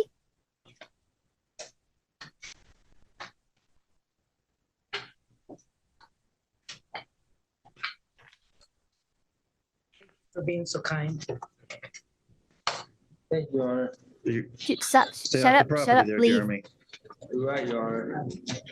Can I say something? No, you cannot. The Not hearing's No. over. The other party's gone. Ken doesn't care if we come on there. His property. Okay, so I just told you to stop talking. Listen to your sisters. Okay, so you can have this conversation out in the hallway. You're not giving her back. Give a warm heart, man. Okay. Take it. Jeremy, why don't you come on up? I'll give you these pictures back. You can have black and white. Shut up. Oh my god, oh my guys are gonna god, be like, asking I'm for gonna orders against start each other in a throwing few contempt. minutes. I swear to god. Okay. This is so funny. The case is over and the other party's gone. And they're still they're very bored, lonely people. Yeah, this is the most excitement they've had in their life all week. Please don't make me go back. I hate living there. Ma'am, just stop, please. Stop talking. I didn't show Jeremy the protection order. So now he's in court and she put him in jail. I didn't show Jeremy. Ma'am, the hearing is over. You're free to go. Go.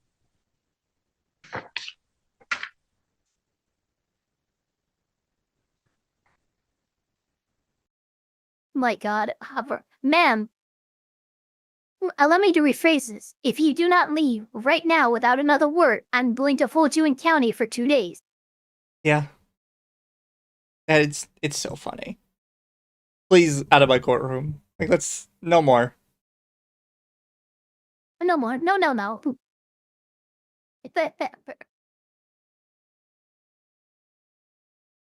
But I think we had 2 good ones today. What do you think? We did. Those were very awesome. Actually have proper judges doing proper judge things. Yeah, like, Judge Cedric. You go Judge Kevin and Judge Sam. Yeah, just the most basic bitch judges. He was doing everything he could to politely get her to leave. He was trying so hard. Yeah, he was. Listen. She really wanted to show pictures of her children. And also, did you know that she had a record? And also, did you know that her cousin Jeremy over here, she went to the grave the other day? Shut up! Out of my room. I told you you're good. Now leave and be good. Oh, it's just funny. Next up, Judge Bob.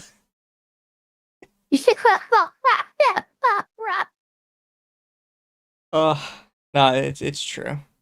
And it's nice to every once in a while watch cases that aren't like super crazy and are just like real court cases. Nobody's screaming, nobody's shouting. Yeah, that wasn't overly dramatized. That was just like, somebody who was really just could not take a hint or even a direct order. God, and they say guys can't take hints.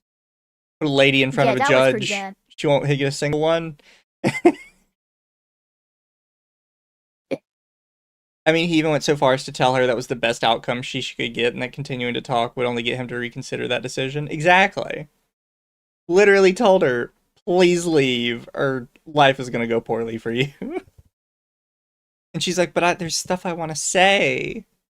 Yeah, well, sometimes it's better if you don't, to be quite frank with you. But thank you guys for coming tonight. Don't forget, Ava tonight is going to be doing Grounded with Magma, Akko, and Temp, which is it's the survival crafting game where you get honey shrunk by the kids, and now you got to fight giant spiders. Yeah, pretty much. That's the whole game. Trust me, chat. I've played Grounded before. The spiders are horrendous. I hate the orb weavers. Dude, the spiders are fucking horrifying. Orb weavers, I'm all right with. It's the wolf spiders that really fuck with me. Have you ever gotten near the one that's sleeping behind the tree while it's sleeping and you can just hear it breathing? Yes, I hate that one. Also, Nerdy Tech's an accountant for 5. Good job, Judge Lawli and Judge Aquafemboy. More head pats for you. Thank you for the head pats. Oh, thank you so much. Reminds me of the ones in EDF. I have EDF for that experience. I've never played Earth Defense Force. I've had friends that have asked me to. Neither have I. But you guys don't forget to go watch that tonight. I assume you'll all have a lot of fun with it. Thank you for dropping by for Lawtism. Is much appreciated. Remember... Yes, thank you very much for having me. Oh yeah. Well, now it's your show as well. We are partners in crime here. I own nothing. I don't have a concept of ownership as Mel. Fair. Like, what is money? I don't know what this, like you guys go around, like, exchanging pieces of paper and, like, low-quality metal. Yeah. The fuck? Oh, but thanks, everybody. Back. Don't forget to like, comment, subscribe, because YouTube requires that now, because they hate us. And we'll be back next Wednesday. YouTube hates our larkers. Yeah. But we'll be back next Wednesday with more stuff. I'll try and find something fun to watch. And I'm sending you guys to Dama, because Dama is one of the few people I have that is currently streaming. Be good for them, and have a good night, guys. Good night, good day, good evening.